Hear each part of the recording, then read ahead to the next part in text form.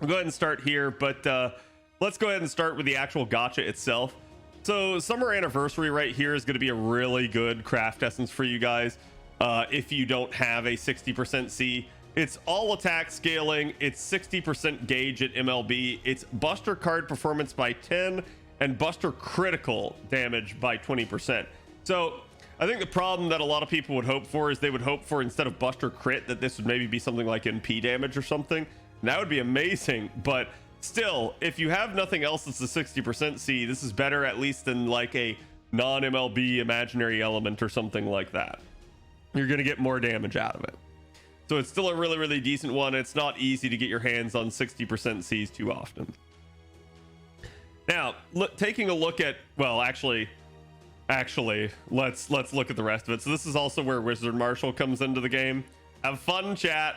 Have fun. You have 6 more months of only K-scope out there in existence, and then after that, yes, your odds of getting a 80% charge she double, but one of them is an OK scope. Scopium, yes.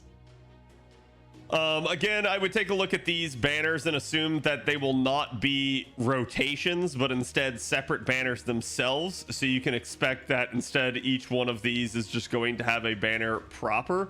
I don't know what they'll do for something like Canis. Will they just put a bunch of 4 stars on rate up with no 5-star? That would be an intriguing one, but who knows? Maybe they could do it, or maybe they could steal a 5-star from another section and do it as a repeat. But that would be very, very interesting to say the least. But just to talk about Koyanskaya, because we're going to be needing to do this. So Koyanskaya of Light is again beast attribute. That is certainly something that is intriguing in and of itself, because we don't have a whole lot of those. Again, to me, I wouldn't focus too much on the overall stats of her. She is lawful evil, but there's quite a bit of other stuff in the kit that really makes her good. She's got a 2B1A deck. I would definitely prefer the second arts card to the second quick, but she is an assassin, and that's why there's 2 quicks here. All of her hit counts here are average or above. Again, she has some interesting traits as animal characteristic, demonic beast servant, and that one in particular is good for Tunguska. She's divine, female, humanoid, riding, servant, and weak to Inima Elish. Let me get to her actual skills here. And I remember talking a lot about how would they fix Buster, and I gotta hand it to the devs. I did not see this one coming.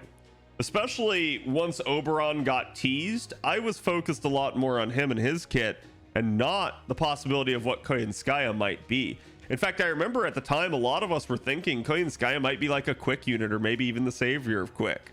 Like, we had no real indication as to what card type she was. So when she comes out as Buster, it kind of surprised everyone. Not that she was coming out right then, but more just like how she actually functioned as a unit was really intriguing. So, like I said, I didn't predict this, but maybe in retrospect we should have, because it's kind of like Tamamo. So if you look at her first skill here, it charges a target's gauge by 50%. That is amazing. That's something we desperately want to see on all of our meta supports, but not always happens.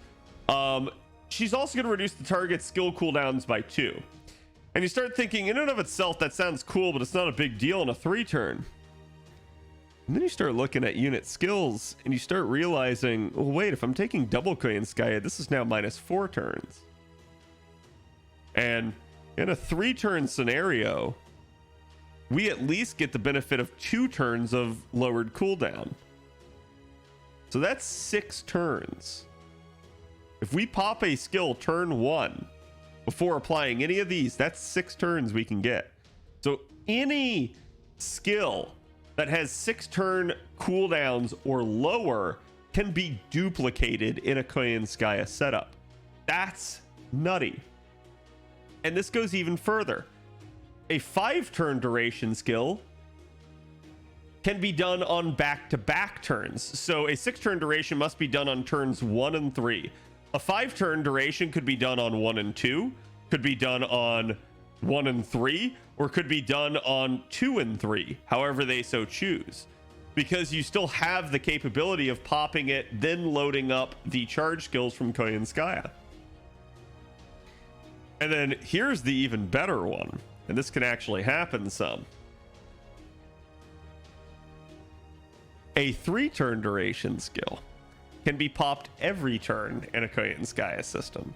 You can pop it on turn 1, then on turn 2 you apply one of the charge skills, and you can pop it again, and then you apply the other charge skill plus another turn of cooldown, and you can do it again on turn 3.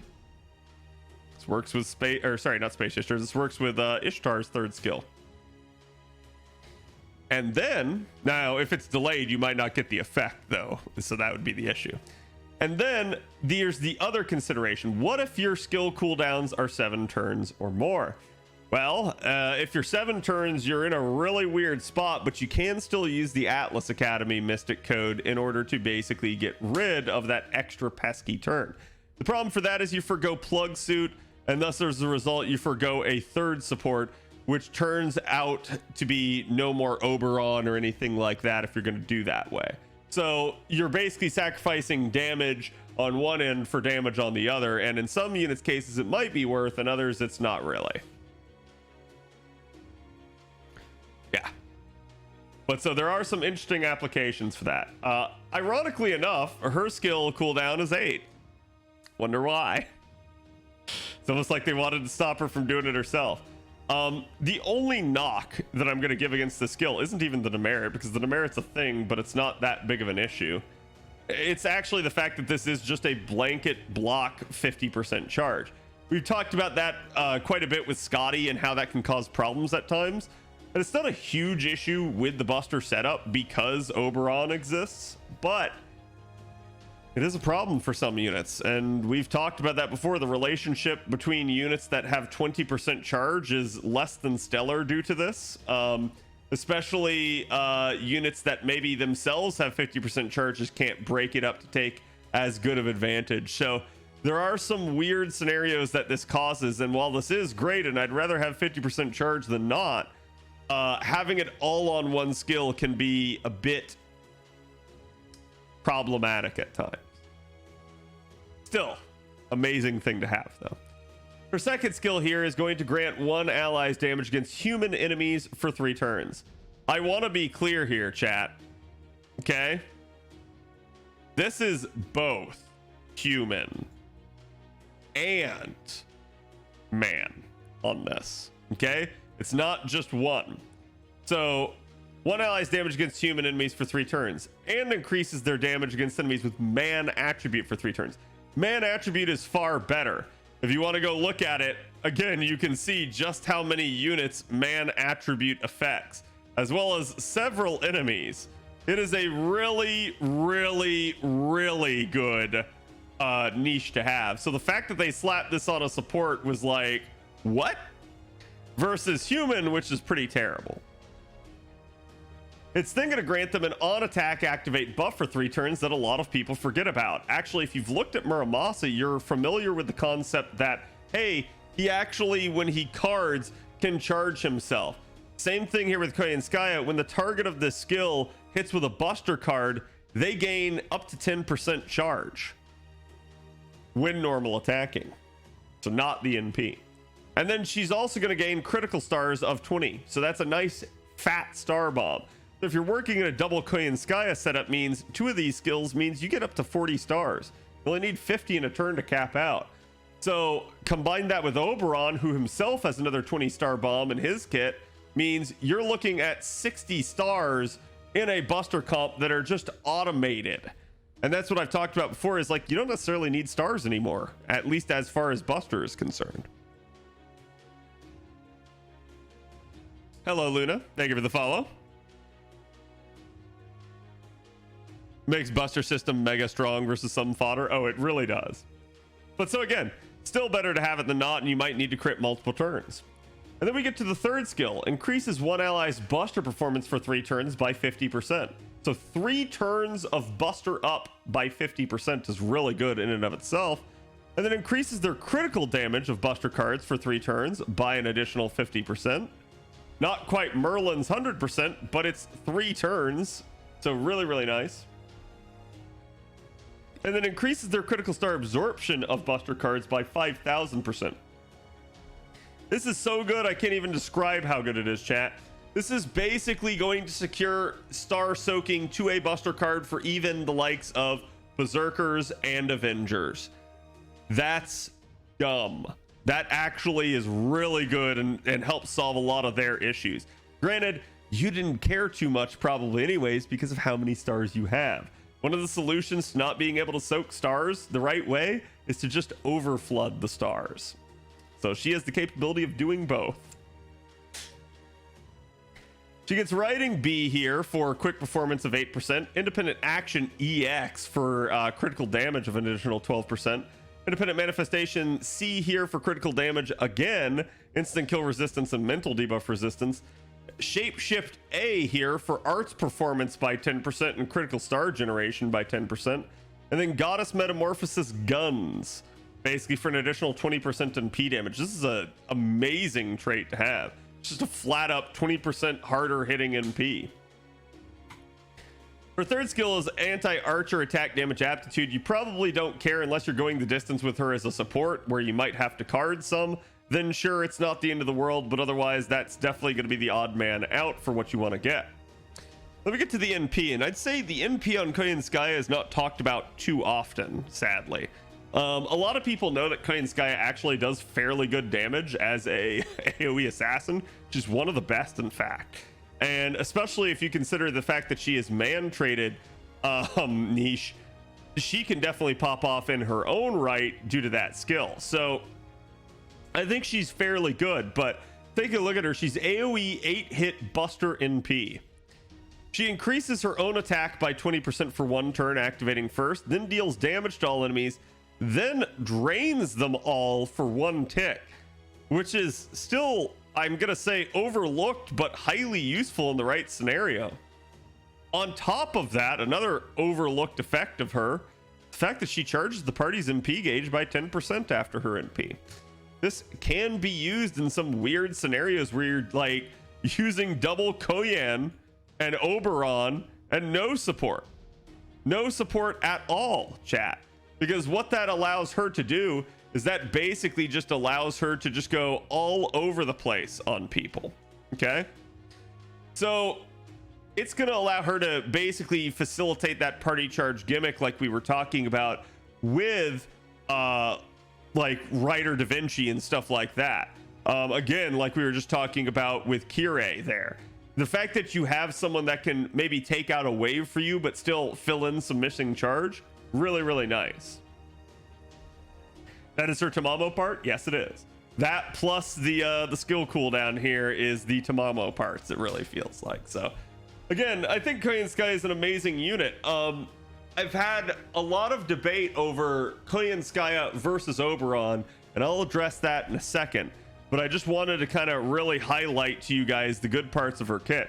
She's a very effective AoE assassin and an amazing support. So depending on what you need, she might be the ideal role target for you. And thus, I'm going to say she's a unit that every player should consider. It doesn't mean you have to have her, but every player should consider rolling for her. Whether or not you choose to do so is up to you.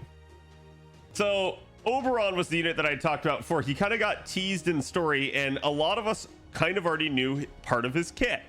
And just from the kit that we knew his first 2 skills. And Oberon was one of those units where you were like, oh my god.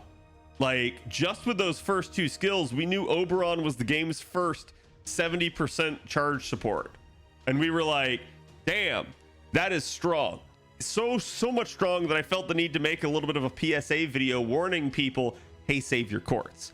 And then ironically, that's when Koyanskaya came in and blindsided all of us jumping in front of him.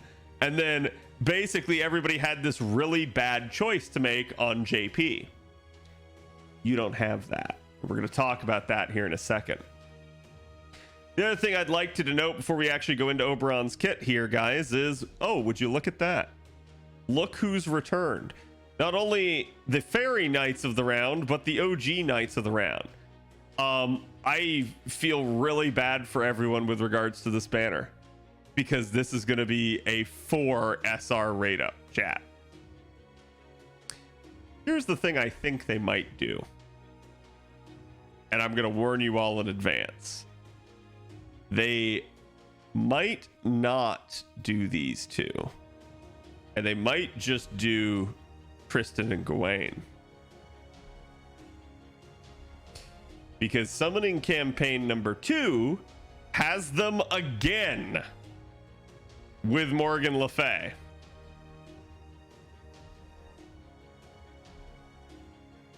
Don't put that evil on us. I'm just warning you. I'm warning you that this might very well happen.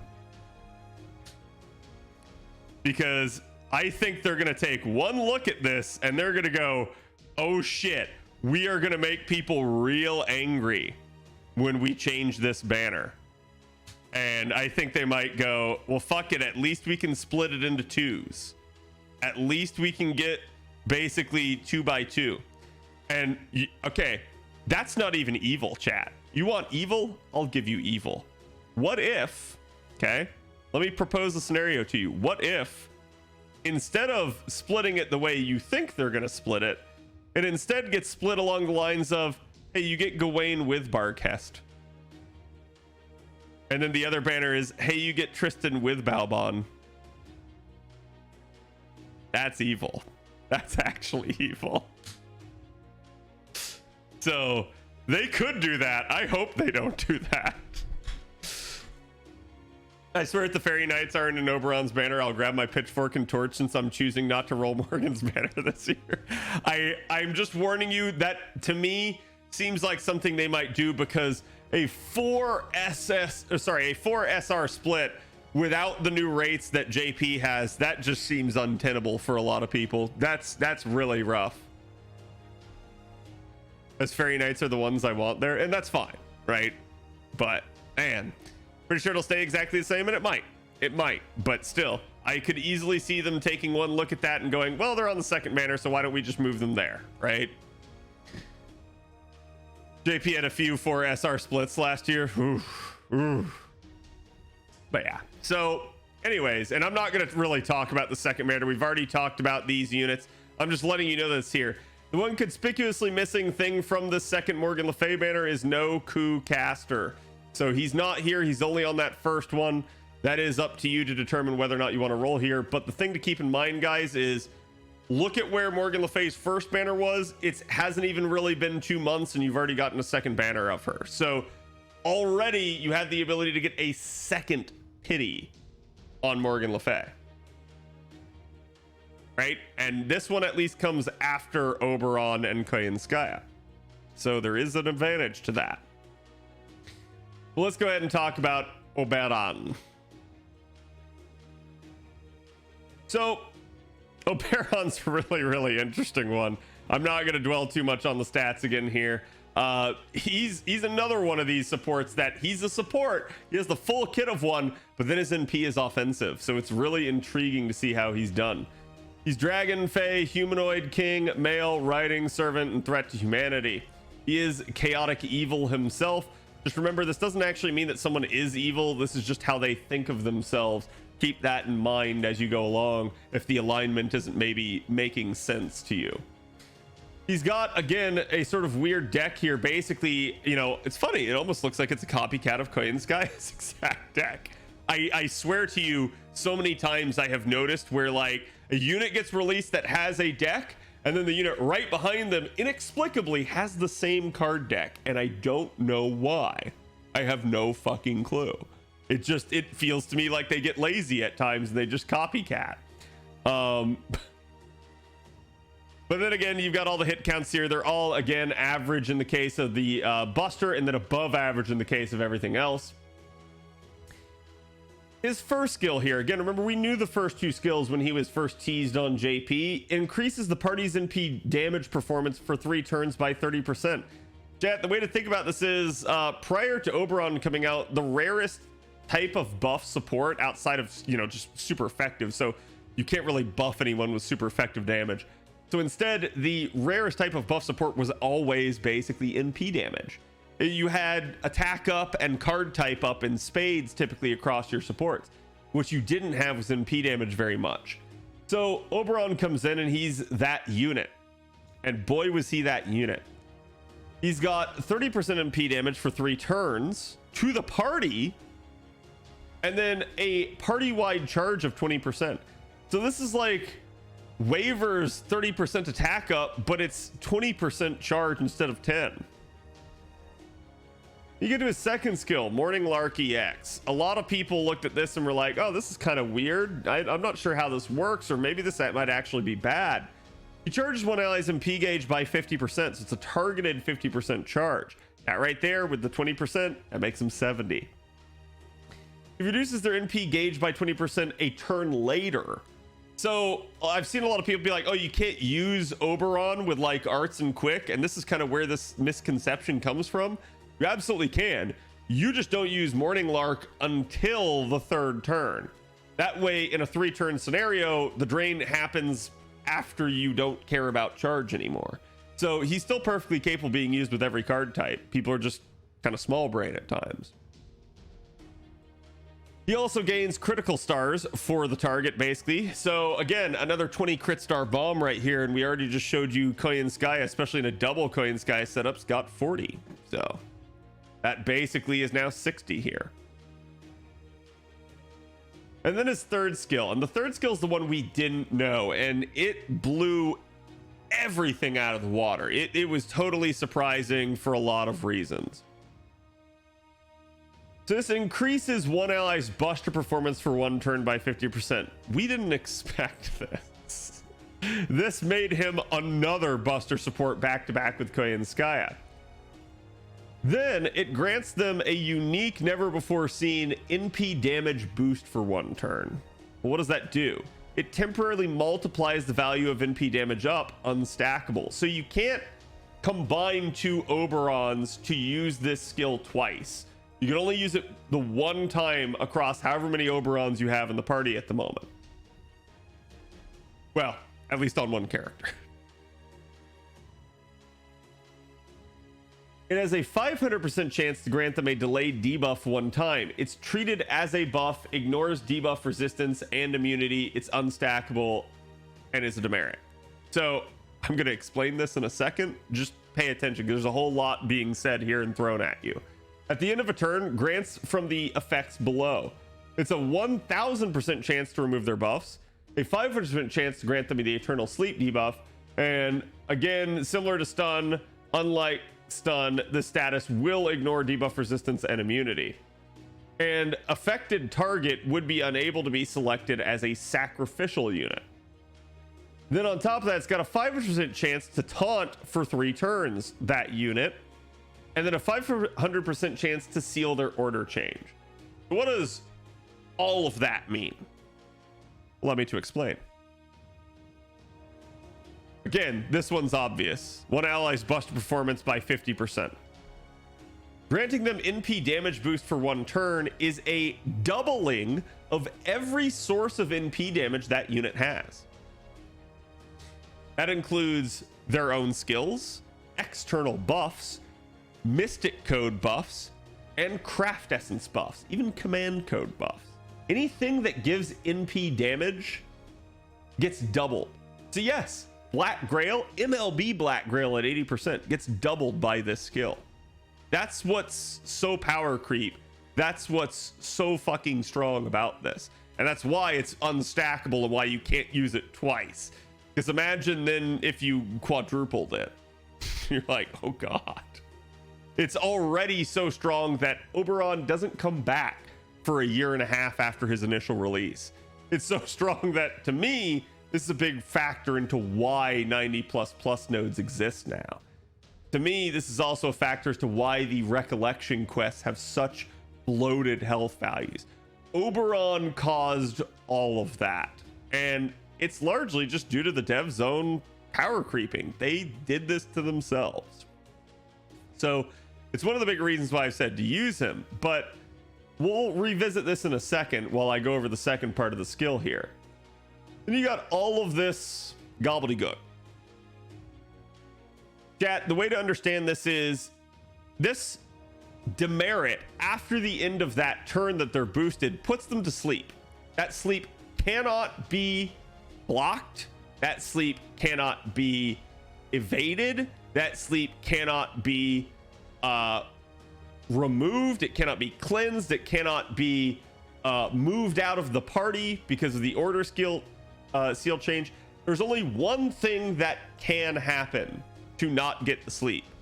The unit must die the turn that they get this, and then they can pop back up without it, because the sleep would go off while they were technically dead.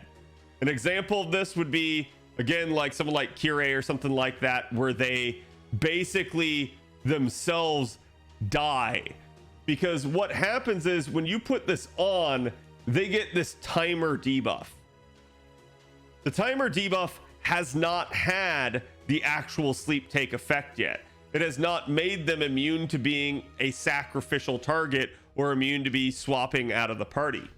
So you can do stuff like having Arash kill himself, having Habetrot kill herself, having Chen Gong kill the unit, but it must occur before the end of the turn where this procs. That is the only way around it, and you're still killing the unit in most of those cases. So basically this is an unavoidable thing, and that's what this whole line about, hey, it's a debuff, but it's treated as a buff that ignores any sort of debuff resistance or buff immunity. You can't actually stop it from going on you. There's nothing you can do. And once it's on you, you can't resist it. You simply must die. That's the only other way out of this skill, is to either die before it goes off or to die after it goes off because you're locked down. So it totally bricks the unit once that has been used. So this is why it's a one and done on the third turn for most people. You don't use it before that point because that unit is no longer usable, nor are they able to be rotated out of the party. You cannot plug suit them out once they're in this status. So it's really nasty. And I've seen a lot of people try to theorize ways around this. There's only those two as far as I know. But yeah, you cannot remove it. Again, it is not strippable in any way, shape, or form. It's kind of hilarious. The other thing to think about with regards to the skills, this doubles all sources of MP damage, I already said. Chat, guess who provides MP damage? Oberon himself. His first skill does. So this 30%, the way to think about it is it's 30% on turn 1, it's 30% on turn 2, and then it's 60% on turn 3, which is the turn you tend to need it on. So this makes Oberon, without even factoring in the Buster buff, the most effective of the neutral offensive supports. He is better than Reigns. He is better than Waver. It's kind of crazy because of that. What if you use it on a break bar enemy that upon break strips buffs? No, it doesn't get stripped. It's an unstrippable buff. It literally, chat, it literally gives the ring around it, okay? I don't know if you guys noticed that. This isn't just the timer. It has a ring around the timer and a ring around the sleep. You cannot get rid of it. Sorry, square. Yeah, not ring. So it is once it is there, it is there. And so, like I said, the only way is to die before or die after. 60% MP damage is so much. It really is. It really is. He's like a portable Black Grail. And then, yeah, again, you can still combine him with Black Grail. I've seen this one talked about quite a bit. I'm still shaky as to how this works. I've had people tell me that my understanding of it is actually not how it works at times. Then I've had people insist that it is. So I'm still all over the place. Chat can inform me if I'm wrong if they so choose. But basically, this increases the party's debuff success rate by 10% against enemies, except foreigner enemies, while he's on the field. And then a 500% chance to reduce the buff success rate of Merlin allies. So any ally that has the Merlin trait while he's on the field. This means that, yeah, you can use Merlin and Proto Merlin with him, but that if he is on the field, and again, not in the back line, okay? If he is on the field, your Merlin allies have a chance to fail their buffs. I gotta be honest, I'm not sure what the fuck that means because of that. Because again, this would indicate that yes, even backline units are effective by this. Backline units can't buff you. So I don't understand why that would be an issue. Because he can be in the party and have it not affect you. He just has to be in the back line, and it wouldn't affect any of the frontline units. But the second he comes to the front line, it affects the buff success chance. So that means any Merlin buffs have a chance to fail.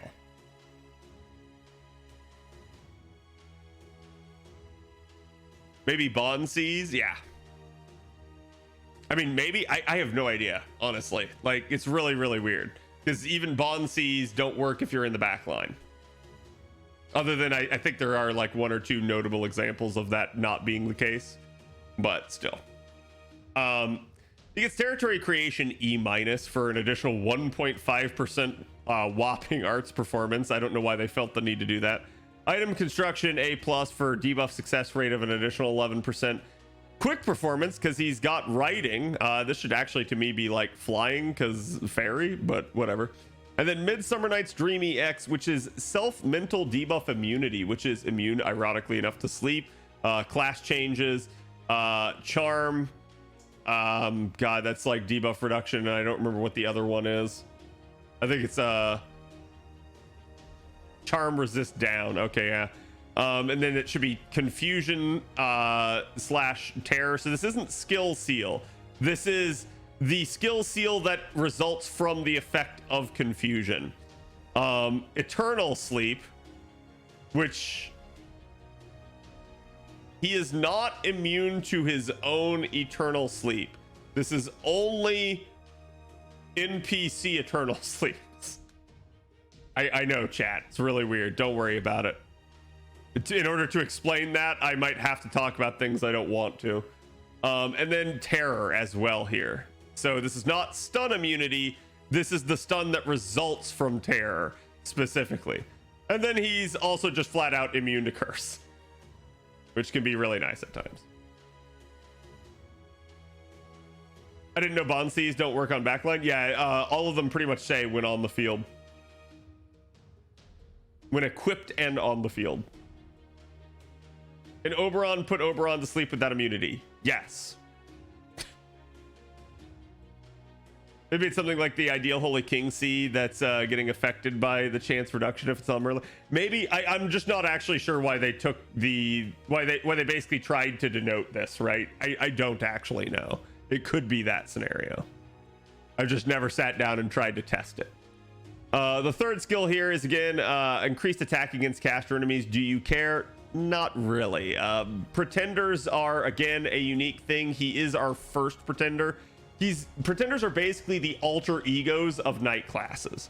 So they are semi-effective against knight classes, and they actually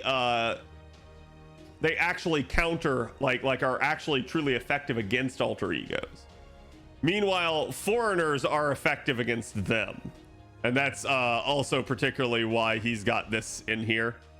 But so again, you don't really want to go after the cavalry triangle instead with him. So this being anti-caster, not a big deal.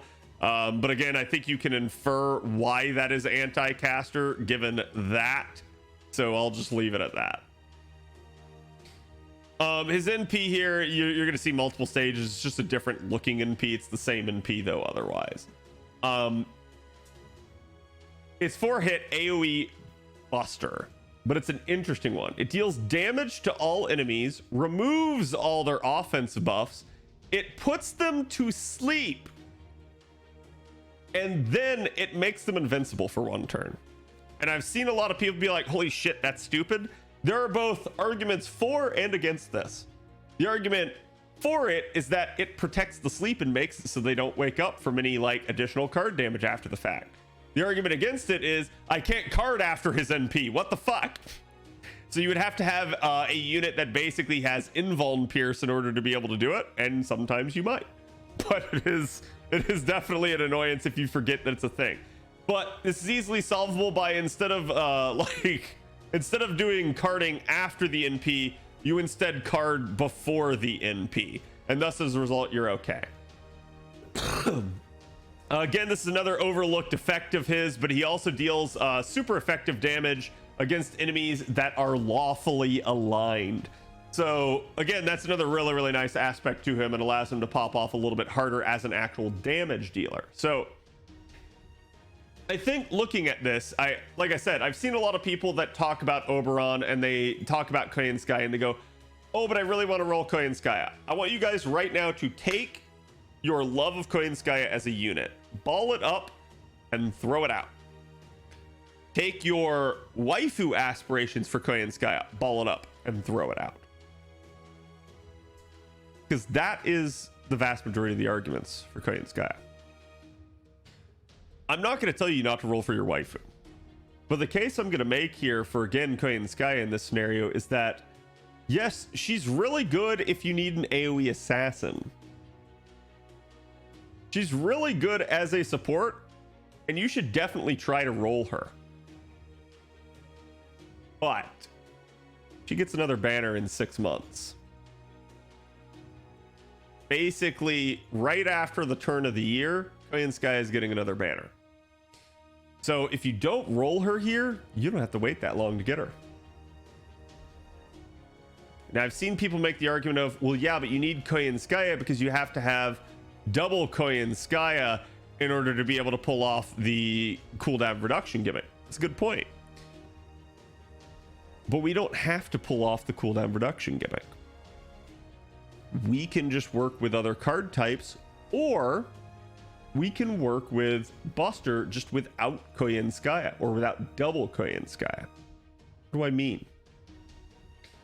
What I'm trying to say here is, one, double Oberon is a thing. It is not as effective as Koyanskaya, but it does work.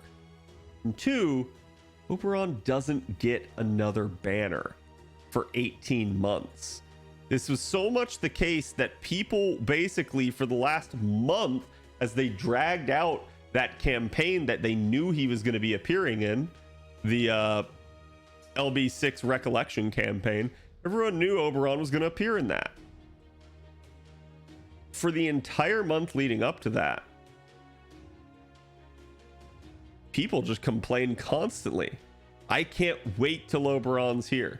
What the heck is taking them so long? Why is it so long until Oberon's banner? What the actual shit? Where is my Oberon? This is the reason why I'm telling you guys this.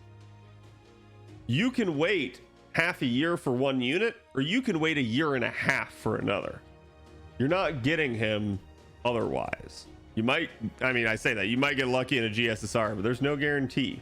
And most of the ones that he was available in, people did try to roll, but I think it was like a 6-way split and stuff like that. So it's not good odds basically of you actually getting him. It'd be one thing if it's like a 1 in 3, but that is definitely one of his issues. So I'm gonna be one of those weird guys. You're probably gonna see every other person recommend that you get Koyanskaya now over Oberon. Now, I'm gonna flat out tell you this: you should be trying to get both for your sake. But if you can only get one for whatever reason, Oberon is the better, smarter choice to me. The only way I consider the other one, and again, this is taking out waifu or husbando considerations, the only way that I consider Koyanskaya is if you also need an AoE assassin desperately. Desperately. Okay?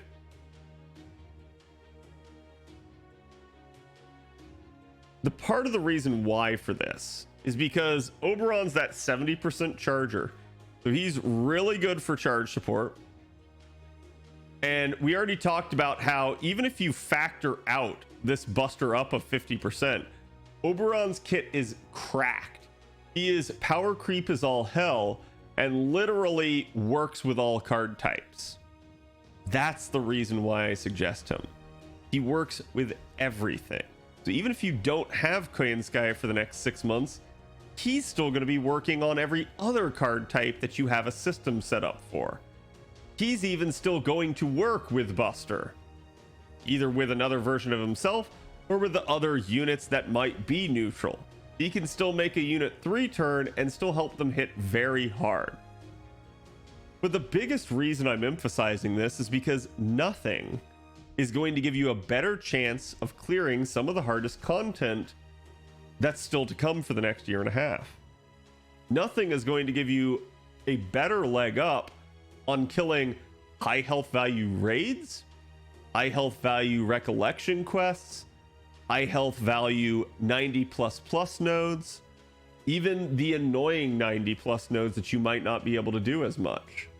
Oberon gives you a really good chance at clearing all of that, even with low NP levels. Without Oberon, you start looking at high NP levels depending on what you're doing. I've had people again talk with me a lot about this lately, and they've said, hey, look, I made it without Oberon. I'm not going to say you can't. I'm just going to say that having Oberon makes that far easier. It is, again, another scenario where me as a content creator, it is the best thing I can advise you to do. It might not apply to you. It might not be something you need to be worried about. But for the vast majority of you, it's something you should take a good hard look at. What is the status of your account, and can you tough it out for the next year and a half without him? If you can, you're good. But I think, again, as I saw there on JP, there were a ton of people that were finally able to be like, oh, thank God he's getting another banner. I can finally get him. That sort of expression doesn't come without suffering, basically. They have had to sit there and be like, man, I can't actually do this node. Shit, I'm going to have to step down. I'm not going to be able to do sort of the same quality of content that I was able to otherwise. So that's the reason why I'm making this case. I'm taking it seriously. But again, I want you guys to consider this. One, NA has far more foresight than JP had with regards to this. You have 6 months until one of them is going to potentially show up. That means you have 6 months you can plan ahead, that you can save, that you can try to get yourself out of a scenario where I can only roll one. 2, you have pity. You can guarantee that you can get both if you save enough. And 3, NA doesn't know how the banner structure will actually work. So as a result, we could end up seeing, and I talked about this the other day when we were talking about banner review, we could end up seeing 6.3 actually moving forward in time. We could actually end up seeing it move closer to Annie or further up, not in August, but instead in July. And what you could see is instead, you could end up seeing Grand Nerofest getting shoved way backwards into the year because there's no requirement to have it. So it really depends on how the devs want to run it. We do know that anniversary must occur after 6.2, but it is entirely possible that they either preserve the banner structure the way it went on JP, where there was some overlap between the end of anniversary and the beginning of 6.3. Thus, Koyanskaya and Oberon's banners overlapped some. Or there might be more space between them. It really just depends. They might move anniversary forward, but not bring 6.3 with it. I don't know how that's going to work. All I can do is prepare you. That's anyone's guess at this point, and we'll kind of know, we'll kind of get a feel either as we get closer, or maybe they'll bail us out and give us an actual dev diary that tells us dates. So that's what I would be concerned with. But again, I'm not telling you not to roll Koyanskaya. I'm telling you both of these are important units, and one of them doesn't come back for a year and a half. That's what I'm trying to say. They're both really good, but to me, Koyanskaya is somewhat restrictive to Buster. Oberon isn't. And because he doesn't come back as fast, that's why I give him that edge. If the scenario were flipped and Koyanskaya was the more widely applicable unit and the unit that didn't come back as fast, I'd be telling you guys to do the reverse, but it's not. I want to loop with Okitan Altar, so I'm going with Oberon, and that's fine. About 1k quartz and counting just for Mothman. Nice. I expect I'll be 6 part 3 to be in mid-July. I have no expectation. I think expecting anything this far out with as much volatility as we can have is a little bit foolhardy for right now. I'm gonna present you guys possibilities, but I cannot say for certain where it will occur. That is entirely up to the NA devs and how much they want to push the story and keep it together. I would agree with you though. In my opinion, I think they will try to keep the story bunched together. So it will probably, you'll probably see the lotto get shoved backward and 6.3 come up, but I can't guarantee that. So you need to be prepared either way. You might not have that banner overlap that we talked about. And the reason the banner overlap is important is that allows you guys to be like, okay, hey, I can actually go for Oberon, and then, oh shit, I can still roll Tunguska if her banner's still up. That's why the banner overlap is important. If they preserve that, good on them. I'm not guaranteeing they will though. Prisma Iilya, this one, I don't know that you're gonna get it as is, but you're definitely gonna get it because there is the Iilya strengthening, which gives her 50% charge. So this has to occur, but who knows when they do it. Same thing here. This is Miyu's adjustment to basically make her NP not kill herself half the time. And honestly, it makes Miyu's NP actually really, really nice. And so you have the summoning campaign with both of them. Again, the 50% charge right here basically ends up making Iilya a lot more viable in the current meta. It allows her to enter that Tunguska system. It also allows her to sort of kind of hang finally with Sanzang, where a lot of people for a while had been saying, well, sure, Iilya hits a lot harder than Sanzang, but Sanzang's got that charge and that usability. So especially coming off the back of Sanzang earlier in the Camelot campaign, having gotten a buff that increased her damage again, Iilya finally getting charge here was a very, very welcome thing for Iilya fans. Do to note as well, you've got a rare summer unit here in the background, so that's another consideration for a lot of people. Again, I would expect that you're not going to have a solo day that you can roll both of these. It's instead just going to be, this is your banner, thanks to pity, no solo 4-star rate ups. Instead, you're just rolling a dual rate for both. But I think, again, Iilya is someone that definitely functions well now in the Buster system. Miyu, still a bit weird, but can certainly be used effectively. It's just, you're probably not using her in 3-turn scenarios. You're using her in more challenge-esque scenarios. In that regard, she can definitely be an effective unit for you. The other thing I should definitely mention here is one of the best craft essences in the game, in my opinion. I've used this craft essence many times on stream, so most of you guys have probably seen it and are familiar. But Azure Magical Girl is, again, a fantastic craft essence. It is all attack scaling, and at MLB, it's NP gen by 30% and battle 50% gauge. If you want a unit to loop, you can force it. It's really, really good. And I have used this even on units that don't really need help looping, just to make them even more insane. I've used it on units like Squirtle, where if Squirtle gets back to 200%, it's even more charge that she gets on the back end of her NP. But maybe it helps her actually get to an NP when she doesn't have any cards. And then you start going like, oh my God, like I can really make certain units just go stupid with this. So it's especially useful when you have a unit that's high damage, but not that high of refund.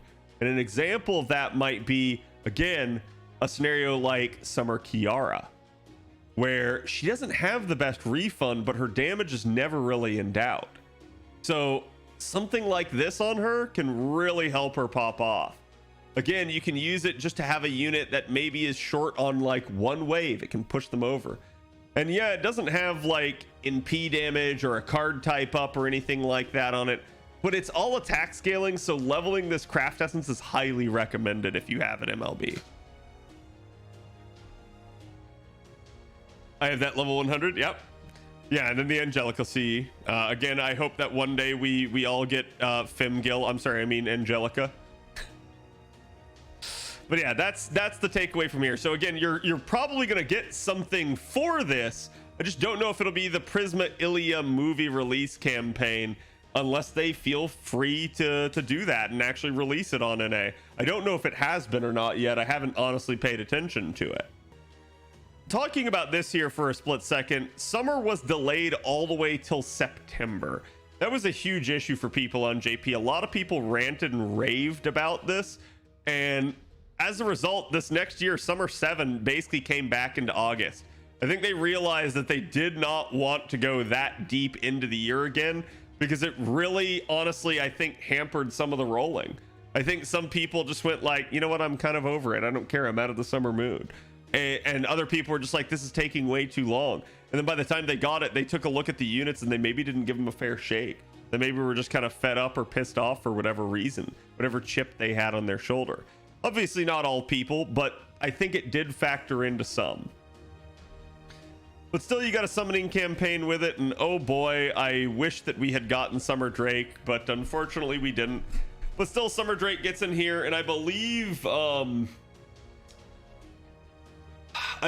with Anniversary, she had just gotten the Buster buff, and that really helped her damage output quite a bit. I think chanced some rolls here on JP, but not too much because, again, we didn't know who the new summer units were.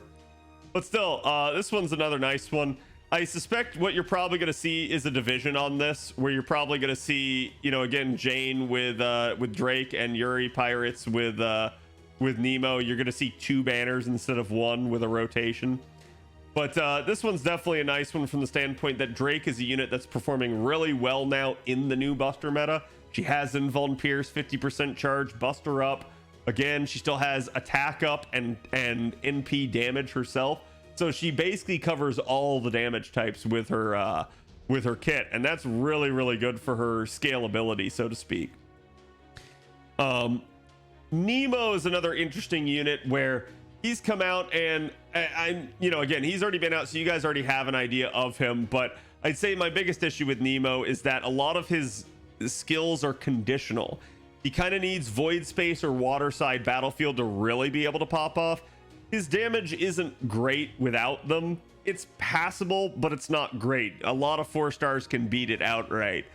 But again, if he's like your go-to, you're still fine using him. It's just, if you get him in niche, he's actually a monster, especially since he's anti-super large with his NP as well. So he can really be useful to you at times. It's just kind of wonky how he works, especially because he's got kind of like King Hassan, kind of like Kirei, one of those on guts proc effects that actually in his case influences his charge. So he can be another really odd one to kind of try and plan for in that sense.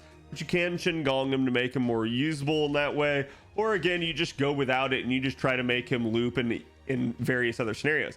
I think the big reason a lot of people ignored him, though, is because he is permanent. And so a lot of people just said, nope, not going to bother.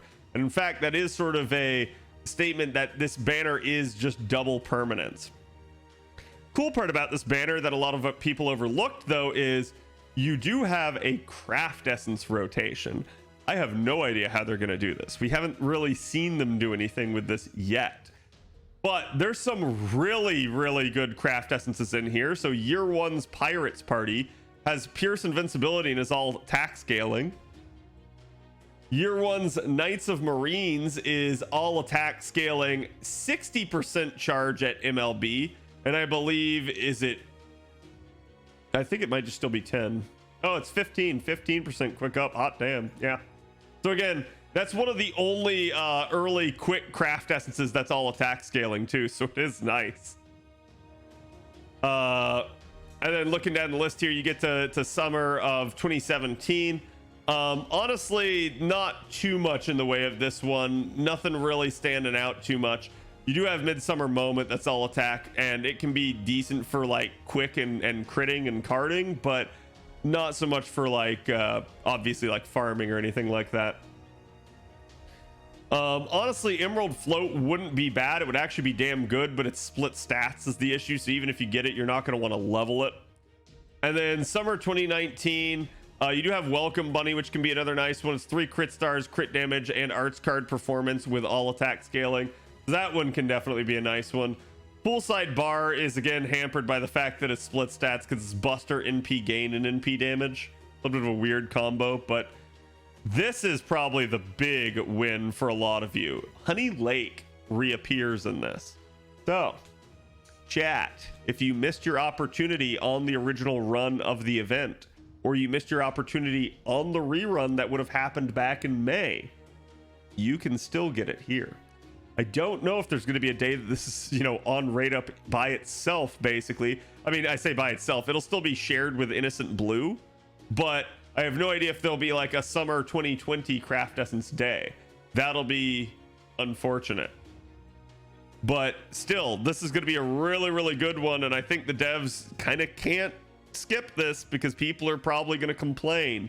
It is really amazing in the way that it works because, again, all attack scaling, invincibility, pierce, but then an additional power mod for up to 40% extra damage to any enemy that is burning at the moment. And there are plenty of ways to get burning, including using command codes onto an enemy where you don't have to rely on the kit.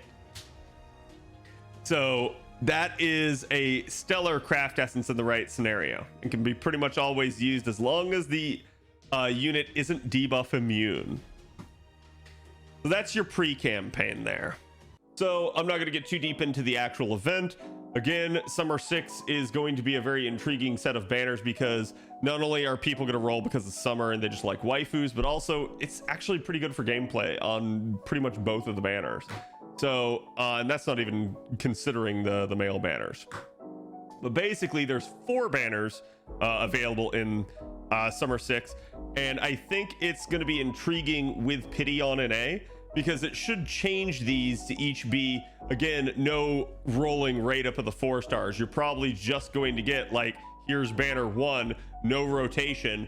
You just have an SSR and 2 SRs, and good luck trying to get one specific one. Now, talking about banner 1 here, again, this one, like I said, is to me really good for gameplay, because not only do you get a very nice quick looping saber, one of the few quick units, by the way, that does function from 0% charge. Really nice with Okita Saber. You're also going to get a single target archer, one of our first in a hot minute, and then a single target caster, again, another big one that we haven't really seen too much of. So they really checked some boxes with this first banner, and I really liked it. So going over Okita Saber here, she's another really interesting one to me. A lot of people will compare her to Charlemagne, and we're not going to get to Charlemagne during this set of banner review because we're only going over this here, but Charlemagne to me is very equivalent to Okita Saber. I think the only thing that's truly different is that he has a little bit more upside, but he is also a little bit more convoluted and annoying to use. So she's kind of that like even ground. He has a lower sort of starting point but a higher upside, and so she's just kind of like, man, I just needed decent performance, and there you go, you get that out of her. You'll kind of see what I mean as we go through the kit. You're not going to see what I mean about Charlemagne. Just understand that some of his stuff is conditional, and that's kind of where that comes from. So looking at her deck here, again, she's got a 0.67 NP gain rate. That's pretty damn good, especially for a unit that we know is going to be AoE and hitting multiple units at a time. It's not the greatest for something like Quick, but you'll see she has enough in her kit to help her with that.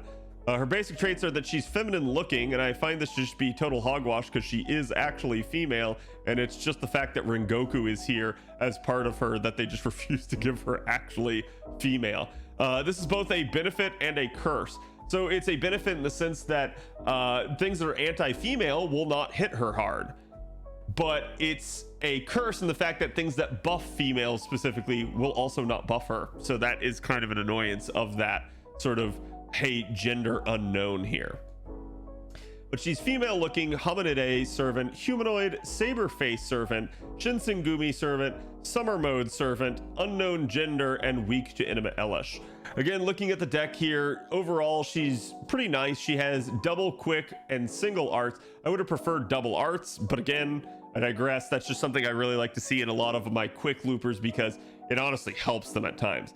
But now in retrospect, looking forward to Summer Scotty, this actually looks pretty ideal because we know Summer Scotty buffs not only quick, but also buster crits. So that can be really good for her because it just means that there's more cards that she's going to pop off on. And so you only have the one arts card then that wouldn't be something that gets enhanced by either of the Scotty's decks, or kits rather. So the good news here though is that everything is on a good hit count. Obviously you have everything pretty much being above average, other than again our buster card, which is at average, and our extra attack, which is at average. The first skill here is increases her own attack for 3 turns of 30%. That's nice by itself. Increases her own quick performance for 3 turns by 20%. Obviously would prefer this to be higher, but in retrospect, it would probably be too high in a lot of cases. And then increase on burst performance for 3 turns by an additional 20%. So again, kind of interesting that she's already along these lines. And I've often said that Oki-Tan Saber is a lot of what Oki-Tan wishes she was.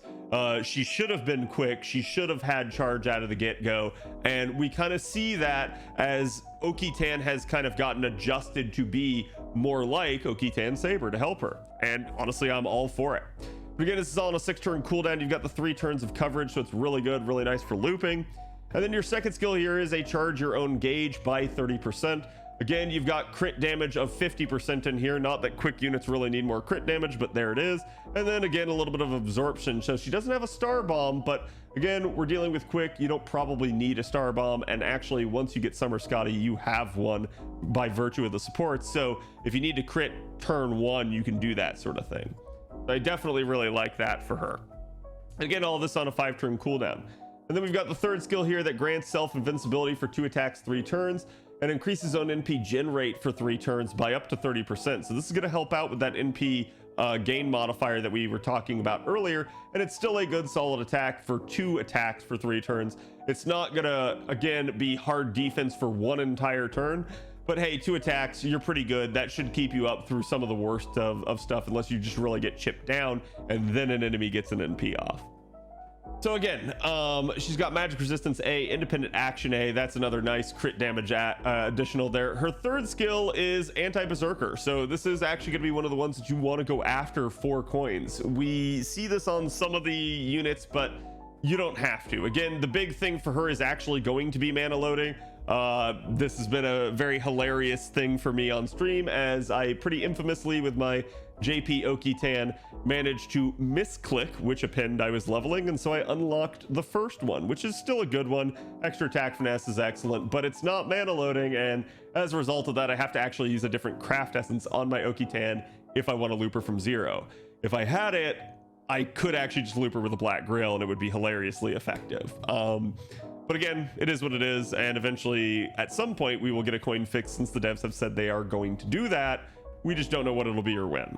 So, but still, yeah, she basically has 3 different appends that are all worthy of your coins. But again, I would probably go with mana loading first, then maybe the berserk aptitude second, and then probably the extra attack third, but up to you. Looking at her NP, it's actually an 8-hit AoE quick NP, so again, decent hit counts on that. Not quite Lancelot Berserker hit counts, but still, it's something, right? So her NP actually removes all enemies' defensive buffs activating first. Again, this is really, really nice. This means you're not stopping Oki-Tan Saber. And again, it's going to deal damage to them and then have an overcharge effect that increases quick performance for 1 turn by 20%. I would prefer this to be 3 turns, but hey, I'll take it. And again, that's even further going to contribute to her NP gain. And so her NP gain at first doesn't look like it's that good, but ends up being deceptively effective due to the NP gain that she has on the third skill, the quick up that she has on the first skill, the charge that she has to help her in case she doesn't refund enough, and then again, basically the quick overcharge effect on the NP itself. So like I said, she's really, really good. All I'll say overall is that you don't necessarily have to have an Oki-Tan Saber. Again, I like her for quick looping, but not everyone's going to be all into quick, especially not at first. Some people prefer Charlemagne, and that is perfectly fine. They are actually pretty damn comparable in that sense, but you guys can kind of see the fact that she's able to loop from 0, the fact that she is quick, the fact that she has all these bells and whistles. A lot of it is what Oki-Tan wished she had, and it's kind of funny to see as they sort of mirrored it with some of Oki-Tan's buffs later. Looking at Anastasia here now, we've got our first single target archer in a hot second on NA coming here. And honestly, I actually really like Anastasia. A lot of people actually compared her to Squirtoria, and I found that really intriguing because that's not the direct comparison you should be drawing. The direct comparison you should be drawing is to Kuro, aka Klo. Kuro is one of those welfares that she's actually really damn good, but nobody has access to her anymore because they haven't main interluded Prisma Cosmos. So eventually at some point they might do that, but until they do, Anastasia is sort of your actual replacement for her if you don't have her. She is 4-star just like her. She is single target arts just like her. She is a 50% charger just like her. But you'll see also where some of the Squirtoria comparisons come in here. Again, looking at her NP gain rates, only 0.57. It's not the greatest, but hey, we can work with that. Again, especially for a unit that has 50% charge. She is Chaotic Summer, so she's at least got the unique alignment there. She is female humanoid, hominidae, humanoid, servant, summer mode servant, and weak to Enema Elish. She again has that double arts, double quick deck like I talked about. That is really nice for loopers, especially for a single target who might have to rely on cards after the NP to get back to another NP. So I do like that for her. She does lose out on that second buster card like we had talked about with Okitan for help with Summer Scotty. Again, looking at her hit counts, they're all average except for her buster one, which is actually below average. Again, if you're going to have one that's below average, though, Buster's probably the best one too, because a lot of why we care about hit counts has to do with star generation and NP generation, especially with regards to overkill. We don't really care too much about either of those with Buster, though you could. It just depends on the unit. Again, looking at her first skill here, it's arts performance of 3 turns for 30%, and again, a charge of her own gauge by 50%. I've said this before, this is actually one of my knocks against her, and people are gonna be like, well, Cat, why? This is a good 3-turn steroid, this is 50% charge, this all seems amazing. The issue I have with this is primarily that your steroid is tied to your charge skill, and that tends to be a bad thing because it means you have to use it turn 1.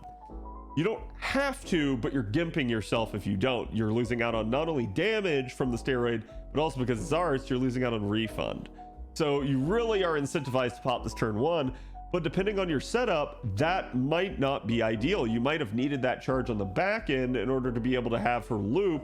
So you might be sitting there going like, crap, this actually like messes up how I was planning to do my skill allocation with like Castoria or something like that on her. It's not the greatest of concerns, but it could become an issue for you. And so in general, I just prefer the main like steroid used for looping as well as any sort of charge or refund skill to be separated. Actually, NP gain with the steroid, not the worst thing in the world. I'm A-okay with that one, but NP charge, I prefer to have it detached. Second skill here is grant self invincibility for 1 turn. So again, she's got that hard survival. It's only the 1 turn, but hey, that's typically all you're gonna need.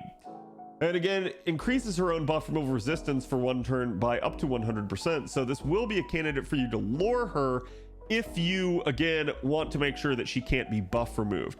And honestly, that's actually a feather in her cap. That's really nice for her to have, that she basically has something that cannot be removed from her in the case of, like, say, Okitan Saber rolling in there and trying to remove all defensive buffs. It can, however, because it's just a normal invuln, be pierced, so that is always going to be your concern. But then to top that off, it is also a star bomb, and that's actually really good because, again, just like with riders, archers actually have decently high star weight naturally, so these stars are just naturally going to get soaked to her pretty easily. But don't worry, she has more.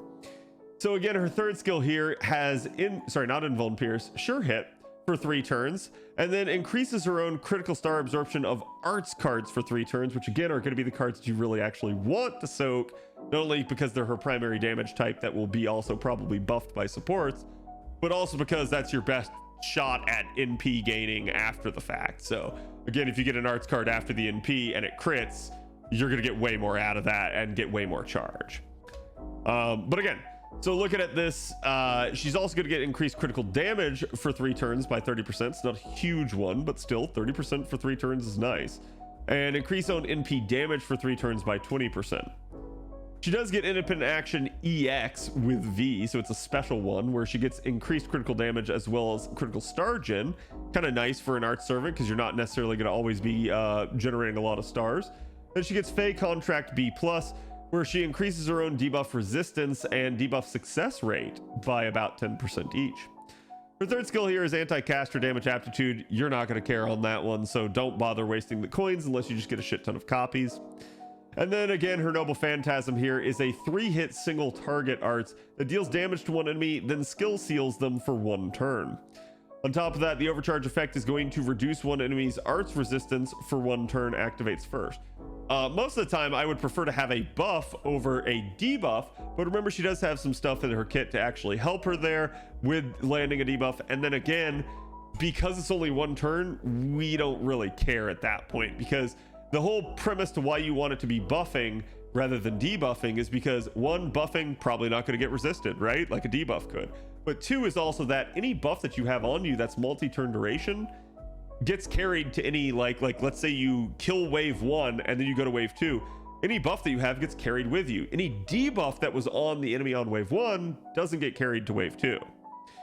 In this case, we don't care because it's only a 1 turn duration, so it was gone after that turn anyway. So I'm perfectly okay with this one being a debuff in that regard. So again, overall, I think she's actually really nice. I think she can actually do a lot of work for you.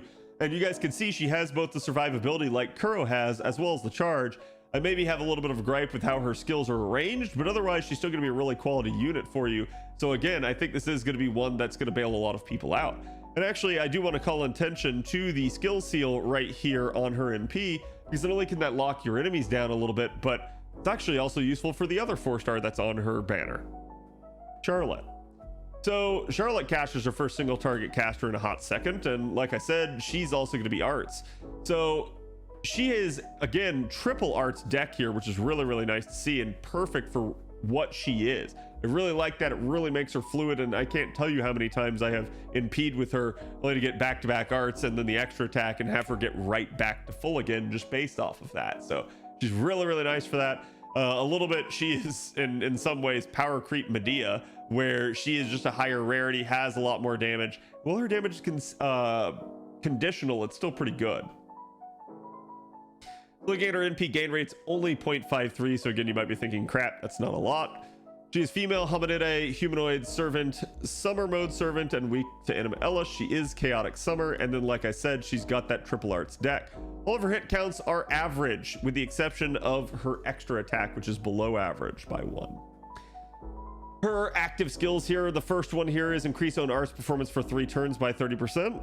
That's solid, definitely like to see that. And then inflicts confusion status for 3 turns to all enemies, so it's not just her target. And while certainly, again, this is the argument about debuffing versus buffing, you're going to be using Charlotte in a lot of those like challenge or annoying fights against some really annoying assassin. So this is pretty good. This is probably going to be used against the boss. This means that it's going to be having a chance to proc each one of those 3 turns. So what this does is a 30% chance. You're not very likely to land it very often, but you'll see how again. And then what it's going to do is it's going to skill seal them for 1 turn, as well as on top of that, outside of the whole confusion effect, it's just going to grant the party evasion for 1 attack, 1 turn. So not just her, but the entire party. We actually see this a little bit with Summer Kiara as well, and that's a really, really nice thing to have in certain challenges where it just, crap, that might soak an NP for everybody. That might bail the party out.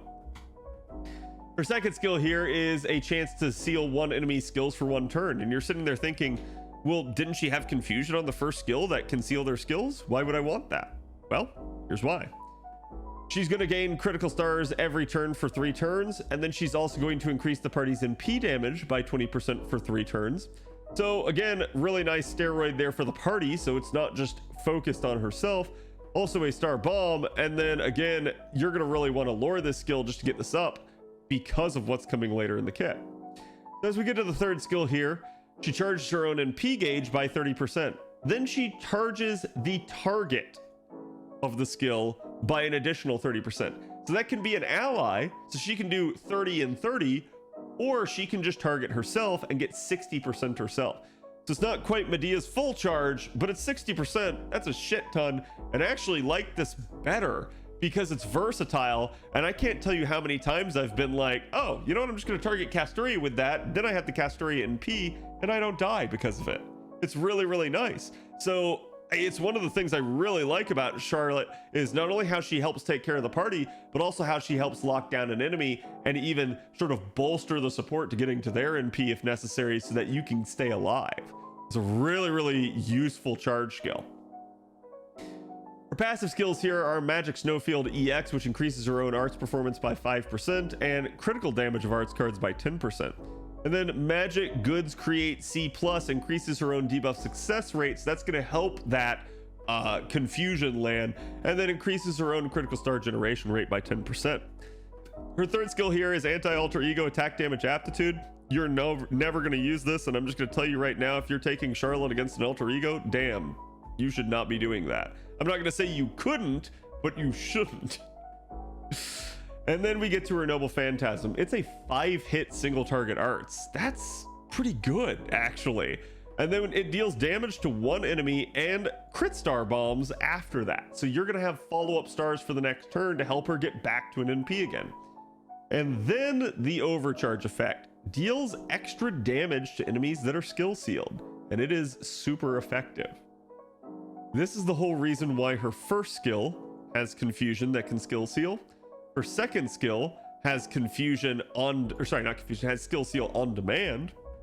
And then again, like I pointed out, that you also have Anastasia down here that if you were somehow in some weird scenario to pair them together, could also help skill seal them with her NP. Any additional source of skill shield she can take advantage of. There is currently, I believe, no command code that does skill seal. Someone can correct me if I'm wrong, but still this could be really usable and abusable in the right situation, because this is going to make her pop off really hard if she has that skill seal on him. So a weakness for Corday because of this is going to be, one, if the skill seal gets resisted, or two, if the enemy is debuff immune. You really want to watch out for that. You don't want to fight enemies that are with her. But otherwise, I can't tell you how many times I've used her in both a challenge environment and even lotto farming, where it's just this annoying assassin makeup. Charlotte Corday's your girl for basically handling that single assassin. And I really like her because of that, especially, like I said, for how she synergizes with the rest of the party. So to me, she is one of the like really good 4 stars that you guys can get your hands on out of summer here. And it's one of the reasons why, to me, I actually view the first banner as a little bit better, is because rolling this banner gets you so many good units just based off of that. Doesn't mean the second banner is bad. We're going to go over it here, but this is my preference in terms of banners, and not because it's a saber face, more because those 4 stars really help bolster that banner for how good they are, especially if you're a newer account. You basically get to get your hands on new units that you didn't have before. Looking at the banner itself and looking at the craft essences in it, again, you've got Angel Heart as your 5-star. It's nothing to write home about. It split stats. It does grant invincibility for 2 times, and it is quick, but we pretty much don't care. Again, I just like to point this out whenever I see it. This basically, to me, even though I know it's Anne in a dinosaur suit, looks a lot like GUDAGUDA to me. And I find that fucking hilarious, because this was right kind of when a lot of the VTubers were popping off at first. So, sorry, Mary, yeah. Again, I found that to be really funny. You got your second banner here, and we're going to start with this. I'll do the male banners next. But your second banner here is going to be Kama Avenger and Canis Rider. Also with a side of Sei Shonagon Berserker. So, to me, the 4 stars here are a little bit less useful. They're still usable. I still really like them, actually, especially Canis, but the kits are not nearly as good to me. I think the real attraction of this one is obviously going to be Kama Avenger, and we're going to talk about her now. Okay, so Kama Avenger, when she first came out, there was a lot said about her, a lot of I'm just going to be honest, a lot of jealousy. I definitely saw a lot of bickering back and forth between people who were advocates for Kama and or Sakura, and people who are advocates for Space Ishtar, aka Ren, right? Like, it's the age-old argument of best waifu. And so I think Space Ishtar had for a long time been dominant and just sort of been this unit that a lot of people EP'd and flexed and just said, like, just get your Space Ishtar, you don't need anything else in the game, yada yada yada. And that wasn't true, and a lot of the time that was over bloated and how that sort of thing happened. But all of a sudden you get Kama Avenger coming out here, and wow, she's an arts looping AoE Avenger with 50% charge, and you could almost smell the fear and the threat from the other side there with that. But what I will say is, taking all of that out of the equation, to me, what Kama Avenger is a response from the devs to that sort of mentality of, hey, just roll Space Ishtar. I think they realized that they kind of overstepped with her a little bit, that they made her maybe a little bit too versatile, a little bit too good. And I think what they tried to do here is they've tried to now, since that, basically come back and release different forms in different card types that are sort of better than Space Ishtar. So like for instance here, it's not even that you necessarily get a new unit, but like for arts, it's basically Summer Kama. For Buster, it's pretty much Maonobu. And then for quick, I'm honestly just going to take a stab at this and assume it's Dante's. And hilariously enough, this is actually one of the reasons why I predicted Dante's to get a charge skill, and he did.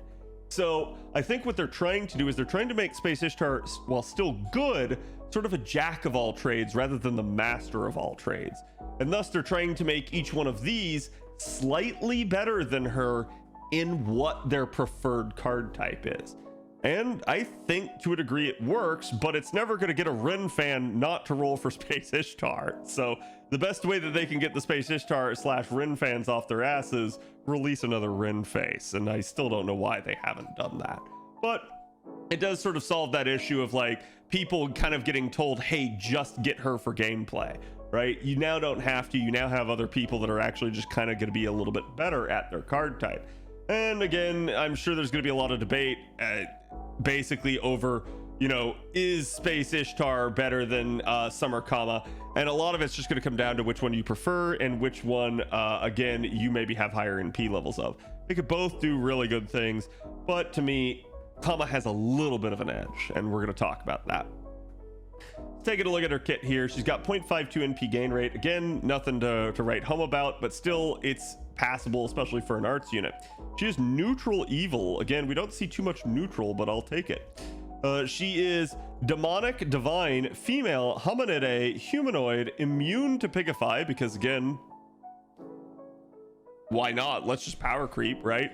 Like, to me, this is one of the most like unnecessary traits, but hilarious when I see it, because it just is like, yeah, you know what? Why not? Let's make that unit not be affected by it. And you're like, okay. Yeah, it's the fuck Cersei trait.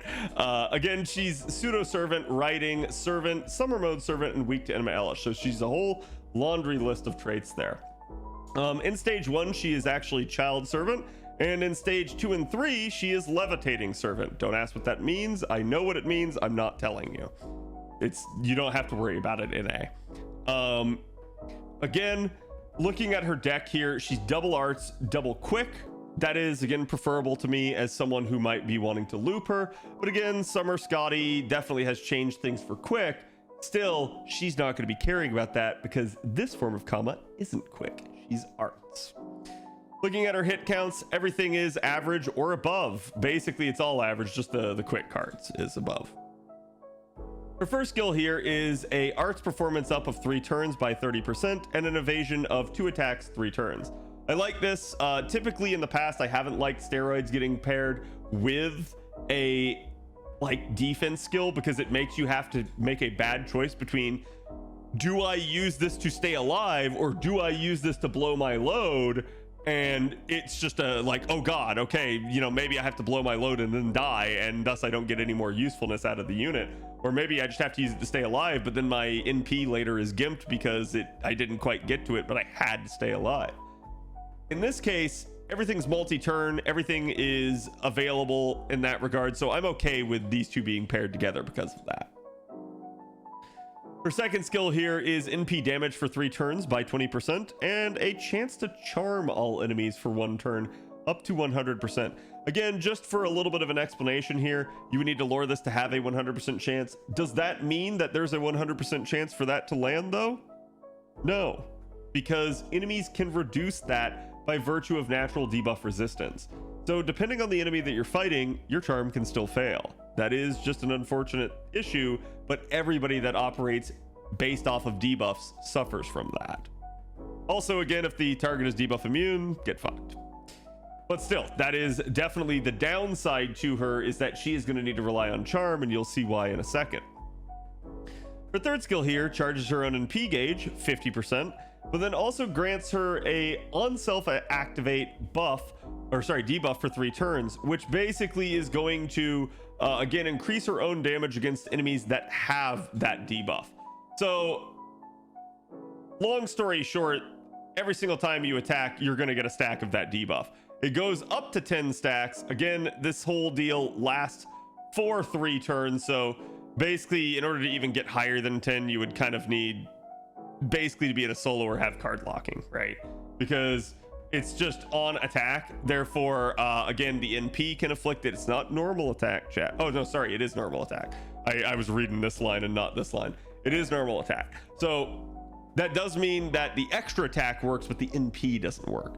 So again, you could, in theory, get up to 4 attacks a turn generating it, which would go up to 12 if you got 3 turns in a row. But again, it's just maxed at 10, so don't worry about it. But still, really, really nice. And again, it's 10%, I believe, extra damage per stat. So really, really good.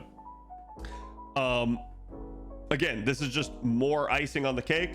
This does sort of incentivize a pre-carding strategy. So it's like card NP, where again, she's stacking that heartfelt blaze on the enemy, then hitting them so that she hits even harder.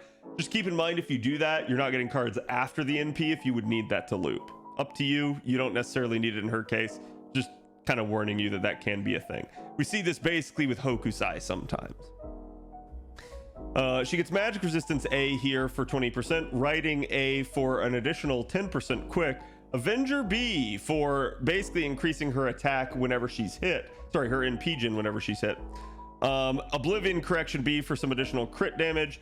Self-replenishment magic at A rank for 3.8% per turn. Don't worry, that will round. And again, Independent Manifestation E for critical damage of 2%, instant kill resistance of 2%, and mental debuff resistance of 2%. And then to top it all off, Demon King's Essence B. Increase zone damage by 225 flat amount. So again, this isn't like 225% or anything like that. It's just 225 additional damage. And then grant self charm debuff immunity, which is really, really nice one. Her third skill here is anti-lancer attack damage aptitude. Just like with Space Ishtar, you can make an argument that because this unit is functionally a neutral looper, you would run into scenarios that, yeah, you might be looping over a lancer, so this could be useful to you. So probably not your biggest priority. I am going to tell you to probably get mana loading first, maybe even the extra attack, but this could be useful to you situationally. Again, her NP is 4 hit AoE arts. A lot of people would be like, oh, that seems low. Well, Space Ishtar is only 3, so it is pretty, you know, fine in the grand scheme of things. She's going to deal damage to all enemies, reduce their defense by 20% for 3 turns after the damage. If this activated before, her damage would be bonkers, but still, it's really nice thing for carding after the fact, as it means you're going to hit hard. Then she deals super effective damage to enemies that have the charm debuff, and this is one of the reasons why she kind of outperforms Space Ishtar. But remember, it's only going to be if you can pull off the charm gimmick. If you can't, then shit, right? Like, so it is one of those deals where, yes, she can be stronger than Space Ishtar, but only in the situation that it allows for it. Also, chat, I'm tired of staring at the child phase. Let's stare at the more cultured phase here. But again, so that is her in a nutshell. And like I said, damage wise, she does edge her just a little bit.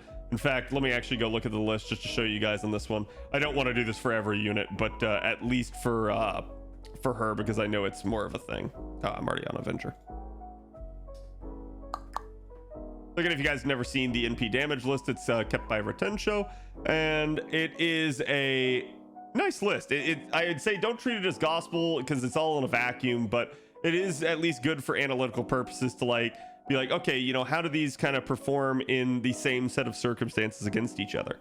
So you're going to sit here and you're going to look at Kama Avenger and you're going to be like, wow, she is that much higher than Space Ishtar. Well, keep in mind, one, this does not include Space Ishtar's, again, like Buster Up or Arts Up or whatever type that she's doing. So that's actually Space Ishtar's true number. And 2 is this does not this does include her charm super effectiveness. It's assuming it lands. So that is a little bit higher, but it is assuming the charm is there. So she's not going to be that every turn. But similarly, that also goes for Space Ishtar. This is also assuming that her NP damage is in effect. Also, keep in mind, you do have the Burning Love power mod, which you could get at least up to 2 times beforehand, and that could result in some additional damage. So, like I said, to me, Kama has a lot more upside, but can you get it? That depends on the scenario that you're facing. But still, she can be a really, really capable looper for you. She will be coming out at Summer 6. Again, if you need a neutral looper, if you're not going to be rolling like right now during Saber Wars 2, you have plenty of other options that you can get, like I told you about there. But Kama is going to be your arts option as far as AoE Avengers go. It also doesn't include third turn NP up that Space Ishtar has, right? Correct. It does not include overcharges over multiple turns. The sheet used to keep track of stuff like that, like in the case of Lancelot, but he got rid of it. It looks act hard. Nice. Yeah, and again, let me just ultimately say, Space Ishtar fans, don't feel like I'm dogging you. She's really good. She's still really capable. Come Avenger fans, don't feel like you have to have Space Ishtar. Like, neither of you have to get the other one. Get the one that you prefer. You'll be fine. Okay? And I think one of the big things that I see people talk about with regards to Space Ishtar is that she's multi-card type, and she is, but I'm going to be honest, looping her with Quick is not very good, and she kind of just defaults to arts. She's a lot better, in my opinion, as an arts looper, but you still can make her buster loop even in the Koyanskaya system. It's just she kind of wants to arts the whole time, so it is what it is. But I think a lot of people look at her as the multifaceted card type. I prefer to look at her as more of a like buster slash arts unit. And again, she's still really good at that. So like I said, don't worry about it. You can choose either one. Okay, so that's Calm Avenger. Then we get to Canis Rider. Canis Rider is, God, so hot. But I'm just gonna say, like, right now, the thing that I really wish for her is that, well, that her and Ellie had switched places. Ellie Rider is a new welfare that's going to come up right after this that we'll talk about, and Ellie Rider is everything that Canis wishes she was. Canis actually has some really nice stuff in her kit, but it's not quite what most players are looking for, so let's talk about it. There's a 0.66 NP gain rate. Again, she's gender unknown, typical, and she is neutral summer. She's Argo related, Brynhilder's beloved, Canis, divine spirit, feminine looking, humanoid, immune to pigify, king, riding, servant, summer mode servant, unknown gender, and weak to animalish. Again, she's got a double buster, double arts deck. This is actually ideal for her. I do like it. Maybe another arts, but you can always have more arts, right, chat? Again, it's still really, really nice in that regard. It does help her out in her card performance, and she is going to favor these two cards. So everything here is, again, average hit count except the extra attack, which is one below. Her first skill here is Beach Crisis Poseidon EX. It's increases party's attack for 3 turns by up to 20%, and then increases the critical damage of male or unknown gender allies by 3 turns. So we often actually see a lot of summer units have, especially the females, have a summertime charisma type skill, and the charisma increases the charisma for the party, but, or sorry, the attack up for the party, but then it also enhances males somehow. Canis is great because she's one of the first ones that actually does it for unknown gender as well, so that is a really nice thing for her, and it's critical damage in this case. I've seen others that impact maybe like Star Gen or something like that, so hers is a pretty nice one. It's 30%, and it could definitely be used effectively. It's also only on a 5-turn cooldown. Her second skill here is Arts and Buster performance of 3 turns by 30% each, and then a Star Bomb of 15 stars. Again, another really, really nice one. I like it. It's really good as far as steroids go, and it really helps her out in carding scenarios, and you better get used to that because that's probably what you're going to be doing. Because the reason why is, as we get to the third skill, there's no charge skill. She basically has Grant Self Gut status for 1 time 3 turns, critical stars every turn for 3 turns of, again, up to 10. So she's really good at star gen, and because she is a rider, she's just naturally going to soak those stars. Then she does get star absorption basically on waterside battlefield, and even more crit stars per turn by an additional 10 if you're on waterside battlefield for 3 turns. So this is still a really, really good skill, especially in the middle of summer. But again, I think one of the knocks that I would have against her, and one of the reasons that I would say that she kind of were gonna wish that she were Liz, is because Liz has charge, and that's what allows Liz to basically 3 turn in the Koyanskaya system. Canis can't really do that because of that. She's one of those units that just is going to kind of get left behind, at least for right now in that regard, but I'm not too worried about it. In fact, I still like using her when possible. Her animations are great, and actually I think the thing that's a little deceptive here is her NP gain's actually pretty good, and the reason why is because don't look at this number, don't look at this hit count, don't look at the amount that the arts is getting buffed. It's going to be an arts crit. Why? Because she's getting a star bomb off of the off the second skill, and she's getting stars per turn off of the third. You're gonna get some really handy arts crits in that scenario, and it just happens. So I do actually really like Canis's card performance. It's one of her strong points. She cards really well as a writer. Again, and I basically have lauded that with other single target writers like Murasaki, where they're sort of deceptive. You don't think they're as good as they actually are. She does get writing EX to increase her quick performance by 12%, but she only has the one quick card, so good luck. She gets Sea God's Essence for again an additional flat 225 flat damage added to her attacks, and then increases her own arts performance by an additional 8% there. Her third skill here is Anti-Lancer, attack damage aptitude. You don't care. That's really not going to be that useful for her. Maybe there would be a scenario that you might use it, but probably not likely. Her NP is single target Buster for 3 hits and increases her own NP damage by 20% for 3 turns. This is where it's kind of weird to me because it seems to me like she was actually designed to be a little bit of a looper, but unless you get the cards in the right place, you're not getting it, right? And then she deals damage to increases her own attack by 20% on waterside battlefield for 3 turns. So again, on waterside, hits even harder. Deals damage to one enemy, and then with her overcharge effect, increases her own critical damage by 3 turns of an additional 50%. That's damn nice. If you can get her into a loop, Canis is going to get really, really powerful in that regard. So she can hit really, really hard. And so yeah, she might be a little bit more of a challenge unit. I think the biggest issue that I have, she only has the 1 guts for 3 turns. That is all of her survivability in a nutshell. So I think she is predominantly going to be just like crit them down and try to get them dead early, but it's ultimately going to come down to, do you have the cards, or can you manipulate the cards in her favor? If you can, damn, she's going to be good. She is going to be really, really good for you. But that is the issue I have with her ultimately, is she's not got charge.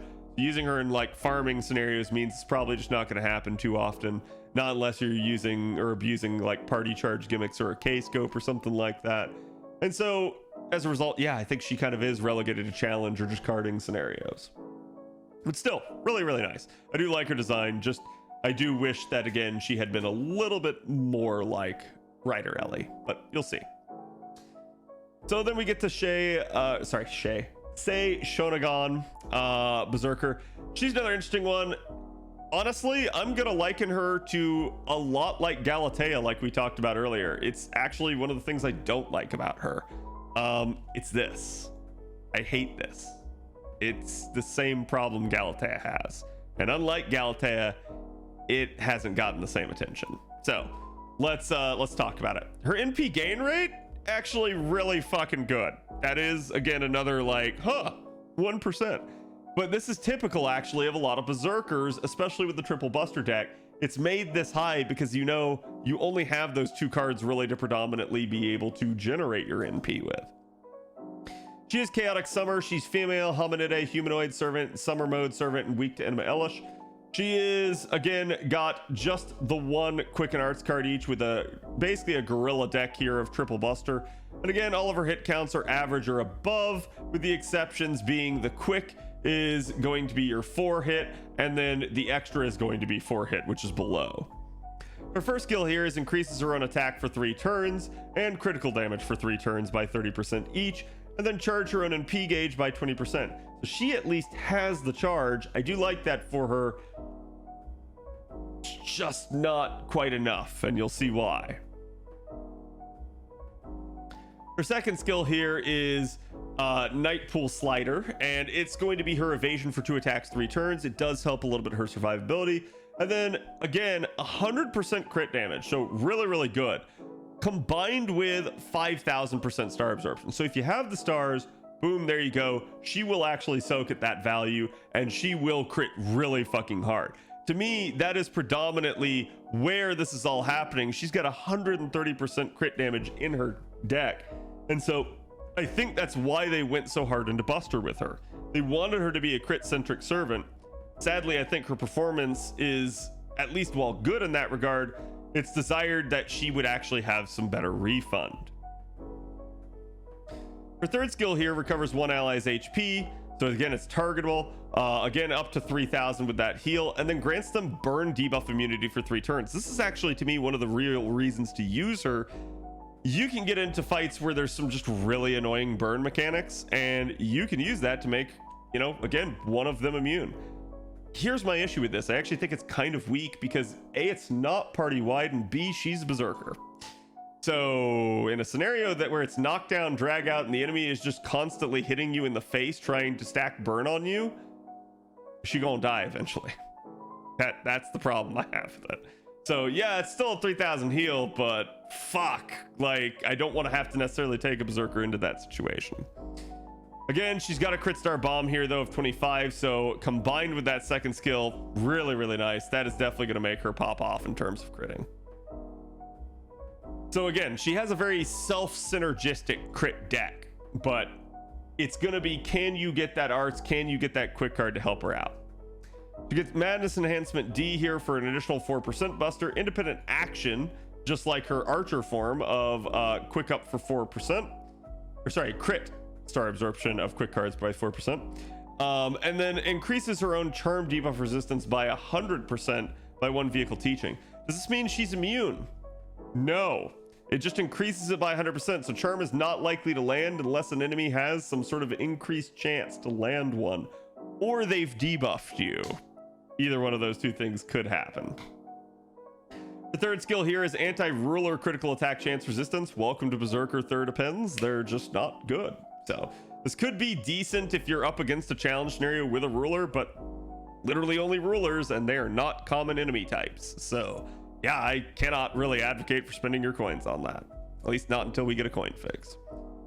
Her NP is 7 hit single target quick. Again, pretty nice in and of itself right there. It's just not going to generate a lot of NP because it's quick. She does get, again, a power mod against servant enemies with lawful alignment. So I think this is another one of my gripes, is it must be a servant. So it's not just lawful alignment enemies. That being said, pretty much alignments are restricted to servants. You don't really see too many alignment type enemies like that are just monsters and NPCs. They're almost always servants that have it, so it's not that bad of a restriction. But again, it's an additional power mod of 50% for 1 turn. This does mean that if it is lawful and she has cards after the NP, this will also impact the cards because it's not super effective. It's not just the NP. It's a 1-turn power mod, so all additional effects all additional attacks after the NP would gain this benefit as well. Same thing here, and this also activates first, but same thing here with the Shadow Servant enemies. Basically, you get an additional one. So both of these are hearkenings back to her Archer form. And again, then after that, she deals damage to 1 enemy, and then has an overcharge effect that increases her own damage against man attribute enemies, activating first. So again, another really nice one to have. Sadly though, she's quick, not Buster, so she can't tap into even more synergy there, but still, it is a nice thing. Granted, you could use a Koyanskaya with her just based off of trying to Unga Boonga Buster crit, and that would probably work with her pretty well. But still, that is predominantly one of my issues, is she's not very good as a looper. That's the same issue that Galatea had until they made the adjustment. I don't know if they'll ever adjust this with Sei. I hope they do, but again, this is sort of the issue with our summer units. They don't often get a lot of buffs, especially the ones that need it. So hopefully they re-examine this and take it a look, because when they do, she actually will be a pretty insane unit. But until they do, she's pretty much relegated to a lot of like one-off NP memes and then Buster carding. So okay, so that's your second banner. Now we're gonna breeze through the male banners here. So again, you guys pretty much know Achilles. I'm not gonna go in depth on him. I'm just gonna say Achilles is a unit that I think I've talked about for a while before, and said that he doesn't really have the greatest of NP refund, and that often makes him a little bit weird when trying to loop. his card performance is actually really good, and he's actually pretty good in challenge scenarios. So he's still a very quality unit, and a unit that you should be happy to have, but his refund has definitely been an issue in the past. However, nowadays on JP, especially now that we have Summer Scotty, we have a multitude of supports like Summer Scotty, like Oberon, that can fix any sort of charge deficiency he would have. So he's perfectly fine now. He can be your main rider, and you can do good with him as long as you have the supports to actually make him pop off. Not going to talk about Mandricardo. Mandricardo is just Mandricardo. He's really good at what he does. It's just a lot of it involves killing himself. Doman is, again, another unit that I think we've talked about a lot here recently on NA. This is going to be your next opportunity to roll him if you missed him in 5.5. I think you guys are going to see there's some like speed crit comps with Doman. There's some really nice comps where he basically ends up double buffing with another copy of himself because he buffs chaotic evil servants, and then he buffs them even further. So double Doman gets like quad buffs, and it's really dumb and gets like stupidly hilarious at certain points. Again, up to you to determine if you want him. You don't have to have him, but he can actually be a pretty budget way of clearing certain nodes, especially in farming scenarios, especially in certain lotto nodes. So he can be really nice for that. He's still good to this day on JP, and again, more quick supports coming out only helps him. So again, he is definitely solid. And Columbus, the only thing I'll say about this is Columbus is hard to get your hands on, chat, and you will have coins for this. He is a story locked unit, so again, if you want him, go for him. But just again, mentioning the banner structure, remember these two are probably just not going to have actual solo days for the 4 stars. The 2 males definitely won't have any sort of that treatment, so you could expect 4 banners for this, and that'll just be what that'll be. Oh yeah, Teach got his animation update here, but it's still again, that is summer in a nutshell. Okay, then we get Interlude Campaign 17. Really nothing too much going on here. This is where I believe Okita gets her charge. I think it is as a result of Okitan Saber getting it. Okita got one here. And then same thing here. God, I'm trying to remember which one this is for Okitan. Let me actually take a look. Yeah, it's this one, because this is where they mimicked Okitan Saber's evasion for 2 attacks. Which is really nice. Again, it's a really good buff for her, but it's like I said, they kind of just looked at both other Okitas and were like, man, we should make them more like Okitan Saber, and kind of stole parts from Okitan Saber's kit. But still, it's going to be a really nice thing for them. It definitely helps both of them pop off. There will be a summoning campaign here. It's going to be Van Gogh's return. Remember, guys, we didn't get a Imaginary Scramble rerun this upcoming year here. Instead, it wasn't until the past year on JP that they had one. They finally got a main interlude, so the rerun was just skipped. This will be a banner for both Okitan and Van Gogh. Van Gogh's another one of those crit units, just like Doman. She functions really well in those scenarios.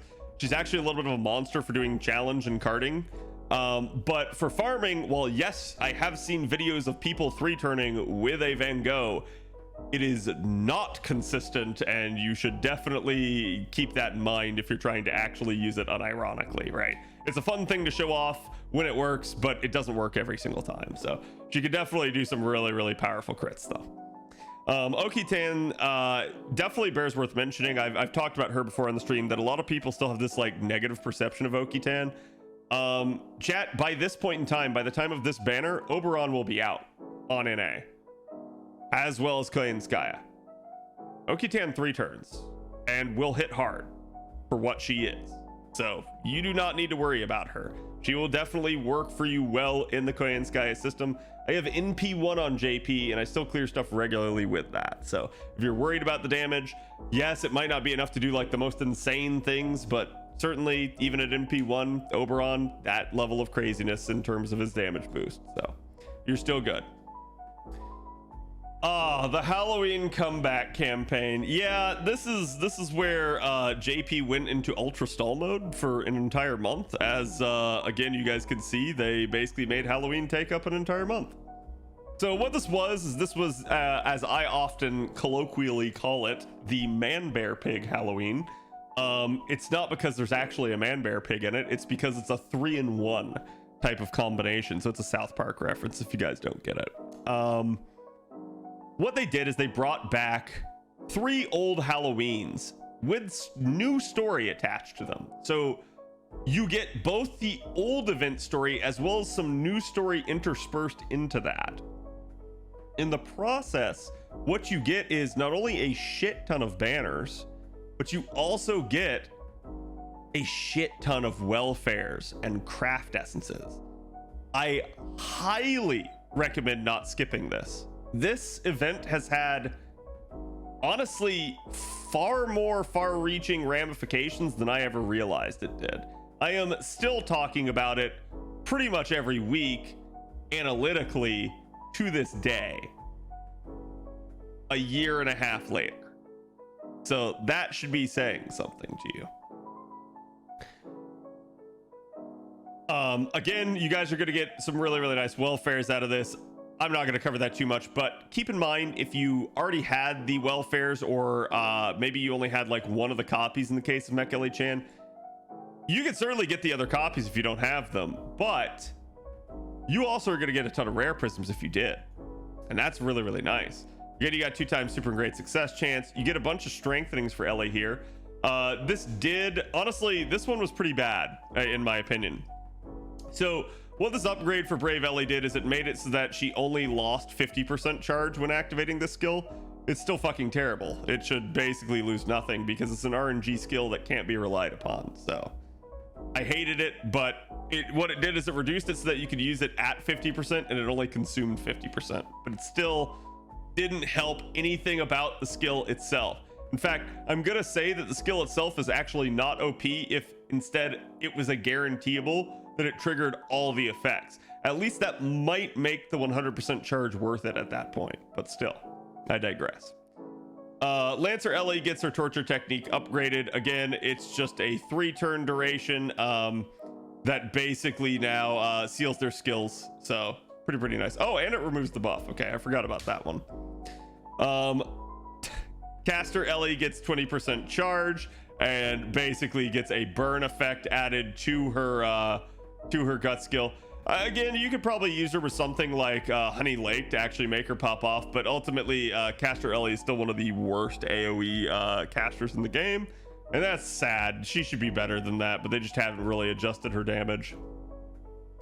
Mecha Ellie obviously gains more critical stars with her charge skill. The charge skill itself does not get upgraded, so you don't have to worry too much there. You got some login bonuses and then 2 times experience. So where were we? Okay, so here's the Halloween trilogy. Actually, I'm surprised the Halloween comeback didn't list the banners here. That's weird because there were a bunch of banners during this. But maybe they're all, yeah. Okay, so they lumped it into the, no, they didn't. What? I'm so confused right now. I don't know where the fuck they put it. This might be a fandom drop the ball on us, but we'll have it over here in the thing if we have to. In fact, let me see if I can find it. Yeah, okay, so here it is. So this is sort of like a Valentine's Day scenario. Not quite. It's not like it's restricted to males or females only or anything like that, but you get a whole litany of old units brought back here with these banners. So this is your pre-campaign banners, and there were roving raid ups where again you had basically each year's units combined with craft essences from their years. I'll be real with you. Yes, there are some good units like Vlad here, but or crap, even Nitocris alongside Cleopatra. That's not a bad one. But ultimately, what's super attractive for me is some of the old CEs. Hilariously, some of these CEs, I believe, are obtainable. No, I think these are just the gacha ones. I don't think any of these are the welfares, but in particular, the one I'm really gonna highlight here for you guys is Halloween Petite Devil. This one is damn nice. It is MLB 60% gauge with 25% NP gen. So like we were talking about earlier with Azure Magical Girl, sorry, I had to think about the name of it. It's a pretty similar craft essence. It's all attack scaling, and it is a whole bunch of starting charge with a whole bunch of NP gain. That makes it really good for looping. That makes it almost idyllic for those sorts of scenarios where like you just need a character to both have a little bit of charge to start that first MP off, but also to just keep refunding after the fact. Maybe damage isn't the issue. Maybe it's just refund. There you go. Halloween Petite Devil is a really, really good one. A lot of us old vets have it from the first Halloween event, especially if you rolled for Tamamo. But there's a lot of people that basically don't have access to it anymore. Another diamond in the rough of this one is hiding right here. Halloween Arrangement. This is one of only, what, 3 Tauntsies in the entire game? They're not common. They are not often that we see a banner for a Tauntsy, and they are decently hard to get your hands on. They're not the end-all be-all, but they definitely have applications and times where they are super useful to you. I would recommend, at least at some point in your FGO career, trying to get your hands on one.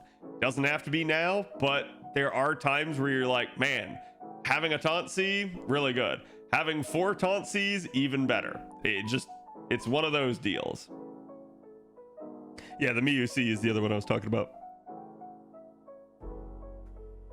This is great for George. Yep. It is nice. The only issue with it is if you level it, it scales HP versus attack. So if you're trying to use it on like a level 1, they're not going to die as quickly. But still, chat, it is better than nothing. Okay. Again, it's a 1000% taunt with defense by 80%. If you're actually going to use it on an actual tank and not as a sacrificial unit, this is damn good. 80% defense on one fucking card is really, really strong, but it is only 1 turn. So, but still, I do like it. It is a nice one, and it's not often that you guys can get your hands on that. In fact, that is going to be sort of the nature of this game. There's some other really good craft essences still here, like Trick or Treatment, again with NP, Jin, and critical damage, and it's all attack scaling. And shit, the art by Redrop is chef's kiss. And then Dangerous Beast, also art from Redrop, also all attack scaling. This one's a little bit less good in terms of performance. 20% quick up with 4 crit stars per turn. You definitely don't need it. If you're going after that one, you're going after it for the art. And then let me see here. Yeah, so that's basically it. You get all sorts of rotations. Again, I'm just going to tell you, I don't really know how this one's going to work. You're not going to get all these rotations, but the issue that they have is the craft essences are a major feature of this. So they will at least have to try and pare it down into a handful of banners. But again, there are several SSRs available as part of this. You got Vlad and Cleo and Osaka Behime, and you've got several SRs as part of this, all of which, again, could be useful to your account. The one I'm really going to point out here, though, is Nitocris, who is just an exceptional farmer even to this day. Especially, she's one of the few units that makes death not a meme. That's why. This is the actual Halloween event. So this is... God, I'm so confused as to why fandom did it this way. This is just weird. Again, they stacked the pre-release campaign. They split it out as its own thing, but then they put it inside of this for God knows what reason. Again, I believe we have all of these, so you're not worried about the game updates. And then we get to the actual Halloween event. This one's definitely going to be an interesting one for a couple of reasons. One, you guys get a welfare here, and I had just talked about her earlier. Let me see if she actually shows up. Oh, 2, yeah, you also get a Mysticode. I forgot about that. Halloween Mysticode is actually really, really good. I highly recommend you guys get it. There she is. Okay, I just needed a link to her. So Cinderella is going to be your welfare, and honestly, how many of you guys out there don't have Kentucky Rider? If you don't, and you really want Kentucky Rider, what if I told you you have Kentucky Rider at Homecoming this year? One problem. How many of you don't want to roll Oberon right now? So, you don't have to roll Oberon necessarily, but I will say having Oberon is what's going to make her better than Kentucky Rider. Yeah, I said that. Kentucky Rider still has a lot of benefits. His card performance is stellar, especially with regards to his NP gain. Star Generation's obviously good with him. But looking at Cinderella's kit, damn, Allow me to explain. Got a 0.87 NP gain rate. That right there in and of itself is good, but we're not going to be concerned about it. She is chaotic balanced, another weird one. She's dragon, fairy tale servant, humanoid, hominidae, yeah, I already said humanoid, writing, servant, and weak to enemy elish. Her deck here is again 2B, 2A, 1Q. Kind of weird here. The quick card is above average in terms of its hit counts. The arts cards are below, but again at 0.87 NP gain rate, I can kind of see why. That's still really going to be fine. And then again, a 3-hit buster card and then a below average extra card. Her first skill here gives her invincibility for 3 attacks 3 turns, so even more than a lot of other units get. She increases her own NP gen rate for 3 turns by 30%. Again, you're probably not going to care. And then she will poison herself for 500 damage for 3 turns with a demerit. I've seen a lot of people actually knock Ellie for the demerits in her kit and say that like it makes her worse. Again, I'm going to state you don't care, and you'll see why. By the way, 5-turn cooldown. So that means in a Tunguska setup, we're back-to-back popping it. Second skill here is increase own buster performance for 3 turns, 30%. Increase own damage against wild beast enemies 3 turns, power mod of 50%. And a 500% chance to reduce her own defense by 10% for 3 turns, less than ideal. All of this on a 5-turn cooldown still. So back-to-back popping. Which again, so for reference here with the 3-turn buster up means you get buster up on turn 1 and turn 2. And so by turn 3, you have again 60% buster up. Third skill here is a crit star bomb of 30 stars. Again, I would like to call into the fact that she is a writer, so she's just naturally going to soak most of those anyways. She charges her own NP gauge 30%, and it's all on a 4-turn cooldown. The only downside is she skill seals herself, so make sure you pop the skill last. So nothing in her kit is longer than a 5-turn cooldown. She gets riding EX for some additional quick card performance. At least it's one of her good cards. Her third skill is anti-foreigner attack damage aptitude. Again, you're probably not going to use this, so don't bother. You also aren't going to get coins when she first comes out. Actually, no, we did get coins when she first came out. Yeah, so you're going to focus entirely on mana loading, but sure, then that means you can unlock the third skill for free. My bad there. I'm sorry, chat. I'm getting lost on this one.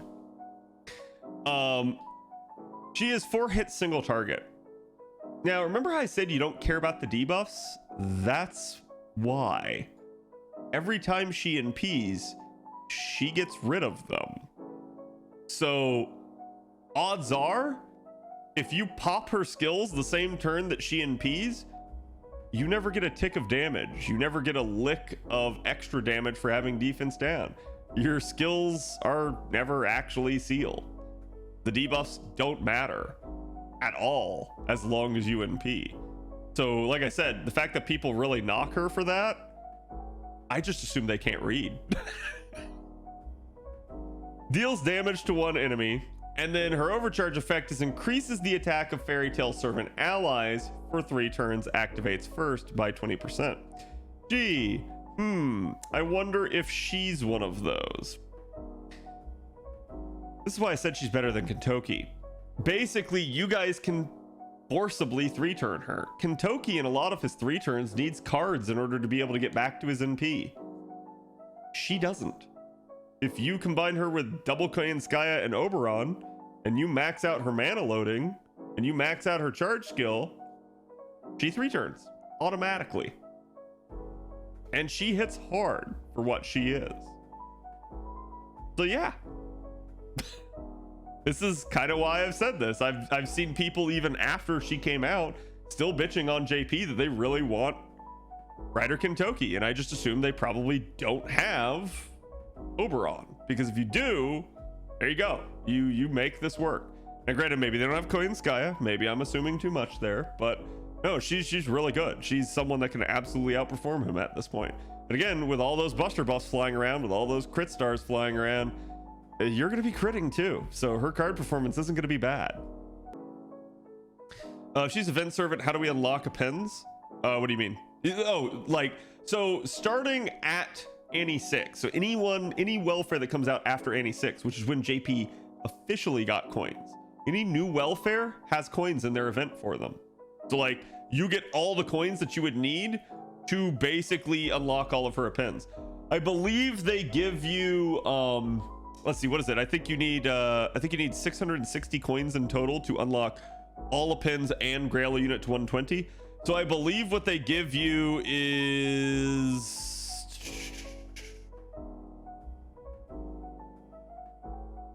480 coins in the event, and the extra 180 coins that you would need from bonding. So they don't give you all of it, but they give you enough where you could get the job done, and 480 is plenty for most people. So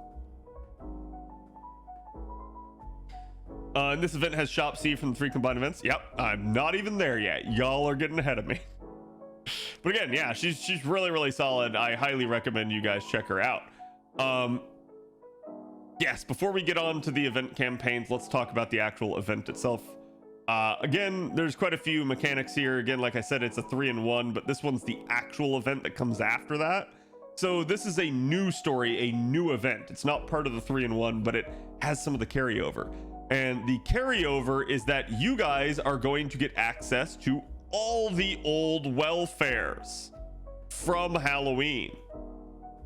Okay, so you guys get all the old Halloween welfares from 1 through 3. You do not get the Oniland stuff after, but you do get 1 through 3's Halloween welfares. Not only that, you also get all the old Halloween shop craft essences. So, for instance, Halloween Princess is not a bad welfare CE. 50% gauge with 20% NP damage. The only problem with it is not all attack scaling. Curse you, year 1 CEs. You knew what you were doing to Lightworks.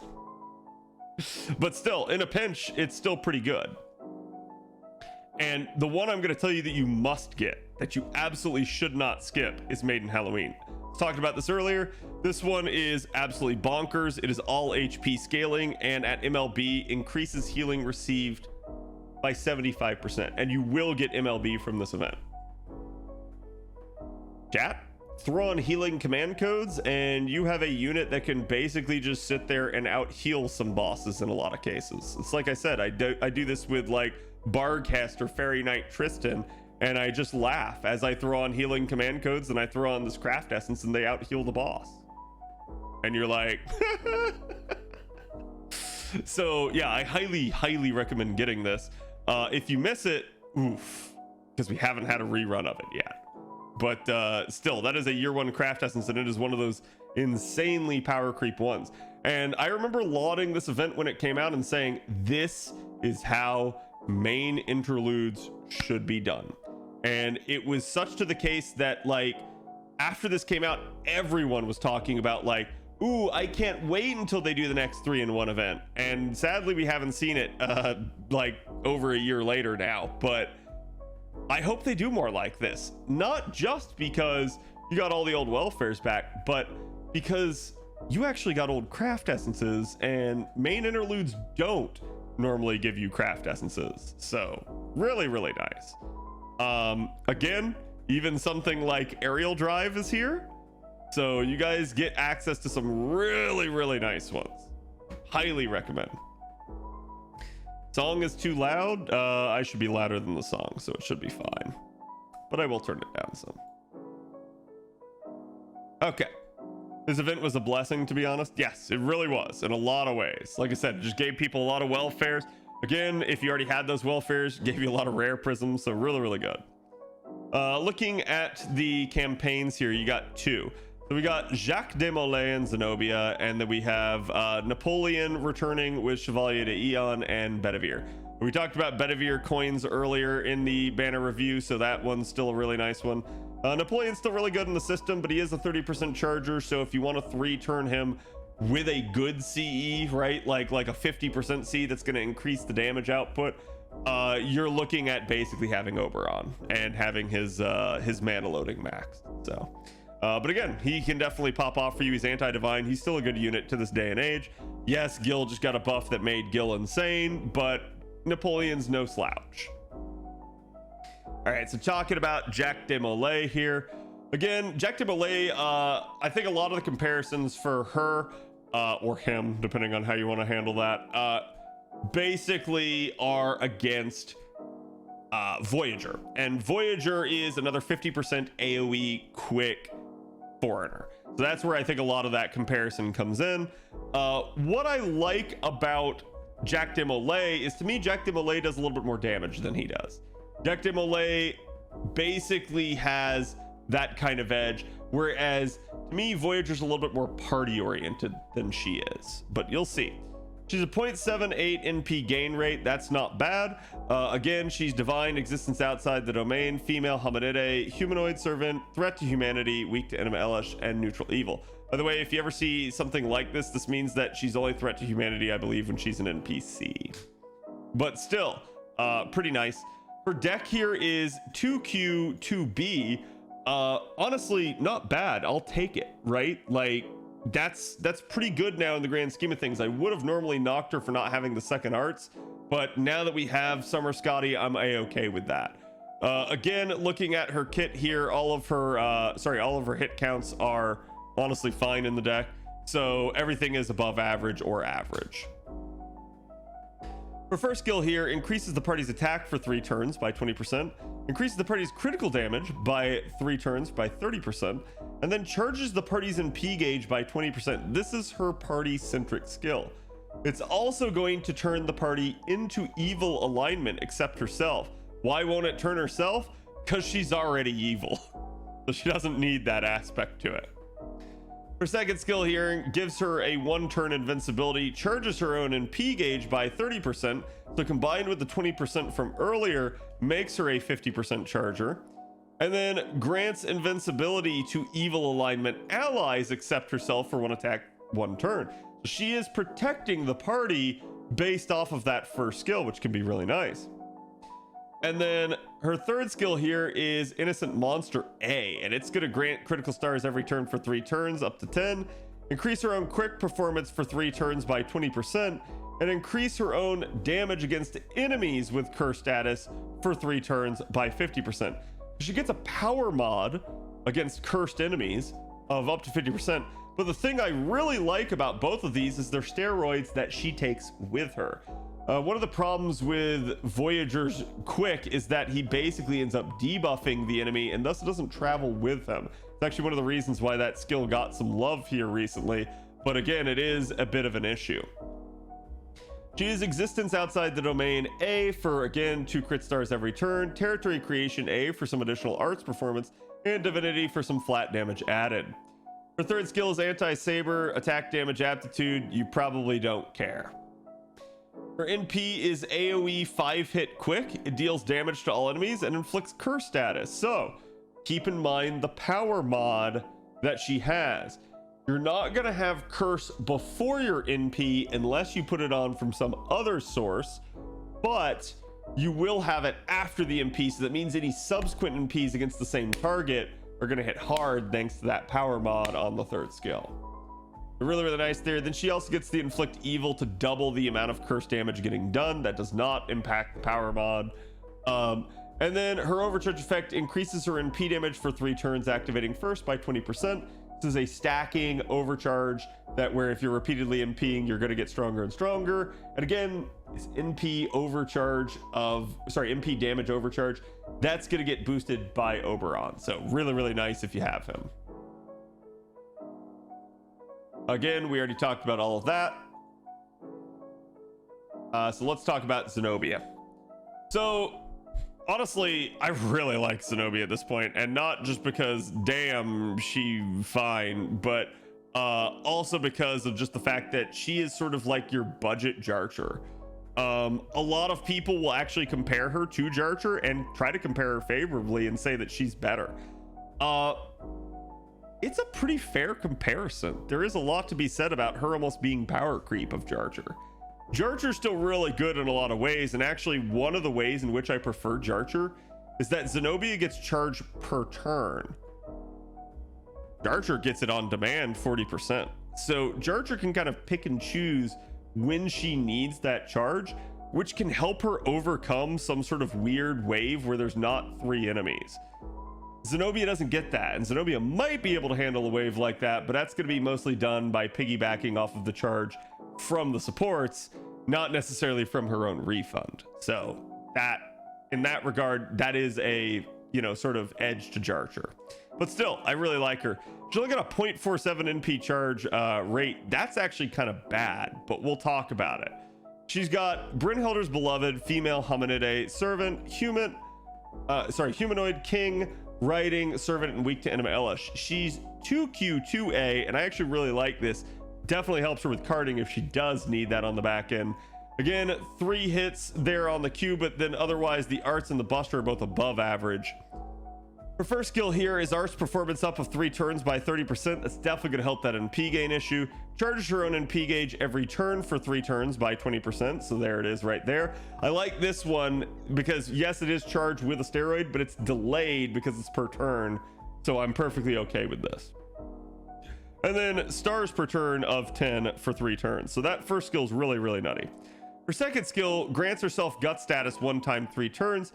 Increases her own critical star absorption, which again, I'm going to remind you, she is an archer. She's naturally going to soak a bunch anyways, but this is really going to shore it up, really going to make it so that she actually just takes them all. And then it's also a crit star bomb on top of that of 20, which is nutty in and of its own right. And you might be thinking, well, that's great, but she doesn't have crit damage, Cad. Just wait. Her third skill here is party attack for 3 turns by 20%, and then party's critical attack chance resistance, not critical damage. Critical attack chance resistance, 30% 3 turns. So this means that you're less likely to get crit having Zenobia in the party, and it's actually really nice at times. Again, magic resistance D, independent action B for some additional crit damage, and writing B for 8% more quick. And then, oh, would you look at that? Anti-berserker attack damage aptitude for her third append. So another really, really nice one. Some people might be like, ooh, that's an advantage over Jarcher, and you'd be wrong because Jarcher also has anti-berserker attack damage aptitude. But still really, really nice, right? Like, I still will take anti-berserker over anything else because very common that you find mixed nodes with berserkers. Who knows, maybe you have a really high health berserker. We often see where they put a berserker in a node and they actually scale it up. They make it way more health because they just assume you have something that's effective against it. This helps that sort of annoying scenario where you're just like, no, screw you, I do more damage to you. So really, really nice. And then her NP, which is 4 hit AoE arts. Again, some people might be like, ooh, that's not that much. That's more than Space Ishtar. Again, increases own attack by 10% for 1 turn, activating first, so it doesn't stack, but it does help you at least with the NP. Deals damage to all enemies and deals super effective damage to King. This is advantage Zenobia over Jarcher. I really like this. If you are up against a sovereign enemy, she just pops off and hits really hard. And there are a decent amount of sabers that are kings, so. And then to top it all off, this is where her crit damage comes into play, which is kind of inverted of Jarcher. Jarcher actually gets crit damage from her kit and then gets Star Bomb from her NP. Instead, here with Zenobia, you get Star Bomb from her kit and crit damage from her NP. It's a taste thing. You might prefer one over the other. So again, really, really nice though, because it's 3 turns, which means this, if you're looping with her over and over again, by turn 3, her crit damage is pretty nutty, especially if you still need to card after an MP. This actually really helps Zenobia at low NP levels. And again, it's one of those things where, yeah, you're comparing a 4-star against a 5-star. You're gonna probably be likely to have higher NP levels of the 4-star than the 5-star. Ironically enough, if you're like, well, man, I kind of want Jarcher, but I guess Zenobia is gonna happen sooner, so I may as well roll Zenobia. Actually, there's gonna be a Jarcher banner right after this, which hilariously enough baited me on JP into rolling Zenobia and not Jarcher. and I was actually complaining that we hadn't seen a Jarcher banner and I didn't know when we would get another one as I was rolling on Zenobia. And then literally a week later, there it was, and I was just like, God damn it, Delightworks. I don't regret it though. Zenobia has been a fantastic unit for me. I actually have her grailed on my JP. She's a really, really good one. You may have times where she doesn't quite refund enough. That is one of the knocks against her, but ultimately she's still really good and really capable, and most of the time I have some way out of that. A lot of the times that's me just looping with 2 supports and not using a third. So, you know, switching up your Mystic Code, switching up your Craft Essence, or again, plug suiting, all can save her from that scenario. So again, I don't really have too much of an issue with it. Now we can talk about the Blue-ray campaign here for Apocrypha. This one's honestly a really good one. I've had a lot of people tell me that they're not sure that we're going to get this. I laugh at those people. And you want to know why I'm sure we're going to get this? Regardless of the fact that it's just yet another chance for them to shill one of their products to us. Straight up, it's the fact that it includes summer units, which is going to make it a very lucrative banner for them. There is not a snowball's chance in hell they pass it up.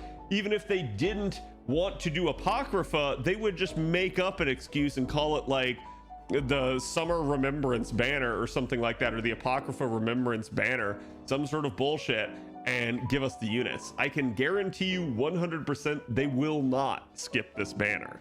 So don't let anyone tell you that they will. They're just fear mongering.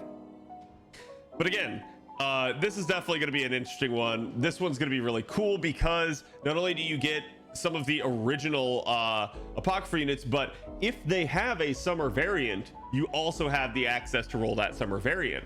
Or in the case of like Astolfo, you actually get his Christmas variant there. So really, really nice that they actually don't just do the originals, but also their like spin-off versions. And for that, I do like this banner. I think it's gonna come at a weird time for us because obviously, as you guys can see, it's kind of sandwiched right here between the new Halloween event. And then obviously you've got GUDAGUDA Rerun, a 24 million downloads campaign that probably a lot of people will be targeting Ibuki on. And, you know, further in creeping towards the end of the year with some of the lucrative stuff there. But still, regardless, I definitely think some people will target this. We had already talked earlier about Zenobia and comparing her to Jarcher. And I told you guys the story about how I rolled Zenobia thinking that I had no idea when the next Jarcher banner would be. And then it happened a week later just to make me eat my own words, which is very typical of Delightworks, it feels like. Sorry, Lasengal. But still, I do like this one. I'm gonna say again, expect it to be some of those like 3-day like banner sort of rolling rotation type deals where they just keep sort of segmenting them, because they're not going to give you a day-to-day rotation. I don't think they might, but typically they try to give you those 3 days now instead of anything else. That's honestly fine by me too. I don't have any issue with it. It gives you plenty of time, at least in the 3 days, to try and roll the unit. If you don't have enough to acquire the unit during that time, you just didn't have enough.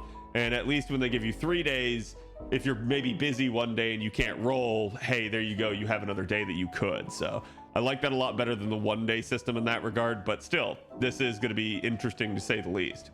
So looking at this, and just again, I'm going to give you some top-down analysis since all of these are previously existing units, just talking about how they currently are with regards to like JP's running. So Astolfo Saber is definitely a unit that gets compared to Okita a lot. They're actually pretty similar. He's definitely got one of the weirder skills I've ever seen in the game, where he has a skill that primarily focuses on his Buster card, and he only has the 1 Buster card, and he's a quick MP as well. So he doesn't really have a whole lot of usefulness for that skill in particular, but he's still a pretty quality unit. You guys can definitely use him as your single target quick saber, and he does function well in the current systems. Just he is going to have some of the major fallbacks that quick generally has as a system right now. That doesn't make it bad, that just makes it clunky at times. So again, you can definitely do solid work with him. I think that is going to be one of the considerations though, is that with Summer Scotty coming out and the fact that she buffs both quick and Buster, yeah, that's nice for him, but he only has that 1 Buster card still. So if you get it and you get that 3rd skill activated, he can definitely pop off for you, but yeah, otherwise that's not going to be that big of an aspect of her kit for him. Astolfo himself is still a 50% AoE quick charging unit. I don't know why, but every once in a while I still see someone that goes, what do you mean Astolfo can't loop? He's only a 1-hit NP.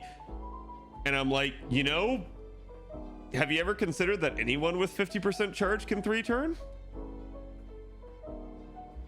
But regardless, that's all you really need to know about Astolfo for right now. He's still good, still to this day. He has been good ever since he got that 50% charge. He will be good long after. So you're definitely solid with an AoE rider in Astolfo. Jarcher, like we had talked about, you do get some sort of easierly acquirable competition there with Zenobia. Zenobia is 4-star, she's permanent. And again, after that banner ends, I think you're going to see a lot of people not only rolling that just get high MP levels, but kind of point for damage. Zenobia tends to win. Zenobia is pretty equal with Jarcher, and then also has the King niche on top of her. What I do like is that Jarcher basically has really good natural refund, and then also has 40% charge that she can use on command. So if you do encounter a weird node where it's maybe got like only 2 enemies or maybe even 1 enemy in a wave, you have a little bit more adaptability as Jarcher. She can handle that weird structure a little bit better than maybe Zenobia can. So that is one of the benefits to her. And again, if you just like John, you're going to be rolling for her anyways. So I do highly recommend it. Just keep in mind, we did get a banner basically with all of the summer units this past year on JP, aka what would be the next year on NA. So you will have another opportunity to roll for these units if you don't roll here. I do sometimes get questions about Saber Fran. Saber Fran's primarily an NP gain based Saber, and if you get that skill activated on her early, yeah, she can definitely go to town for you. I actually think she's one of the better looping Sabers because of that aspect, doubly so if you get her card. So Saber Fran's still really good, and she can kind of stun lock enemies with her NP, so I do really like it. Also, you've got Karna here. Karna, like we've talked about, honestly, I'm just going to be real with you. He still does good damage. He's definitely nice and divine, but the biggest issue I have with Karna is that he's a 25% charger, which again, to work in the Koyanskaya system, especially with Oberon, if you want to 3-turn as a buster unit, you need to be 30% charge if you want to do it from a 50% CE, which again, some of your best craft essences in the game are 50% CE, so that's why a lot of people try to put emphasis on reaching that. You can definitely start them out at 100% charge, not have to worry about that sort of thing, but typically that's where a lot of the extra power comes from, is being able to start with a good CE standpoint. So that's where it's really, really nice to have that. But unfortunately, he's 25%, and you can't double it up the same turn that you would be able to pop the first iteration of the skill. So as a result of that, you end up basically having to treat it like it's a 20% charge skill, and the 25% doesn't do too much for you. The only way in which it would is if you're only using it once, and you're maybe starting out with like a sort of half-leveled mana loading skill at like rank 5, where it'll be 15% charge, thus you use 25, and boom, there you go. You now have 40% charge out of that, which would let you start with like, say, a 60% C theoretically. The problem is when you get his charge skill back on the back end, he would only get 25% for Oberon to then only have 70% to add to. So you would still be shy 5%. So it's really fucky. I wish that they would actually just come through here and give him that nice tweak and that nice buff. All they got to do is round it up to 30, and Karna is good. He's solid again. Karna is historically been a very strong unit. He just has that weird charge, and Arjuna got it addressed. Karna just never has. Sumanai is actually incredibly strong at this point. He's had numerous buffs at this to this day and age, and honestly, I've shown you guys me clearing with him and dimming before. You actually throw him into like the optimal buster comp with him against any sort of like dragon enemy, and he just kills them regardless of the fact that he's neutral damage. So I still really like Sumanai. He can be honestly still a quality saber for you as a 4-star AoE. Can definitely pop off for you, especially with all of his buffs. Just card performance can definitely be a bit of an issue, especially as you're trying to work with him down the stretch, but he does still have that NP gain to help him. Then we get Amakusa, and honestly, we were talking about Amakusa earlier, how he's been buffed basically to the point of absurdity, and a lot of that has to do with them just wanting to really amp his damage to help him compete, I think, with Summer Abbey, because Summer Abbey's got sort of just a 50% charge up front, which makes her way less clunky than Amakusa is, because Amakusa's got front-loaded charge attached to his steroid, but then also charge over time.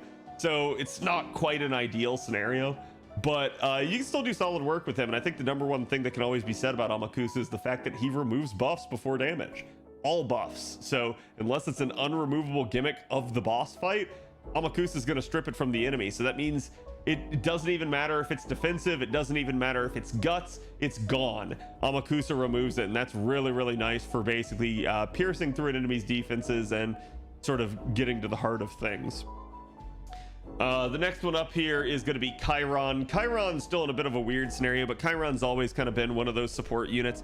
He actually has had a really nice MP interlude where he's gotten super effective earth niche, kind of like Ereshkigal did, and honestly I think it's helped him out a lot, because probably his biggest concern was always his MP damage was rather low, so having that definitely helps him. He's still a really good sort of pseudo support archer where he can sort of provide a tricolor buff to a partner and then also enhance the party's crit damage, which I really, really like in certain scenarios. Next up here is Semiramis. Semiramis is at least a 30% charger, and you can make her operate within the confines of that 3-turn scenario. Again, I think the best part about her is her number one deficiency was the fact that she needed stars in order to trigger her damage dealing skill. You don't care about that anymore with the Koyanskaya system because you have stars on command by virtue of her second skill. So again, that sort of addresses Semiramis's major issue. Outside of that, though, you're still going to see a lot of comparisons unfavorably so to her against other AoE assassins due to the fact that her damage is kind of low. That just is what it is. I think a lot of people get sort of caught up in the fact that like a unit like Gray has gotten buffed as a welfare, but still, I digress. If you really like Semiramis, you can still use her effectively. Just keep that in mind that that is going to be something that you're going to encounter. Surfmo. Honestly, I've talked about Surfmo quite a bit here. She's actually one of the saber faces I'm not missing. I just don't have her at MP5. But with regards to Surfmo, her issue has always been her damage, and I'm not saying that because I only have NP2 of her. I'm saying that because even at NP5, it's still low. That's always been her issue. Refund has never been doubted on Mordred. In fact, Mordred's one of those units that just with like double Castoria can easily refund like 200% in the right scenario. So I'm not worried about Surfmo's refund. It's fantastic, especially with just even moderate level of support. I think the biggest issue is just ultimately going to be her damage output for you, but still, if you get enough copies of her, she can definitely pop off for you. You can definitely make her hit harder than say like an NP1 of another SSR, so you're not really worried too much about it as long as you invest in her. But still, I do really like Surfmo. I think honestly that is one of the reasons I like her, is how good her NP gain actually is, that I can just loop right over like 2 enemy waves all the time without even worrying about it. And in fact, even with a like 1 enemy wave, I can easily get enough in some circumstances to still loop. So it's kind of funny, and it's one of the reasons I really, really like her even still to this day. She has been power crept by Habetrot, but you don't have to worry too much about that. Actually, we never talked about Habetrot. I need to talk about Habetrot, so we'll talk about her after this. Next up is OG Janu. OG Janu, we've already talked about some. She does actually get a buff to her second skill. It makes it not restricted to servants. It also gives a basically 3-turn defense down, which is really, really nice. I really, really like it. She has 20% battery too. Who, Surfmo? No, 30. But yeah, still, John is still a decent unit. I think the biggest harm to John has actually been Castoria, because it's one of those deals where they both have protection from their NP, and while John's lasts an entire turn, it's pierceable. Castoria's, on the other hand, doesn't last an entire turn necessarily, but it will guaranteeably block the NP unless there's some sort of buff removal activated by the enemy. So again, it's why I think a lot of people have sort of gone with her, is comparatively John is much more defensive to Castoria's much more offensive but still defensive loadout.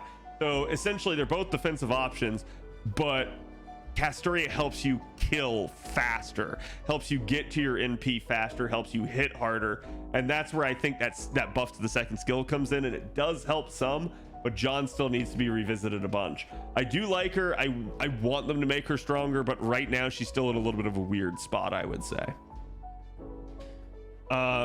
Fran Berserker is definitely, I'd say, getting to a weird spot at this point, because her stun is definitely getting looked at, I'd say, as unfavorable in comparison to a lot of things. I think a lot of people sell Fran short. She actually hits really hard. She's one of the hardest hitting berserkers out there. The issue primarily is that a lot of that is done to one unit. as well as the fact that that stun makes looping her, it's not impossible, it's just hard and annoying. I've definitely done it myself. In fact, one of the ways you can do it is actually with Karna Saber, by using his targeted debuff immunity on her. And especially with him, since that's his charge skill, that means you can also make that work with just a normal K-scope, not necessarily an MLB now. So she's more loopable than she's ever been, but sadly berserkers as a whole are more loopable than they've ever been, so it hasn't been nearly as big of an issue. You can still get her, she can still be a really good solid AoE for you, but there's probably going to be other units that you're going to want if you're going to be focusing on trying to 3-turn. Jack, I've actually seen a lot of people that say that Jack needs a buff. I personally don't feel like this is the case, and I think we talked about her back at Valentine's. Basically, Jack actually, instead of having super effective like a lot of other units do on their NP, Jack has a power mod. And that means that Jack's, you know, like NP QQ chain, don't cry on me, chat, and even the extra, right? All of this gets that anti-female power mod, not just the NP. So basically anything you do after the NP is going to get the power mod and be even more effective against females. And honestly, I think in niche against females, she's still perfectly fine. And there's not a lot of people that are anti-female out there still. So it's one of the reasons I still think Jack's ultimately still okay. She has hard survival. She actually has buff removal that a lot of people forget. And she still has, again, super good card performance, always has. So I think she's just even more insane the better Quick gets. And it's one of those deals where I don't necessarily think she needs a buff, pending Quick, you know, getting better supports and stuff like that. Atalanta, actually a lot in the same position here. Atalanta's not a charge-based servant, she's a refund-based servant. And we started to see refund-based servants struggle a little bit now as we start to get way more wild, wacky nodes where not everything's just a 3-3x setup. A lot more things are like 2-1-2 or 1-1-2 or like 1-2-3 or some weird crap like that. And that's where a refund unit's going to struggle, is when you're not dealing with 3 enemies. Doubly so if they are quick instead of arts. And it's one of the reasons why I really want to see some movement on that like quick support era. But still, Atalanta can absolutely be a phenomenal quick looping archer for you. I'm not going to knock her in that regard. She's still good. The issue at play is just how meta charge is becoming due to the weird structure of nodes. So it's not that Atalanta's bad. It's, again, more just the direction the game is trending at the moment. And then from there it loops, so we're good. Looking at the craft essences again, these are all the old APOC craft essences. Honestly, a pilgrimage to the other side is not bad. Just taking a look at it for yourselves here, guys. It's MLB, 50% gauge, 15% NP damage, and 15% NP gen. That right there is really strong. The biggest issue is you're probably not going to want to level it because it's split stat. So getting an MLB copy is not the worst thing in the world. Investing in that copy, probably don't need to do that. But again, if you're really desperate, really hard up, you can. Just, you should be coming off the back of Halloween there and actually have some good CEs. Okay, so that's the APOC campaign. Let's talk about Habetrot here real quick for you.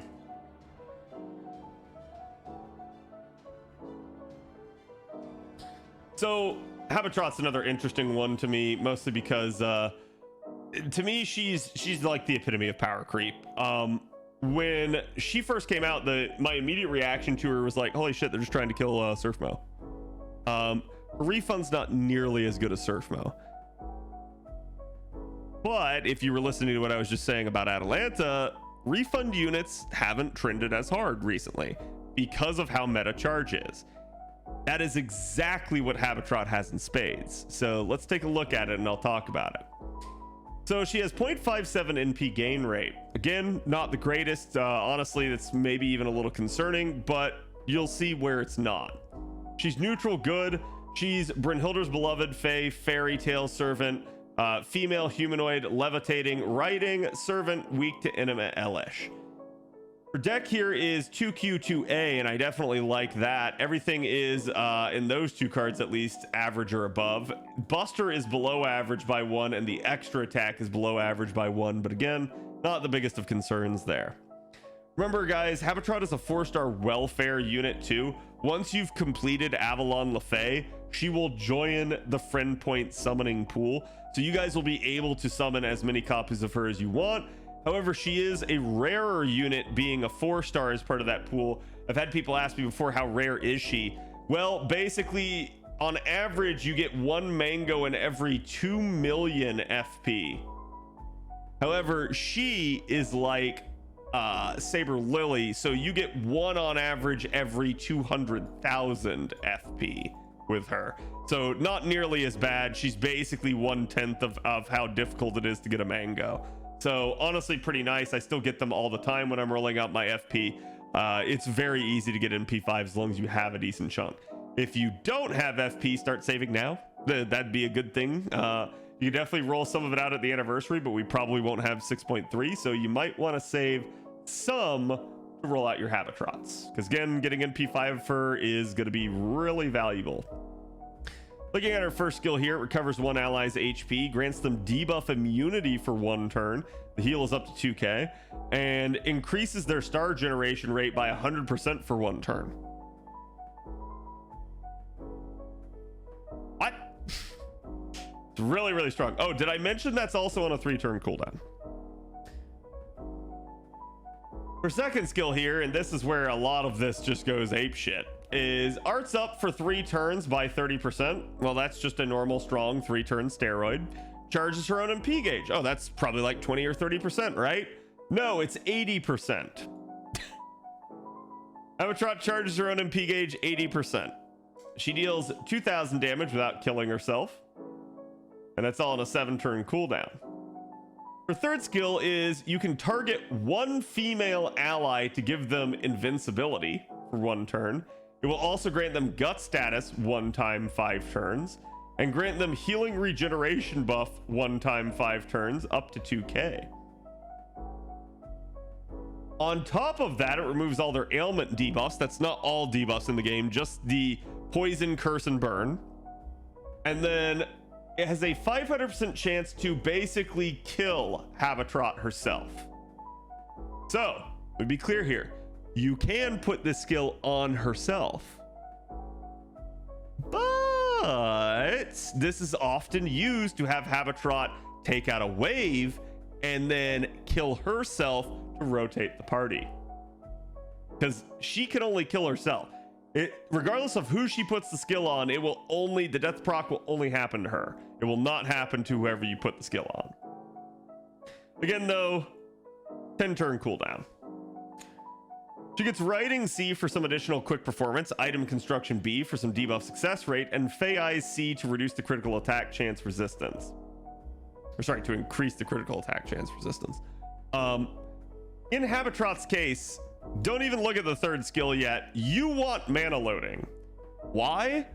Because if you max out her mana loading at 20% and you max out her middle skill at 80% gauge, she is a no assistance needed turn 1 NP bot. And remember what I said about the third skill, you can NP and take out a wave and then have her kill herself and rotate the party. So it's like a rash if a rash worked from 0. The downside comparatively against a rash is she's a 4-star, so party cost is a little bit more of a concern there. But still, especially given the fact that she has a whole bunch of extra healing in her kit, that's damn good. That's really nice. So I do really like Habetrot for a lot of this stuff. Looking at the third skill here, it is anti-berserker, just in case you needed more icing on the cake. But you want to go mana loading first. So to me, all 3 appends are useful on Habetrot, but the order is 2, 3, 1 for which mana loading you want to go for, or sorry, for which append you want to go for. Her Noble Phantasm is a 3-hit AoE Arts NP. This is again combined with the NP gain rate, why she doesn't generate that much NP refund from it. But again, with double Castoria, it's largely fine, and you don't really care because you have an 80% charge. So this is why I've said, to me, Habetrot is one of the best riders in the game, if not the best. She's welfare, she's widely available, she hits decently hard, and she is absolutely loopable. And then she still sacrifices herself. So her NP here increases her own NP damage by 30% for 1 turn activating first. Again, that can get boosted by Oberon. It deals damage that ignores defense buffs to all enemies, so good luck stopping her. At least, you know, with defense, right? You can definitely invuln it. She reduces her own critical star absorption by 100 for 3 turns. That is unideal. That's the worst part of her kit. Why? Because she's an arts unit and she's a rider, so she naturally has high star absorption. And because she's an arts unit, typically I want my arts units to be the ones soaking the stars so that they can get those arts crits and get back to another NP. Instead, she's reducing it, so that is one of the concerns there. Her overcharge effect, though, will generate crit stars, so she does get a crit star bomb after the NP goes off. So again, you're gonna have plenty of crit stars rolling around. If you supplement it with a little bit more, it's very easy to overcome that reduction in star absorption. So again, I think Habetrot's kit here is just pretty bonkers all in a nutshell. And like I said, all of her appends are good, all of her skills are good, they're all useful. It's why I cannot speak well enough of her, that she is absolutely an amazing unit. And especially if you're someone who's newer and you maybe limped your way through LB6 later on down the line in this year, holy crap, getting your hands on Habetrot if you don't have another good writer, that just solved like a lot of your problems right there. So yeah, highly recommend saving some FP for her. Then we get to GUDA 5. So for those of you guys that did GUDA 5 this year, I'm sure some of you guys noticed that the raids died pretty quickly. In fact, I remember people being like, this is NA, we're not gonna kill it fast. And I warned people, I warned you all. I said the Rider one was going to die extremely quick. And did it? Yes. I saw plenty of people complaining that it died before they woke up. That's what happens. So, guess what, guys? It's worse this time. Unless they actually adjust it, the actual amount of kills required to repel the raid is lower on the rerun than it was on the original run. So that raid will die even faster. Might want to stay up for that one. So be careful. Again, part of the reason it died super fast on JP was a combination of factors. Like, it died insanely fast on JP. Basically, it was they've reduced the amount of lives, and it was also that this was the first true grinding event outside of like summer, which people were kind of had mixed feelings about grinding. But it was your first real, like, hey, here's a raid, here's a lotto, right? Since the append system was released on JP. So people looked at that and went, oh shit, I need a lot of materials. And they just went to town on it. All the raids got repelled. If you guys remember, some of the raids didn't get repelled on an A. We left some of them alive and they just kind of like, you know, petered out when they're supposed to. JP killed them all. Every single fucking one of them. So I'm not going to say NA necessarily will, but do expect there to be a run on the raids, especially the good ones early on in this. That is my warning to you. I will not say anything else otherwise. Okay, let's take a look at the summoning campaign. Again, you do have Nobukatsu coming back. Actually, that is something I should mention. Nobukatsu comes back with this event. He is a welfare in effect. He is a FP welfare. He is a 1-star archer that you guys can roll in the FP pool, and you guys can roll a shit ton of coins for him. You should definitely save your FP for this. I'm not telling you because of Nobukatsu. I'm not even telling you because of coins. I'm telling you because historically, to date, this event, this rerun event, is the singular best time FGO has ever had to make craft essence bombs. The reason for that is because if you guys actually go and look at, again, let me see where it is. It might be under event mechanics. If you go and look at the event stuff, you get handed event craft essences that are basically craft essence experience Cs. Yeah, here you go. Okay, and there you guys can see your 3-star grants 18,000 experience. Your 4-star grants 30,000. And you can get these in the FP gacha at an increased rate-up rate. That is why it is so damn good. But we had this last year, you say, Cat. You're right, we did. So what's the difference? Allow me to show you. The difference, chat, is right here. You see this? I don't know if this will happen on NA at the same time. But if it does, and I'm betting it will, because the devs are savvy, they're knowing that we're already going to be talking about this. The 24 million downloads campaign obviously has a summoning campaign we're going to talk about. But it has something else as well. So, not only did you have a amazing horde of craft essence experience, you had an overlap of a week where you got 2 times super success rate. And that is what made it the best time historically to roll. It's the combination of those 2 factors. It is crazy. So, I don't know if we'll get the overlap. I don't know if we'll get it for as much or if we'll get it at all. But regardless, rolling out your FP there is really smart to do. So you might want to save some FP for that. Again, if you haven't already rolled your Habetrot prior to that point, that would be win. But if you want to roll out your Habetrot copies beforehand, it's not the end of the world. Like I said, you might need 1 million FP in order to get your copies or something like that. Might need a little more, might need a little less, but in the grand scheme of things, most people probably have enough FP at this point that it's going to be hard for them to roll it all out anyways, doubly so in the middle of the raids. So just keep that in mind. You try to like structure your time around this time period. But yeah, that is definitely something to look out for. So you're going to get a lot of coins from that. You're going to get a lot of craft essence bombs made. It's going to be really good for you. Just, you know, keep that in mind. So let's look at the actual summoning campaign. All right, we've got Himiko here, and Himiko has been an interesting unit. We first get her on an A, and she's actually the first unit that gives access to the Invincible comp. I'm gonna say on JP, it's not that she is bad or anything like that.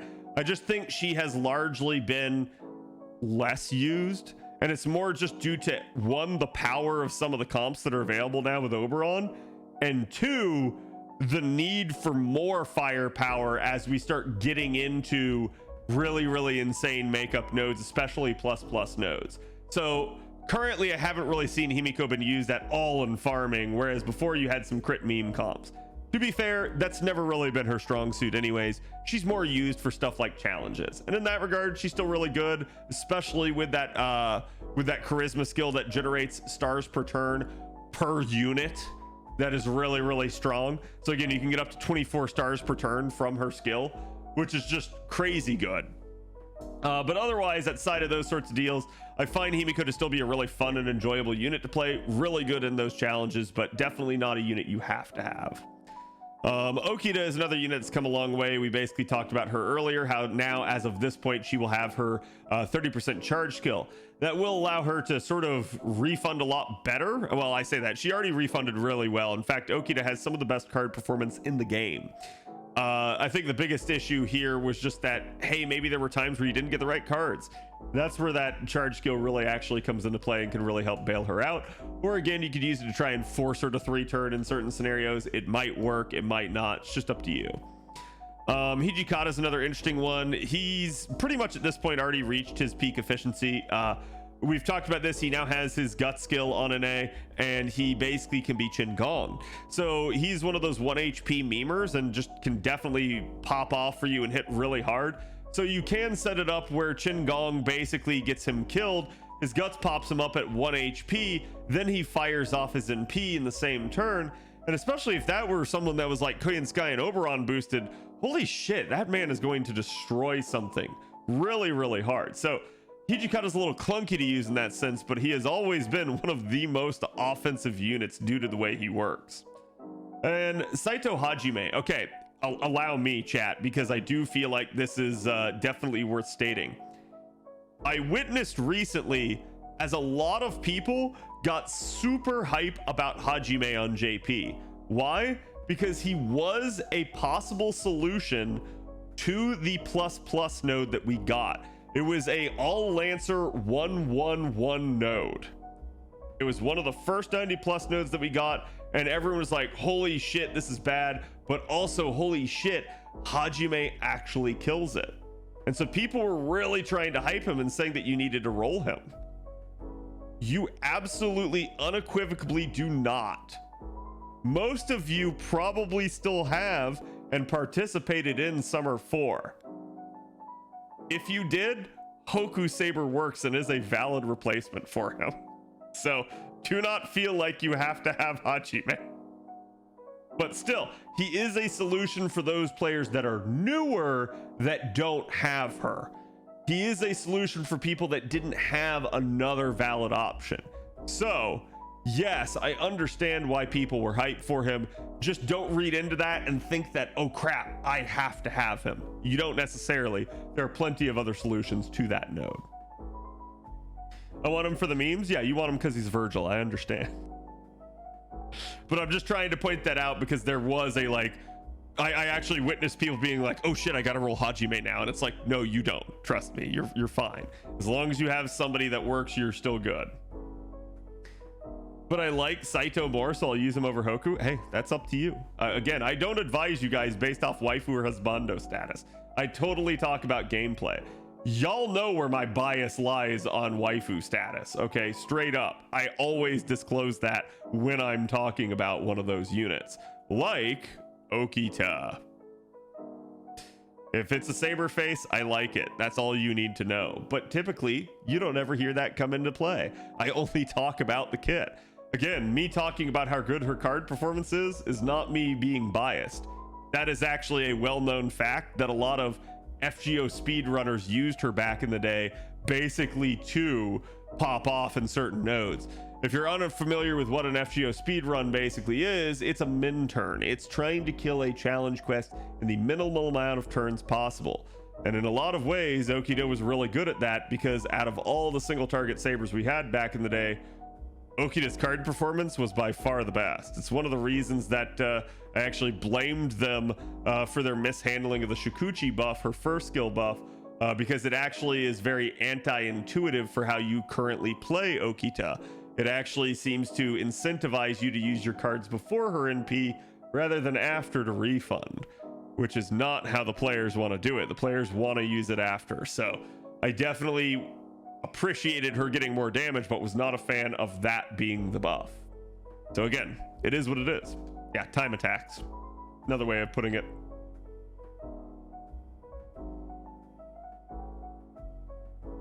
Yeah, there's actual speed runs for the entire story. In conclusion, Stan Armpit Girl. Wait, I'm sorry. Are you talking about her? Because she's the feet girl, so I assume you're talking about her. But to me, she's not the armpit girl. She's the booba girl. Anyways, so that's GUDAGUDA 5 rerun in a nutshell.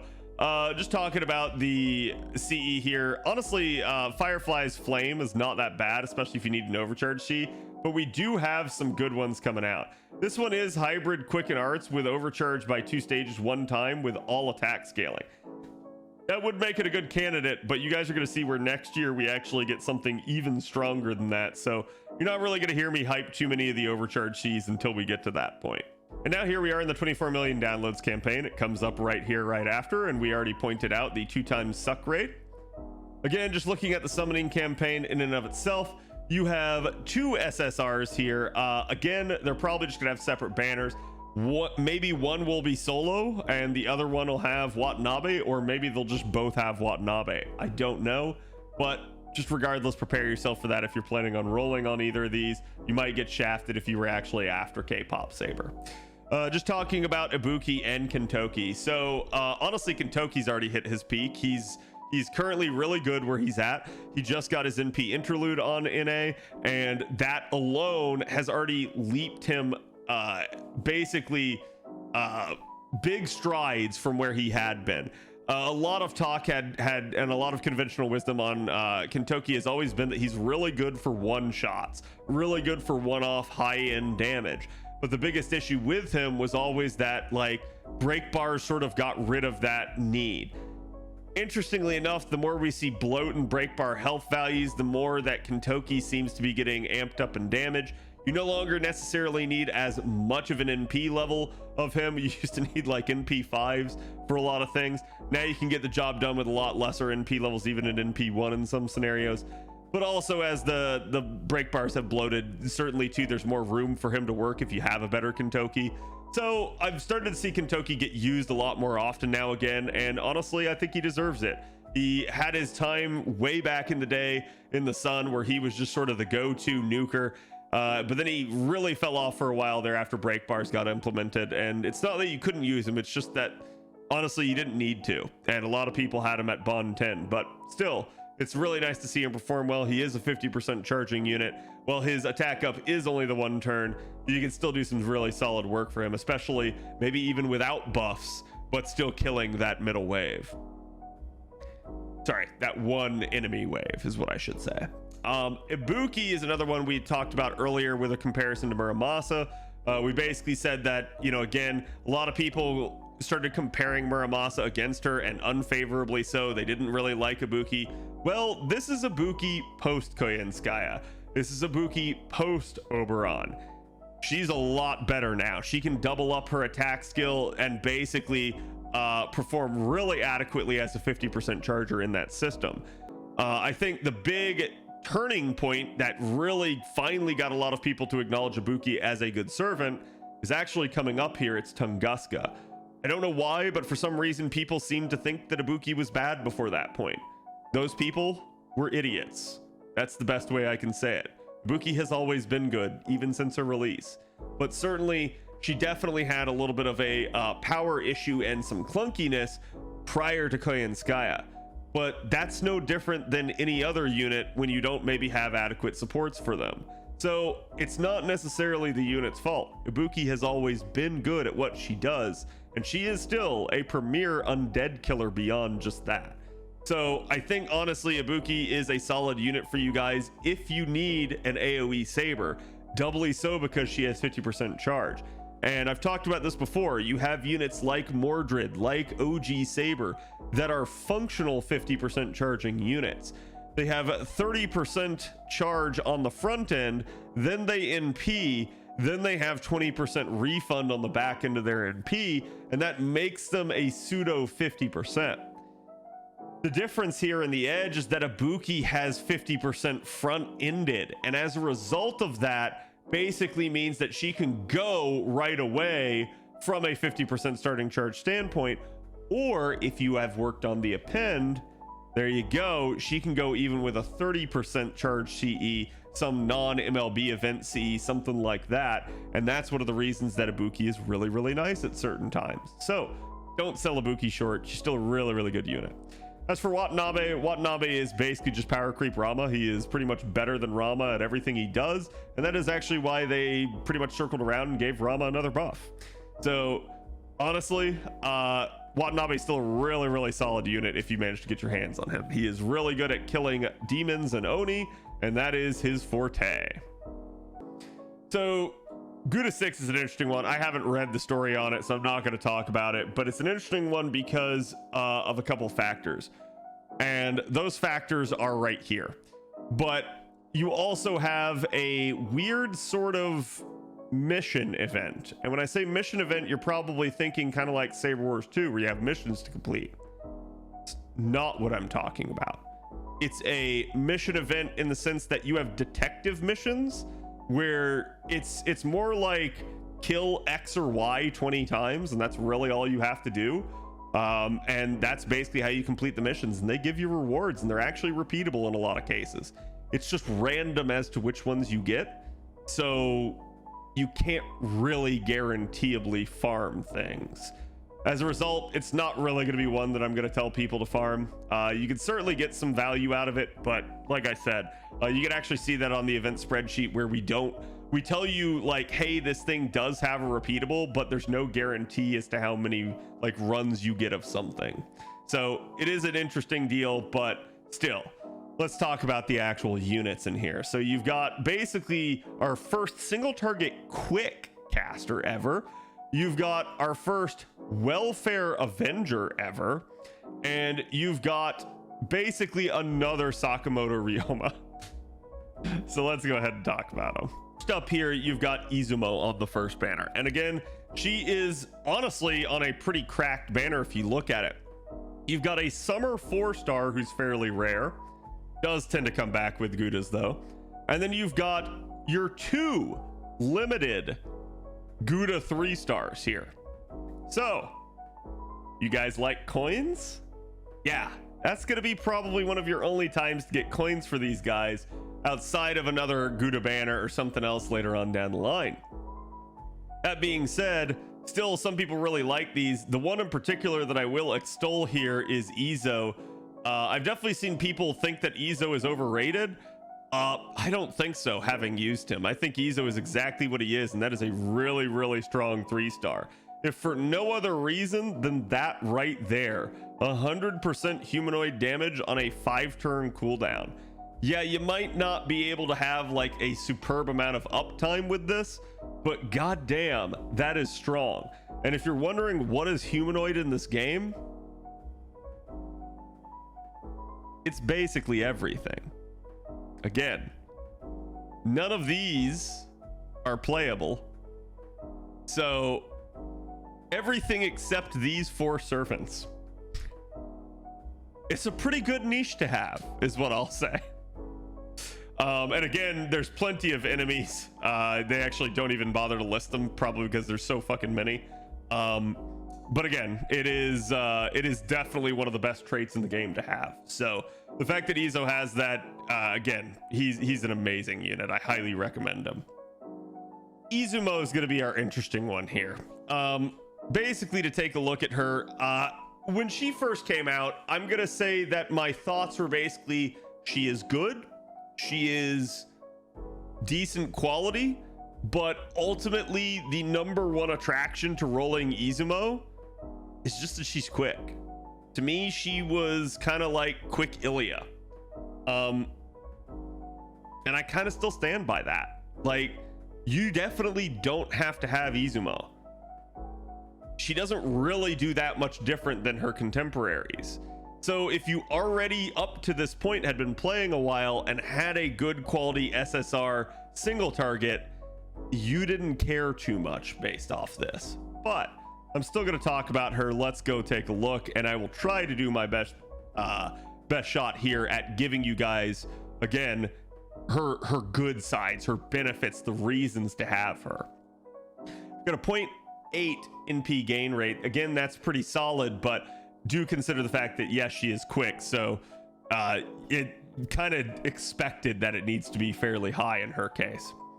She is chaotic good, female humanoid servant, and weak to Enema Elish.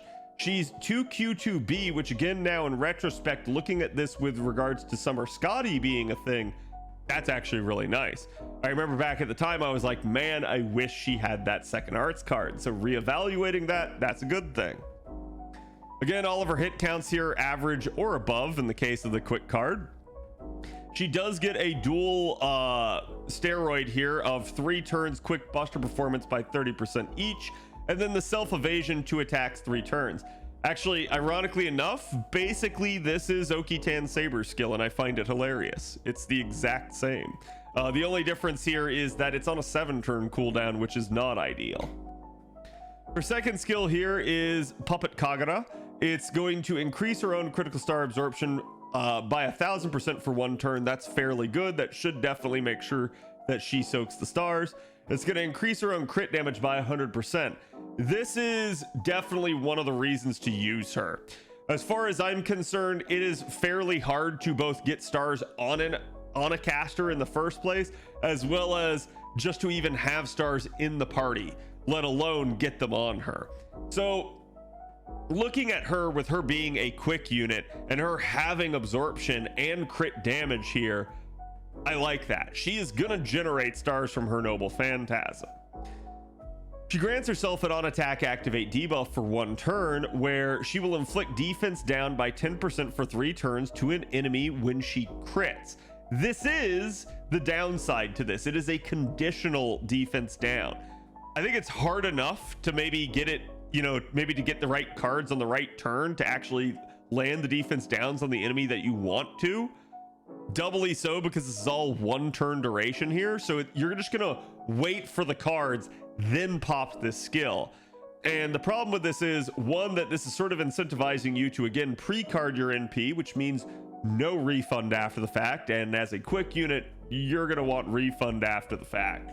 So this is a little bit of a, hey, kind of have to make the best choice between 2 hard choices. You basically get some benefit from pre-carding, but you get some benefit from carding after the NP. So it's just up to you to determine which one of those is best for your current scenario. Still, I like it. I just wish it wasn't critical conditioned, but it is what it is. Her third skill here reduces one ally's skill cooldown by 1. This definitely feels like what her skill cooldowns were designed with in mind. It's actually pretty similar to Made Alter in that regard, in that sense. But again, this is going to be her 50% charge skill as well as her star bomb.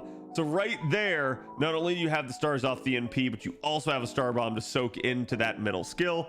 So again, this does mean that she's basically crit self-sufficient when she needs to be. When you do get those cards, you can get the defense downs. It's just, do you get them on the turn that you want? That is going to be the issue. So again, I do really like her kit. I do think it's solid, but there's nothing here that's immediately jumping out at and wowing me in that regard, unless you just needed a crit, a very hard critting caster, in which case she is definitely going to be your girl. She gets Territory Creation C to again help out a little bit in the arts department. Item Construction C to help out the debuff success rate. Granted, again, your defense downs that you could be applying could fail to apply if the unit resists. And then she gets critical stars per turn every turn as a unique skill here. This one's also pretty nice again because, as you guys can see, just more and more stars creeping into her kit as we go. You're definitely going to want the mana loading on her again just to help out in that charge scenario. And then her third skill is a rare one here, with it being Anti-Pretender. We definitely do not have a lot of units that have this because there was only 1 pretender that was out when the append system arrived. So actually, no, there were no pretenders that were out when the append system arrived. So basically, none of the original units can have Anti-Pretender. Only units that have come out since Oberon's release can have this. That is intriguing to think about. But still, do you need it? No, you definitely don't need it. But at least it's not a class that a pretender would counter, her being a caster. So you do have that going for you. Well, I say that there's definitely 1 pretender who does, but let's not talk about that. Her Noble Phantasm is 10 hit single target. That's actually really nutty. And this is where, again, her refund is fairly decent for what she is. It's one of the reasons that I do think that she is a quality performing caster and not just like, oh, she's this uninteresting also ran. To me, she can definitely work for you, and she's not just a quick gimmick. In fact, comparing her to Iilya is at least, it's a fair comparison, but Iilya is got the benefit and upside of the buster system, so she doesn't really need to refund.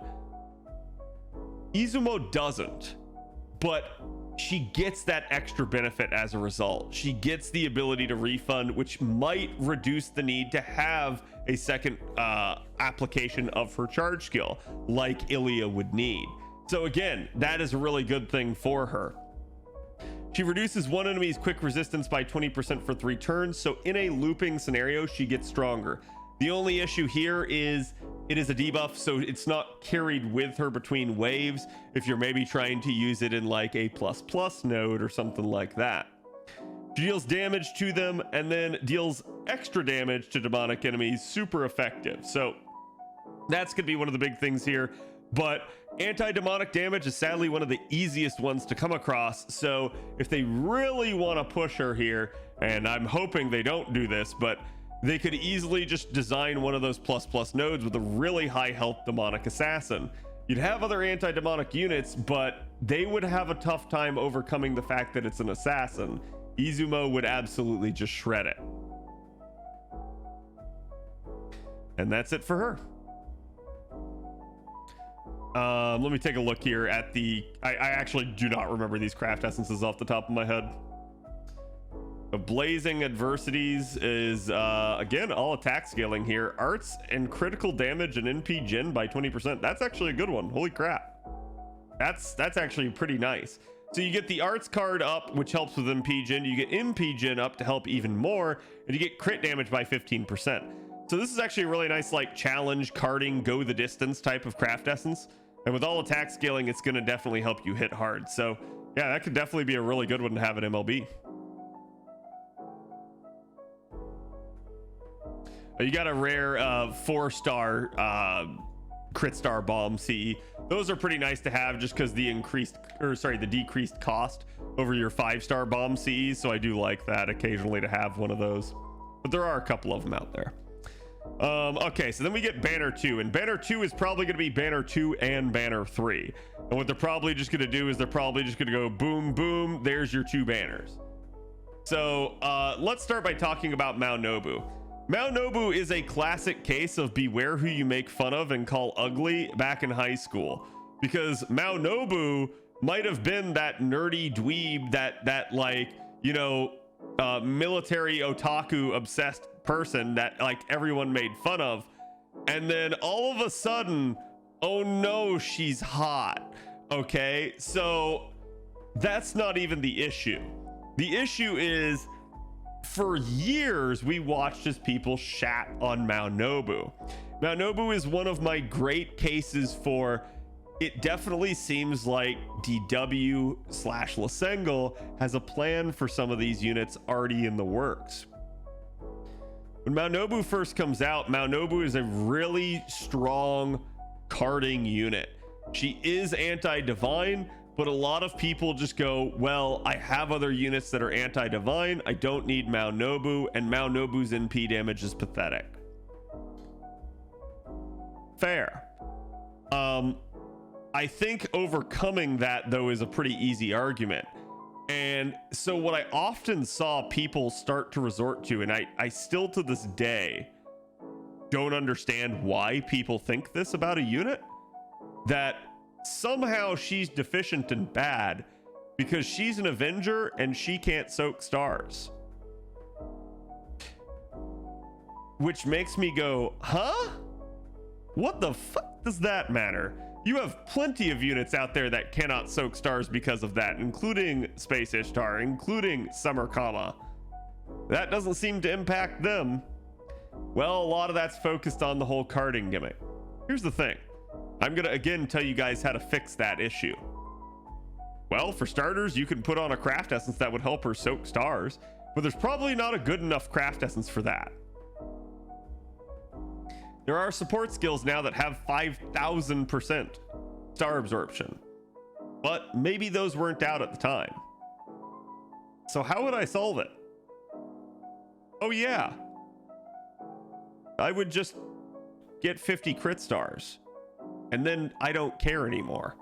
And that's actually, even before Koyan Sky and Oberon, still pretty easy to do.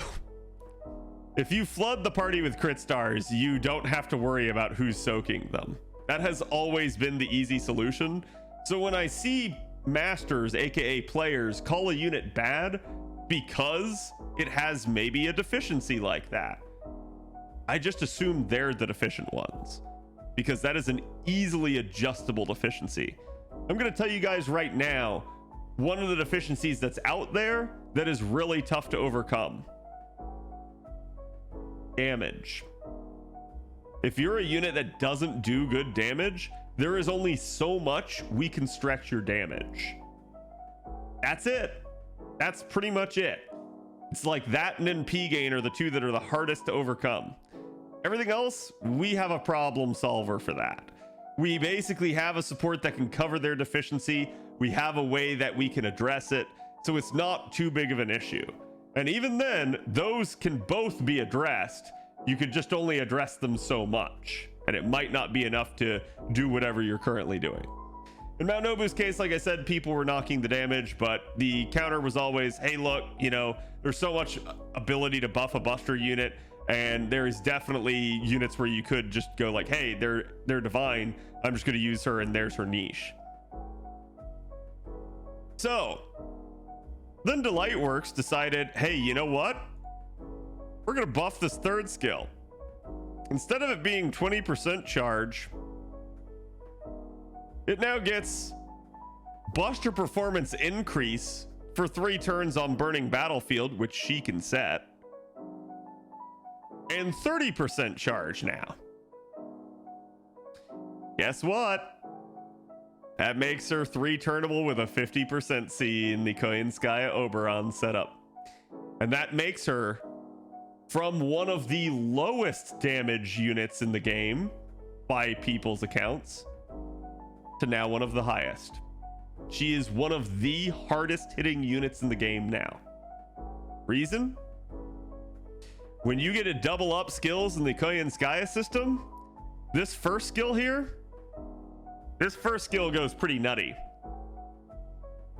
Basically, you get attack up every turn that scales up.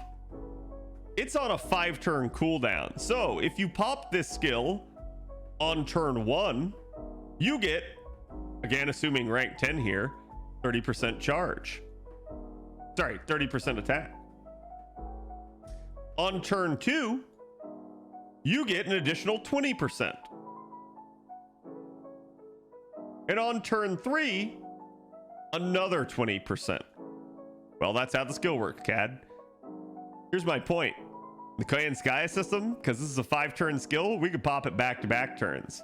That means turn 1, you have 30%.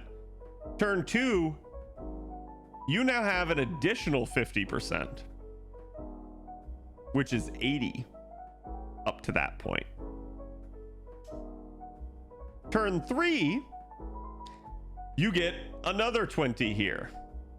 Guess what? That's an additional 40. And now you're at 120% attack up. Just from her own skill. Thought I was done? Second skill. Got an upgrade that increases her own damage against enemies with Sky attribute on a burning battlefield. It's a 50% mod on a 6-turn cooldown. And it's 3 turns in duration. Are we facing Sky enemies? Guess what overlaps with Divine really hard? Yeah, chat. 100% power mod now. And then, hey, remember that buster up here? Yeah, guess what? This gets doubled too. It's also on a 5-turn cooldown. So, chat, by turn 2, you can have 50% anti-sky power mod, 80% attack up, and basically 60% buster up. By turn 2, it only gets worse on turn 3. On turn 3, that 50 goes to 100, and that 80 goes to 120. And then, then on top of that, she's super effective against Divine. So, I'm ecstatic. It's the whole reason I took the time to go through her right here. Mount Nobu is just one of those like great underdog stories where everyone shat on her. I was one of the few people that didn't and said, you know, I see the good things and the ways around the bad stuff in the unit's kit, and I can see how to make this unit good. And so I never had an issue with her. And sure enough, so did the devs. They realized it and they made her good. And all it took was basically a couple tweaks here and there. Many are divine. Many divine are sky, but not all. Yeah, there's a lot of overlap, just not everything. Again, classic example, that's Ereshkigal. She's divine, but earth traded. I'm glad I got her regardless of what people said about her. Oh yeah, she's fantastic nowadays. She is, again, NP level for NP level, she will hit harder than your Space Ishtar. So that is one of the things that I really, really like. And that's not including Sky Trait, not including Divine. So you stack that in there and it just gets actually crazy. So Scoobert, thank you for the 15. Hope you're doing good. Gonna be feasting when her buff comes out. Cannot wait. Yep. So again, that's her on that one. Let's talk about Sakamoto Ryoma. Honestly, Ryoma's a little bit of a weird one. Ryoma's one of the like first of the new era units that I'll talk about with regards to arts. We've started to see a lot of AoE arts units come out nowadays that have shitty NP gain. And he is one of them. That is shitty. He's AoE and he's 50% charge. And that's why. So Ryoma definitely works from a 50% charge standpoint. I believe you can make him work from 0, but it's kind of spicy and it depends on a 3-3-3 setup with the right enemies. But you could definitely make it work. But he's definitely sort of designed to temper that whole expectation of, hey, we're always working with Black Grail. And I think they're doing this to kind of level the playing field between arts and quick a little. Because like I said, he's just the first. We have now had probably 4 or 5 units since him that have been of that same kind of formula. But again, it doesn't mean he's bad. So let's take a look. He's Hominid, humanoid male riding servant, weak to Enma Elish. He is neutral and balanced. And he's AA, BB. Again, with all of his hit counts being above average, with only the extra card being average. His first skill here is arts performance of 3 turns by only 20%. This is definitely one of those factors right here. And he's party critical damage as well by 30%, again better than nothing, and overcharges the party's NP by 1 stage 1 time for 3 turns. So he's another unit that, alongside the advent of, say, like a Proto Merlin, stuff like that, can actually function in a scenario where you're like, oh, hey, yeah, you know, I can actually pull this off, the invincible comp with him. So there is some viability for him in that regard. And in fact, when you start looking at a unit like Morgan Le Fay or Himiko in the invincible setup, they both have overcharge on their NP. The reason that Proto Merlin sort of frees that up is you don't get it as often, but Proto Merlin has it attached to a skill. So basically every other 3 set of NPs, 3 turns basically, that you get in the invincible comp, you can have sort of that extra stack for Castoria, and that's what makes it a lot better. So there is like basically 1 set where you're good and then 1 set where you're a little bit more vulnerable, but in a lot of cases you're still fine. Put him in that and you've got another overcharge. So this would be 1 set where you're good and then another set where you're good, because they both have it on a fairly short cooldown of about 6 turns. So again, you could just stagger them and that would actually work out ideal. So that would make it as good as the Buster equivalent then at that point, as you would always have one of those available, pending, you know, some challenge quest fuckery where the boss is trying to do something to interrupt your skills. The second skill here charges his own MP gauge by 50%. There it is. And increases his own buff removal resistance for 3 turns by 100%. I wish this were party wide. It would actually make him a really valuable unit if it were. Sadly, it is only restricted to him. So that is one of the issues I have. Because again, that would be really insane in a Castoria setup for sort of just helping the party not get buff stripped. He'll also grant himself debuff immunity for 3 turns. So honestly, between those 2 right there, I feel like he's a really prime candidate to throw a taunt on. Someone where it's like, hey, that's going to help out his NP game, but he's also not going to be able to be buff stripped, and he's also going to be immune to any sort of nasty effect that the boss is putting out. So again, could be a really, really nice one there, and it's all on a 6-turn cooldown. His third skill here is yet another art steroid. Now you see why it is that way. He increases his own arts performance for 3 turns by 30% alongside the Buster there for another 30%. So that's going to make him have 50% arts up. And that is, again, in combination with the 50% charge, where this number is coming from. Arts out of all the card types still has really good NP gain, regardless of how low it is. Because again, it's triple what quick is.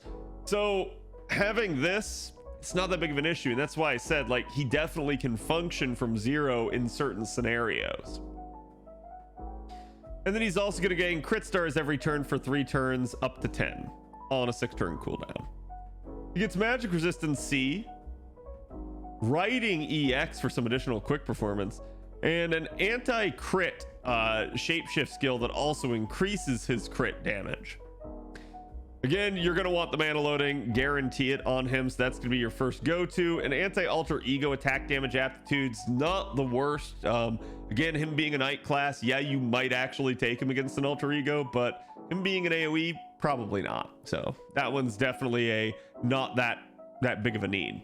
But again, we talked about how much NP gain he has and how he has a 50% art steroid, and this is the other limiting factor.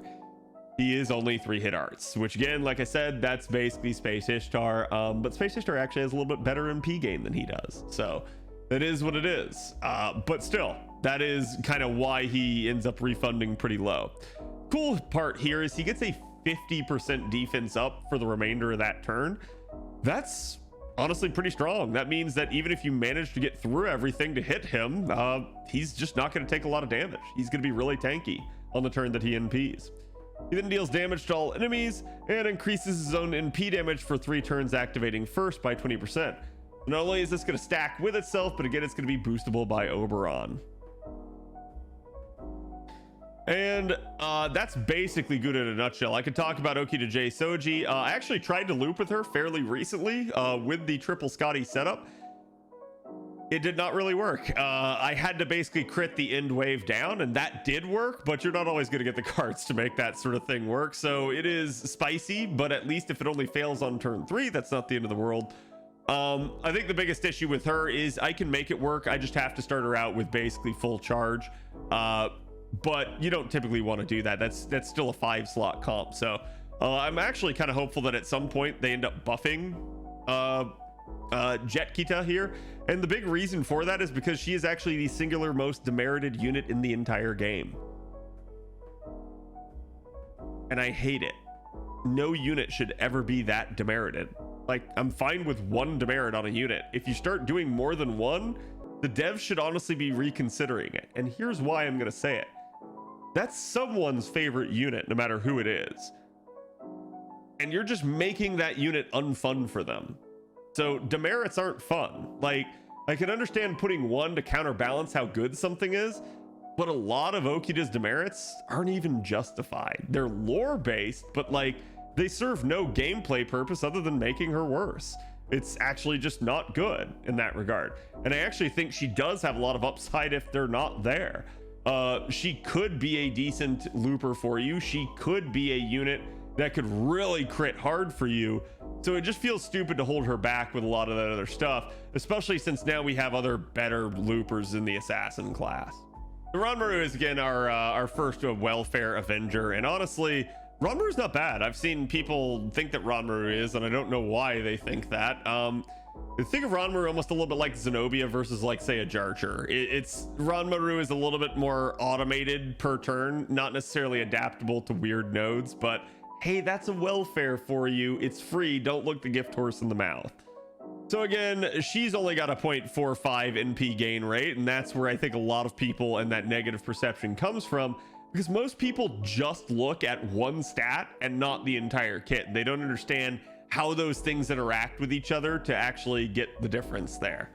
For instance, the easiest counter to a low NP gain rate is both steroids that increase the card type and the number of hit counts on an NP.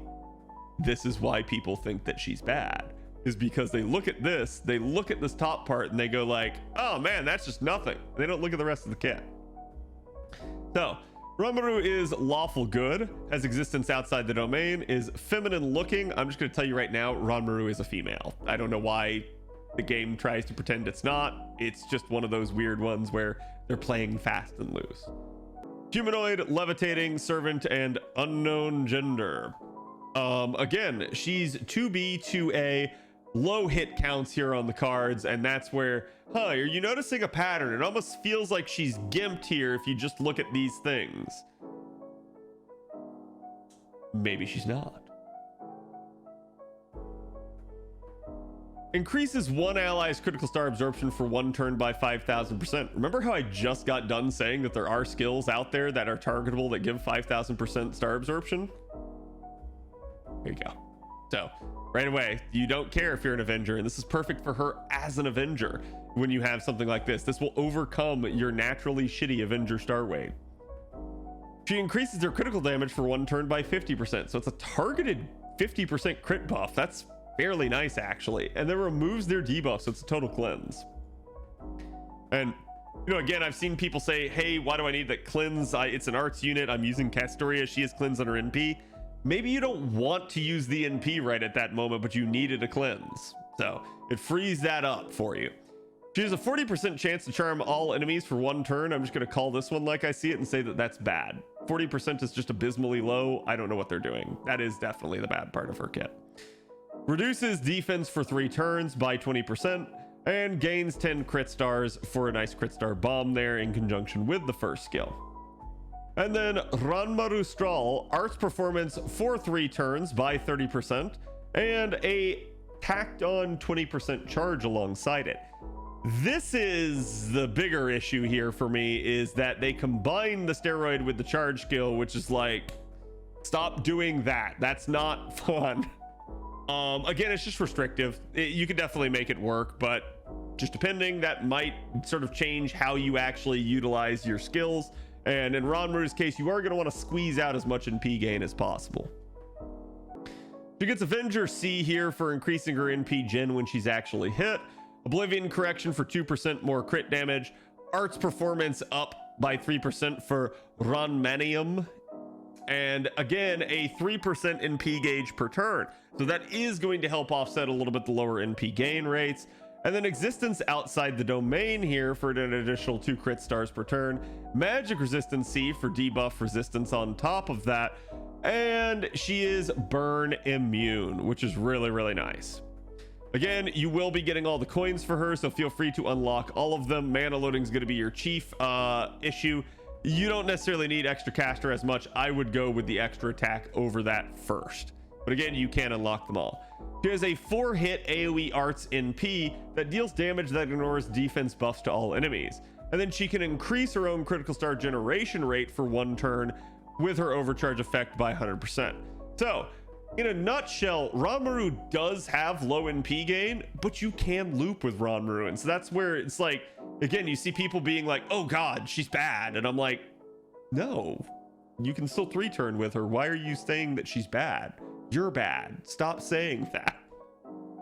So again, if you still need a Avenger, you can definitely go after her. I know everybody is on the Space Ishtar kick, but if you don't have a Space Ishtar, you're going to get a welfare. So you will get bailed out if you haven't managed to roll either her or Kama somehow. I'm not sure how you didn't find either of those units attractive, but it is what it is.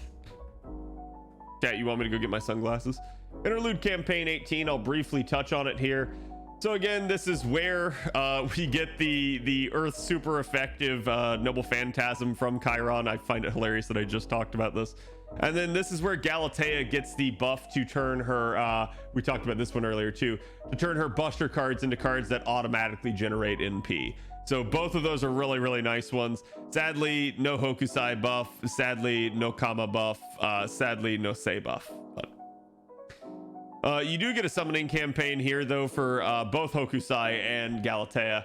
Again, Hokusai is a unit that I've seen people over the years be like, oh, she doesn't loop that well. What the hell? Have you tried her with Castoria? She definitely can loop now. So again, she's still really good. I think this is just sort of an issue with foreigners in general, though, is how much do you actually specifically need a foreigner? That's up to you, right? I think I do like the adjustment to her 3rd skill coming down the line. That actually does make it so you can pop it both before or after the NP, but still it is what it is. And again, Galatea gets a lot better with that buff that actually does turn her into a little bit more of a looper, and that is something that she sorely needed in the face of Vlad getting all of his upgrades. But okay, let's continue to talk about this. So the weird part about this Christmas event is that this Christmas event is exceptionally short. You'll actually see here it's only 9 days long. It's not even 2 weeks. It's not even 10 days. It's 9 days. So it's exceptionally short in that regard. In fact, if I remember correctly, they were kind of squished for time. They really needed to get this out, but it is what it is. Honestly, all in all, this Lotto's match are actually pretty good. That's kind of one of the annoyances of it. You just don't have a lot of time to farm it. And with it being a Christmas event instead of a fest event, you don't get the best node till late in the event. So you don't have that long to farm the best node. So I think you're going to see a lot of people here just kind of phone this one in. Ironically enough, just like the devs did. But still, I'm going to say don't do that. Try to get as much as you can out of this. But yeah, there is another Lotto 3 months after this, which was another weird decision that they did. But let's take a look at it. So again, does it actually, yeah, okay, here's the lottery page. Oh right, yeah, this is when you were supposed to get the 100 spin. That was actually the big attraction of this event, and it's why I think so much of the rest of the event was phoned in. Is they go, here's your 100 spin, stop complaining, we're not doing anything else for this event, shut the hell up, just far. And so that's basically what they did. Looking at, again, the materials in this, you have octuplets, magatamas, which a lot of people are going to need at that point in time. Honestly, stingers haven't had too good of a good farm, so getting them here is good. And then, like I pointed out, I actually called this months in advance of this lotto, where I said, you know, going through that current year after the append system came out, I said, I bet we get a stake lotto. And the reason why was, as I looked at the event mat spreadsheet that we have, I had noticed that every single other bronze material had some kind of repeatable node that year. The only ones that hadn't, stakes and the brand new LB6 bells. And I was like, bet we get stakes in a lotto this year. And we did. So this is really good, because again, you need like 5,000 stakes now thanks to the increased issues with the pins.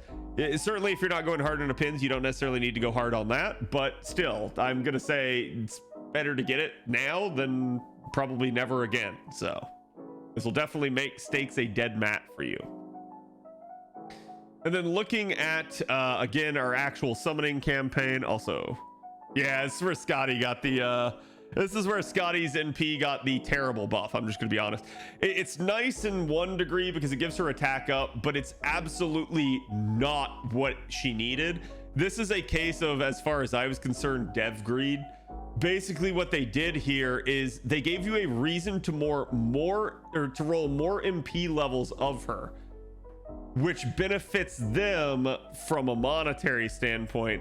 They didn't give you a reason to make the NP actually good and more usable, which is kind of dumb.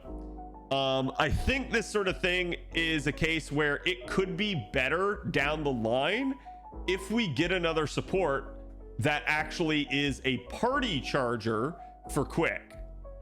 And I said this back then too, that was its primary issue, that if you get a party charger for quick that actually would allow OG Scotty to get to her NP, that would be way better. And then we got a new support and it was the same block 50 charge, so I've retracted that statement now and said if rather than when. I'm not sure that we're gonna get it. I will say that if we do, it will actually really help this NP interlude be a lot better, but that's a big if at this point in time. For best buff, another banner, yeah. And so again, you got no new unit with this Christmas other than the welfare, and we'll talk about her right after this. But basically this is Scotty's return banner. Now I know what you're thinking. You're probably thinking, well, Cad, do I have to have this Summer Scotty's coming around the corner? Well, my question to you is, are you going to roll Summer Scotty? That's up to you, right? I'm going to say this: you will not regret having both OG Scotty and Summer Scotty. And I know this because, I do. That's exactly how my JP quick loops a lot. So you don't necessarily always have to have an Oberon when you have something like that.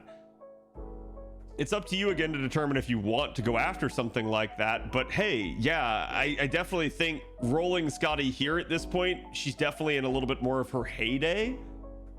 but she's still not a bad unit, especially if you don't have any supports prior to that point. And I think if your goal is to try and get all of your card types up and online and actually good, yeah, you're gonna still want that Scotty.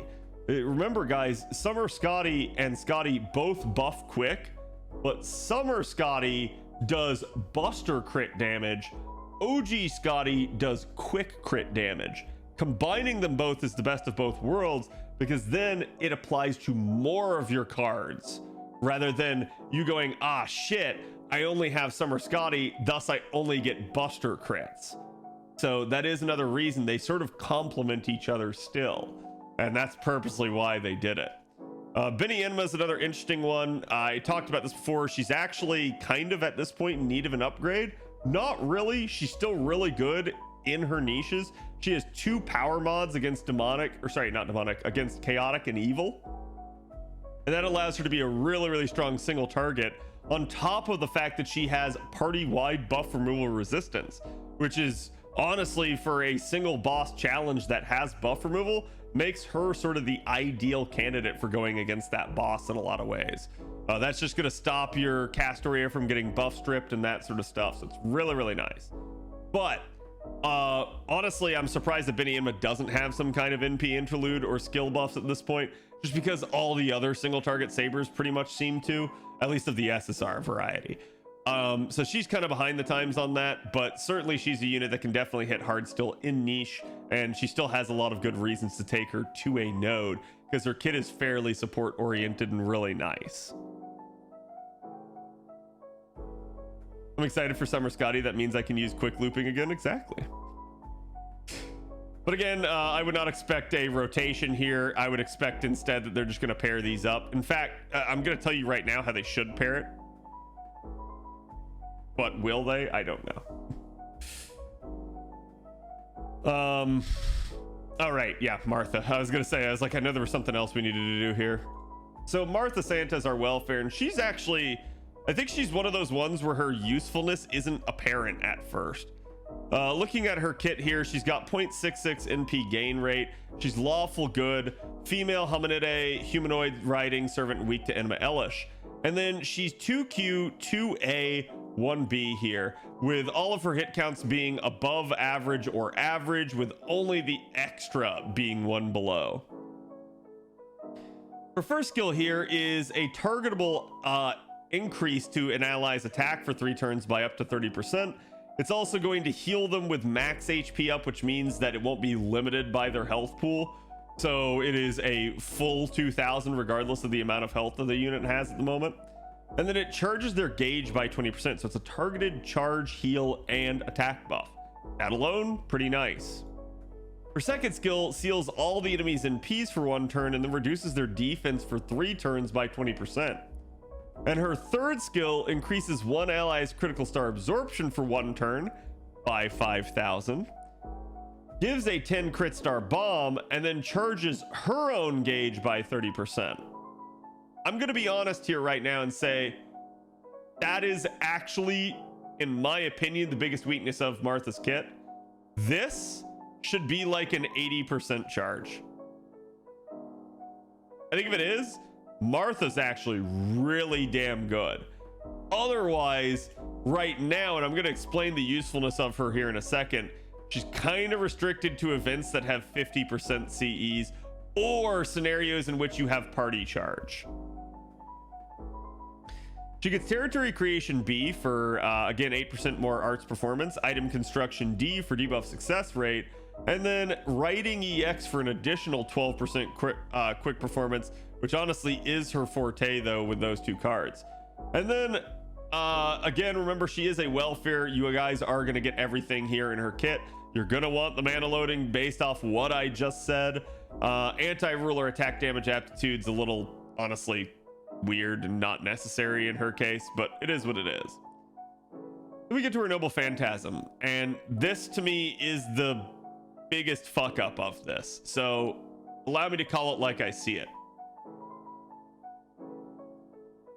It's a gimmick, and I'm not talking about this. I'm talking about this. They made her quick because it was the new fad thing to do. And it absolutely hurts her that she is quick. If she were arts, like most other supports, that would be ideal.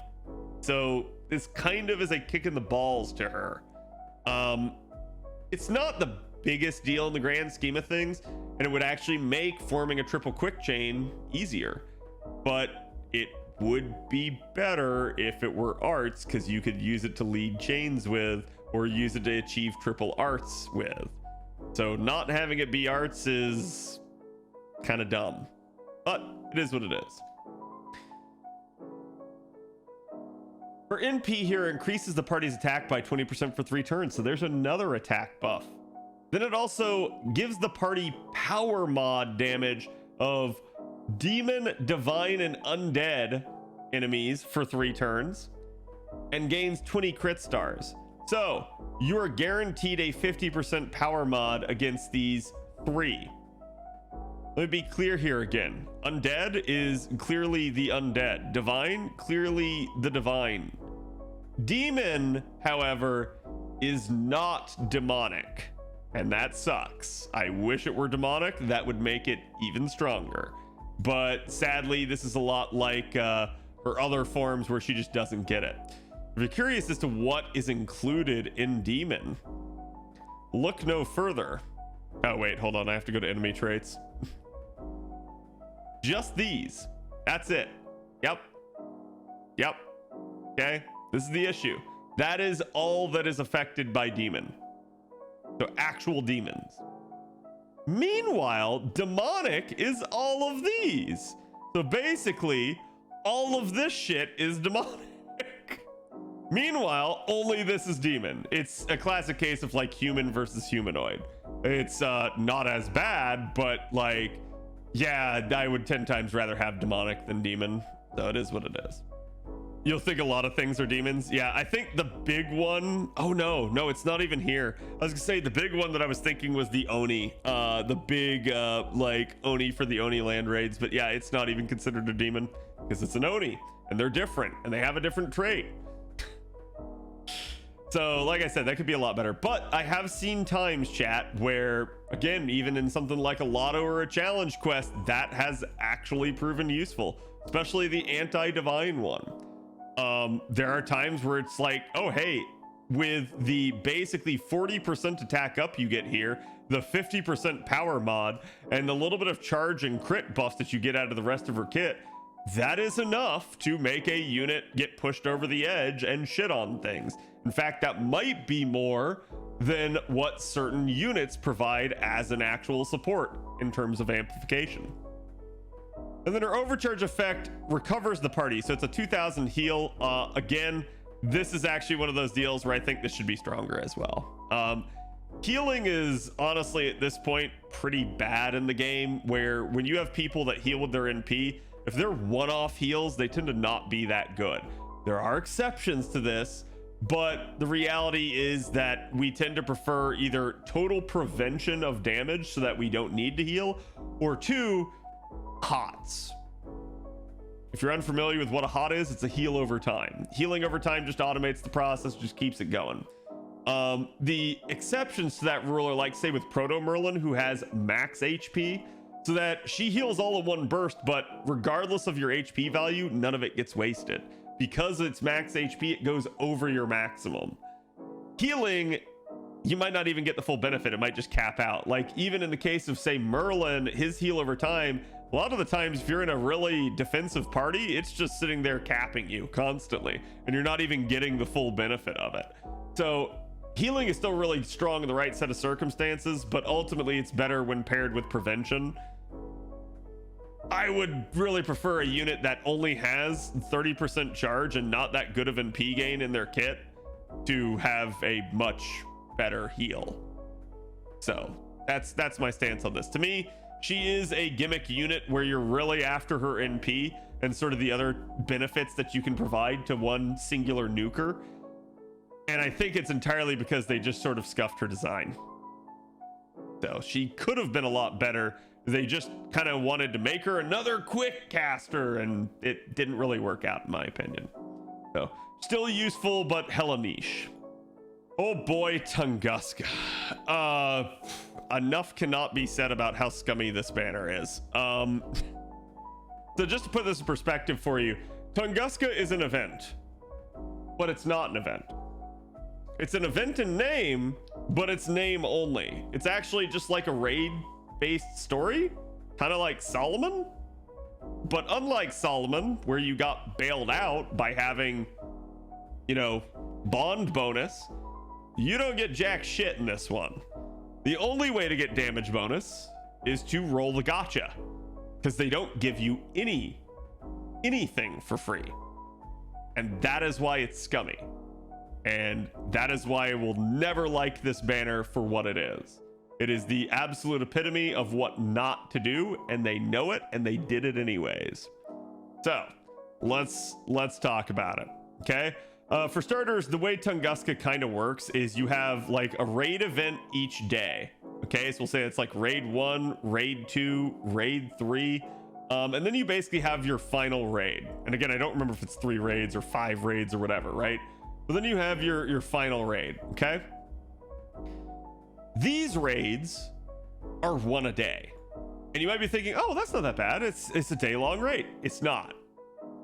In fact, for the first 18 hours of a day, you have story.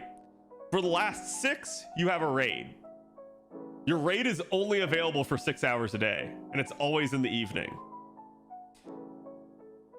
And then they do it again and again. And that's what it is. So they're forcing you to play not only at multiple times of the day, because you need your story done before the raid so that you can do the raid as much as possible. But also, if you're just someone that doesn't play during those normal hours, you're fucked. You don't get to do those raids. Enjoy. You just get to do the one clear after the fact. That's like the repel raid, right? And that's why people were really annoyed by this. Again, I had an issue with it. I talked a lot about it when it came out on JP, because these raids were happening at like 2 a.m. in the morning for me. Maybe some people could stay up. I couldn't at that time, but hey, it is what it is. The point that I'm going to make is not that it inconvenienced me so much as having something that's time restricted to a certain part of the day, not even the whole day, means you don't give anyone the ability to like find the time to do it. For a game where the devs have professed to their motto being, you know, sort of, well, design philosophy, I guess you could say, being play as you have the time, that is absolutely a lie in the face of a gimmick like that. That is not play as you have the time. That's play on our time, our schedule, or don't play at all. So that was a fuck up on their part. I am hoping that NA at least handles it better somehow. I don't think they really can, though. I think they're going to put it available at night, and that'll be it. And even in those cases, it was available for 6 hours. JP killed most of them in like 2 hours. So they weren't even available that long. If you weren't on and available to do it and had your story done, you weren't doing it. So the one cautionary tale I'm going to give you guys is, as you guys look forward and try to plan your materials out, as you guys look towards those raids as a potential source of those materials, don't. You cannot guarantee that you can farm any sort of significant amount of them. Also, some of these raids were actually a pain in the ass mechanically. They were fairly hard to do, and some people really struggled with it. So it's up to you. Just remember, you're only going to have a handful of attempts basically to do it, maybe over the course of a couple hours. That's it. I wouldn't count on it bailing you out of a material need or something like that. Now, take all of what I just said, throw it out. Because as we get to the final raid is instead available for 3 days. That one you can actually count on. That one you will actually be able to farm, and that one's actually really lucrative, so I highly recommend it. The weird part about this one is sort of, it kind of has a break bar gimmick. The way you want to do it is basically you want to 3-turn the raid. There were people, hilariously enough, that were flexing that they were one-shotting the raid. I laughed at those people because they weren't getting drops, and it was hilarious. You want to 3-turn the raid, and you want to do it with an AoE, because the AoE kills the side adds that get summoned each turn. So you don't want to one-shot. You want to take your time 3-turning it so that you get to kill each one of those adds for the extra spicy drops that they give. That's where all the loot is. That's what you want to do. So you 3-turn it, and you do it pretty easily. There's a numerous amount of servants that work for this. They are basically demonic beast servants and servants that have damage bonus. That was the other way to get bonus in the event, was to use one of these. So again, there are some other options, but basically you want to make sure that you have at least someone in your kit, in your Chaldea, that is capable of killing the final raid. In particular, I saw a lot of Ibuki, I saw a lot of Melisson, I saw a lot of Summer Kiara. Those tended to be the big main 3 that I saw people killing with. But there are others, and they do work. In fact, I think there were people killing with Barcast, for instance, and stuff like that. So it's definitely possible to make do with more. And a big chunk of why that's possible for some of the units is that the boss, since you're not 1-turning, gets time to attack you, and the boss has really good attacks for charging you. So it is nice in that regard. You just have to be careful you don't like lose someone or have them get killed, but it is a really nice lucrative lotto. All right, so again, event mechanics, even though it's not an event, let's look at the summoning campaign. For starters, both of these units are permanent. You do not need to roll them, and that's also why this is kind of scummy, because the whole reason that they tried to attract you to roll, that right there. So as you guys can see, there is a little bit of an effect down here under each of these craft essences. Each of these gives damage bonus.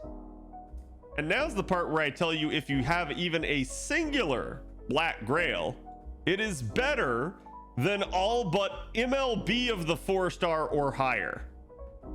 If you don't have a Black Grail, you're actually kind of fucked, and you might want to need to roll, because you're gonna need the damage bonus. That is an issue. So hope you have one. If you don't, again, you might find yourself having to roll here just to get some kind of craft essence. Yeah, it worked with normal Black Grail. I did it myself, but again, I do think people were trying to do it with the 3-star, and it wasn't quite working. Maybe if they had a really high NP level, they could offset it, but still. Yeah, base Grail works. It definitely works. MLB is just more damage. In fact, it might be too much damage, so you might want to be careful with that. Maybe save a spare copy where it's not, right? Just depends. 5-star C having 50% charge the real difference maker? Yes, it is. So taking a look at this, and actually the 5-star C is pretty damn good. It's actually a little bit of a power creep C. Let's take a look at it. At MLB, besides the damage bonus it gives, it starts you at 50% gauge, gives you 10% crit damage, and gives you buster and crit by 10% each. That's really good, like, item economy, and it's all attack scaling. So yeah, it's pretty damn nice as far as craft essences go. And I'm sure no one will be influenced to roll for it based off who is on it. No one. No. But still, so yeah, that's a big deal. A lot of people tried to either get the 5-star, maybe the 4-star, or a Black Grail. You're probably going to struggle to do it otherwise. So that is a big deal there. And that's, like I said, this is why I don't like this. Never before had they made a damage bonus craft essence be gacha-able. That is kind of fucked up. It kind of priced people out of the event. So it is what it is. And you got to understand too, everybody was looking at this going, I'm not rolling there. New Year's is coming right after this. I have no idea what New Year's could be. It might be my waifu, right? Like, so a lot of people just sit there and they go like, oh God, New Year's servants are really good. So like, let's hold off because we don't know. So a lot of people were just in that wait and see and didn't farm Tunguska too much. Let's talk about Dobrynya here first. Dobrynya is a bit of an interesting one. I think a lot of people don't think she's that good. I'm kind of a mixed opinion on her. I actually really like her design, but I think gameplay wise, she's a little bit underwhelming, and her primary gimmick is while good, covered by a lot of other people. So she's got a 0.86 NP gain rate. She is neutral good, animal characteristic, Brynhilder's beloved, demonic beast, dragon, female, humanoid, riding, servant, weak to anima elish, and wild beast. She's got a 2B, 2A deck. Her arts card is underperforming at 2 hits, but the rest of it is all average hit counts, so you're probably fine there, especially with the relatively good NP gain rate. Her active skills here are that she gets guts 1 time 3 turns, debuff immunity 1 time 3 turns, and critical stars every turn for 3 turns by up to 10. Her second skill is an increase in arts performance for 3 turns, increase in buster performance for 3 turns, and a power mod against dragons for 3 turns by up to 50. So those other 2 steroids are 30% each, so a 50% power mod against dragons as an AoE rider. I'm gonna say that right there is already a little bit weird, where a lot of our rider enemies are actually our dragon enemies. So a rider being anti-dragon is just neutral in a lot of ways. Assassin being anti-dragon would actually kind of be ideal, but we don't see it too often. That's actually what she's for. So as you take a look at it, her third skill here charges her own NP gauge by 20%. I wish this were 30. If it were, I would have a much better opinion of her. Increases the party's critical damage for 3 turns by 30%. And then increases the party's damage against dragon enemies for 3 turns by 30%. She gives party-wide dragon power mod of 30%. That's her major gimmick, is that she makes everybody effective against dragons. The issue is it's only 30%, and there are so many anti-dragon units in the game that we don't give a shit. Like, most of the time, most people have somebody that's either going to be counter to the dragon and easily kill it, or they have another anti-dragon unit. So does that. But remember, you could use someone like George to turn someone into a dragon. That does mean as well that she has 80% self power mod against dragons. So she's still going to be no slouch herself against them, just that there's other options. She gets Riding EX for an additional 12% quick performance, magic resistance A there for really good debuff resistance. She's going to need the mana loading, honestly, in most cases, but her not having that 30% means that you're probably not going to be 3-turning with her. Not unless you want to start her at full gauge. And then her third skill being anti-alter ego attack damage aptitude's actually just bad, because you're not going to be taking a rider against an alter ego unless you're suicidal. And then again, her Noble Phantasm is a 4-hit AoE that ignores defense, which again is another quality thing to have in a challenge scenario. Inflicts burn for 3 turns on them, and then also reduces their defense by 20% for 3 turns after the fact. Her overcharge gimmick is a 1-turn buster up of 20%. Again, I maybe wish this were 3 turns because her damage is okay. It's not the greatest, but it is what it is. So, like I said, to me, Dobrynya is interesting, but honestly, a lot of what she does is just covered elsewhere. So I really like her. I hope that at some point they actually tweak her a little bit, give her a little bit of a buff. Like I said, maybe tweak this up to a 30% charge, maybe tweak the anti-dragon power mod to 50% or something like that. Both of those I think would be ideal and would both help her damage, help the party's damage, help her gimmick, and help her 3-turn if you did just those 2 changes. So I'm hopeful for that. But again, you're not going to roll her for that. You're going to roll her because she's cute and are hot. And I don't blame you. So then we get to Taigong Wang. A lot can be said about Taigong Wang. I think when he first comes out, people look at him and they go like, oh, you know, he's pretty good.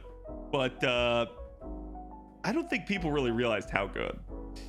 So he's only got a 0.6 NP gain rate. He's Brynhilder's beloved, Hominid, humanoid, immune to Pigify, again another power creep trait, male, riding, servant, weak to anima elish, and again he's neutral good there. He's got 2A, 2Q, which is honestly ideal for NP gain. Only the 1 buster card. As a quick unit though, again, remember you got that Summer Scotty consideration, so maybe preferable if you had the 2nd buster, but I'll take it. I still, if I'm gonna have not the exact deck that I want, having more arts cards is definitely ideal for me. And again, his hit counts are all average or above. basically with the quick card overperforming there. His first skill here is party-wide quick performance of 3 turns by 15%, sorry. Again, a little bit low on these, but you're gonna see why. Party attack for 3 turns of 15%, and then party NP damage of 3 turns for 15%. So that's why they're all low, is because they're functionally 45% worth of modifiers here for the entire party for 3 turns. It's actually fairly nice. My biggest issue with this is it's on a 7-turn cooldown. The second skill here seals all enemy skills for 1 turn. That's not going to be why you're going to be using it. You're going to be using it because it gives him both anti-divine and demonic power mods for 3 turns of 50% each.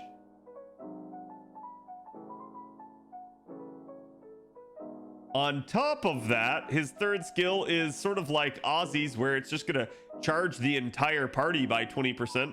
Unlike Ozzy's, which gives him a buff success chance, instead he just gets a very selfish additional 30% charge. So Tai Gong Wang is a 50% self-charge, 20% to the party unit. So he's good for not only himself handling what he needs to, but also in the sort of like DPS 1, DPS 2, dual DPS type of setups, where you're maybe rotating through your caster supports. He's one of the DPS, and then he's also helping that other DPS maybe get overflow charge to get to an NP. So it's really, really nice in that sort of scenario. He gets Riding A+ to increase his quick performance by 11%, and that is the only passive he gets. You're probably going to want the mana loading, especially with him being a quick unit, but hey, he still does have that 50% self-charge. And then his third skill here is Anti-Foreigner Attack Damage Aptitude. Kind of a weird one. Not a lot of people have this. You might want it. You probably don't. It's just up to you. Again, could be some overlap here with Divinity in the Foreigner aspect. And then his Noble Phantasm is 6-hit AoE, deals damage to all enemies, and is super effective against Divine. I want to call attention to this. He is super effective against Divine. On top of his 50% Divine power mod, which is multiplicative scaling. This man kills the fuck out of divine things and still is going to hit demonic stuff really hard. These are 2 of the biggest niches in the entire game outside of just like humanoid. So damn, is it nice. And then he also has an overcharge effect that reduces their quick resistance for 3 turns by 20% after damage goes out. So I wish that were before damage, but that might make him OP. Also, the fact that it's a debuff means it's not getting carried to a new wave, but it's still strong enough that, hey, you're going to have it there after the fact. So he's like Rider Siegfried, but for divine units. Honestly, Siegfried wishes he was him. He's got 50% charge, right? As well as buffing the shit out of the party and charging the party. That's why he's so strong. It's not only that he's really good in certain scenarios, it's just also that he helps everybody out. So he's one of these newer type of quick units that we started to see, like him and Daiko-Kuten, where they actually are helping with party charge. So you're starting to see some solutions where, hey, maybe they're going to design quick units better overall, and you're just not going to need a support that has party charge. I'm going to say that's a load of bullshit, because you're still going to need it eventually at some point, because a bunch of the quick units don't have that. So unless they're going to go back through and revisit all the quick units, which I don't think they will, or at least not in any timely manner, I'm still going to say that that's going to need to be a thing. But still, the fact that he does that is just another feather in his cap. It's a really good thing to have. It's really going to help your party. This is why I was so happy the other day when I got spooked by him, because I had no plans to roll him, but I know how good he is. I've seen how good he can be, and I will definitely showcase him for you guys when the opportunity presents itself. Yeah, both of them are permanent. Again, like I said, I got spooked by him.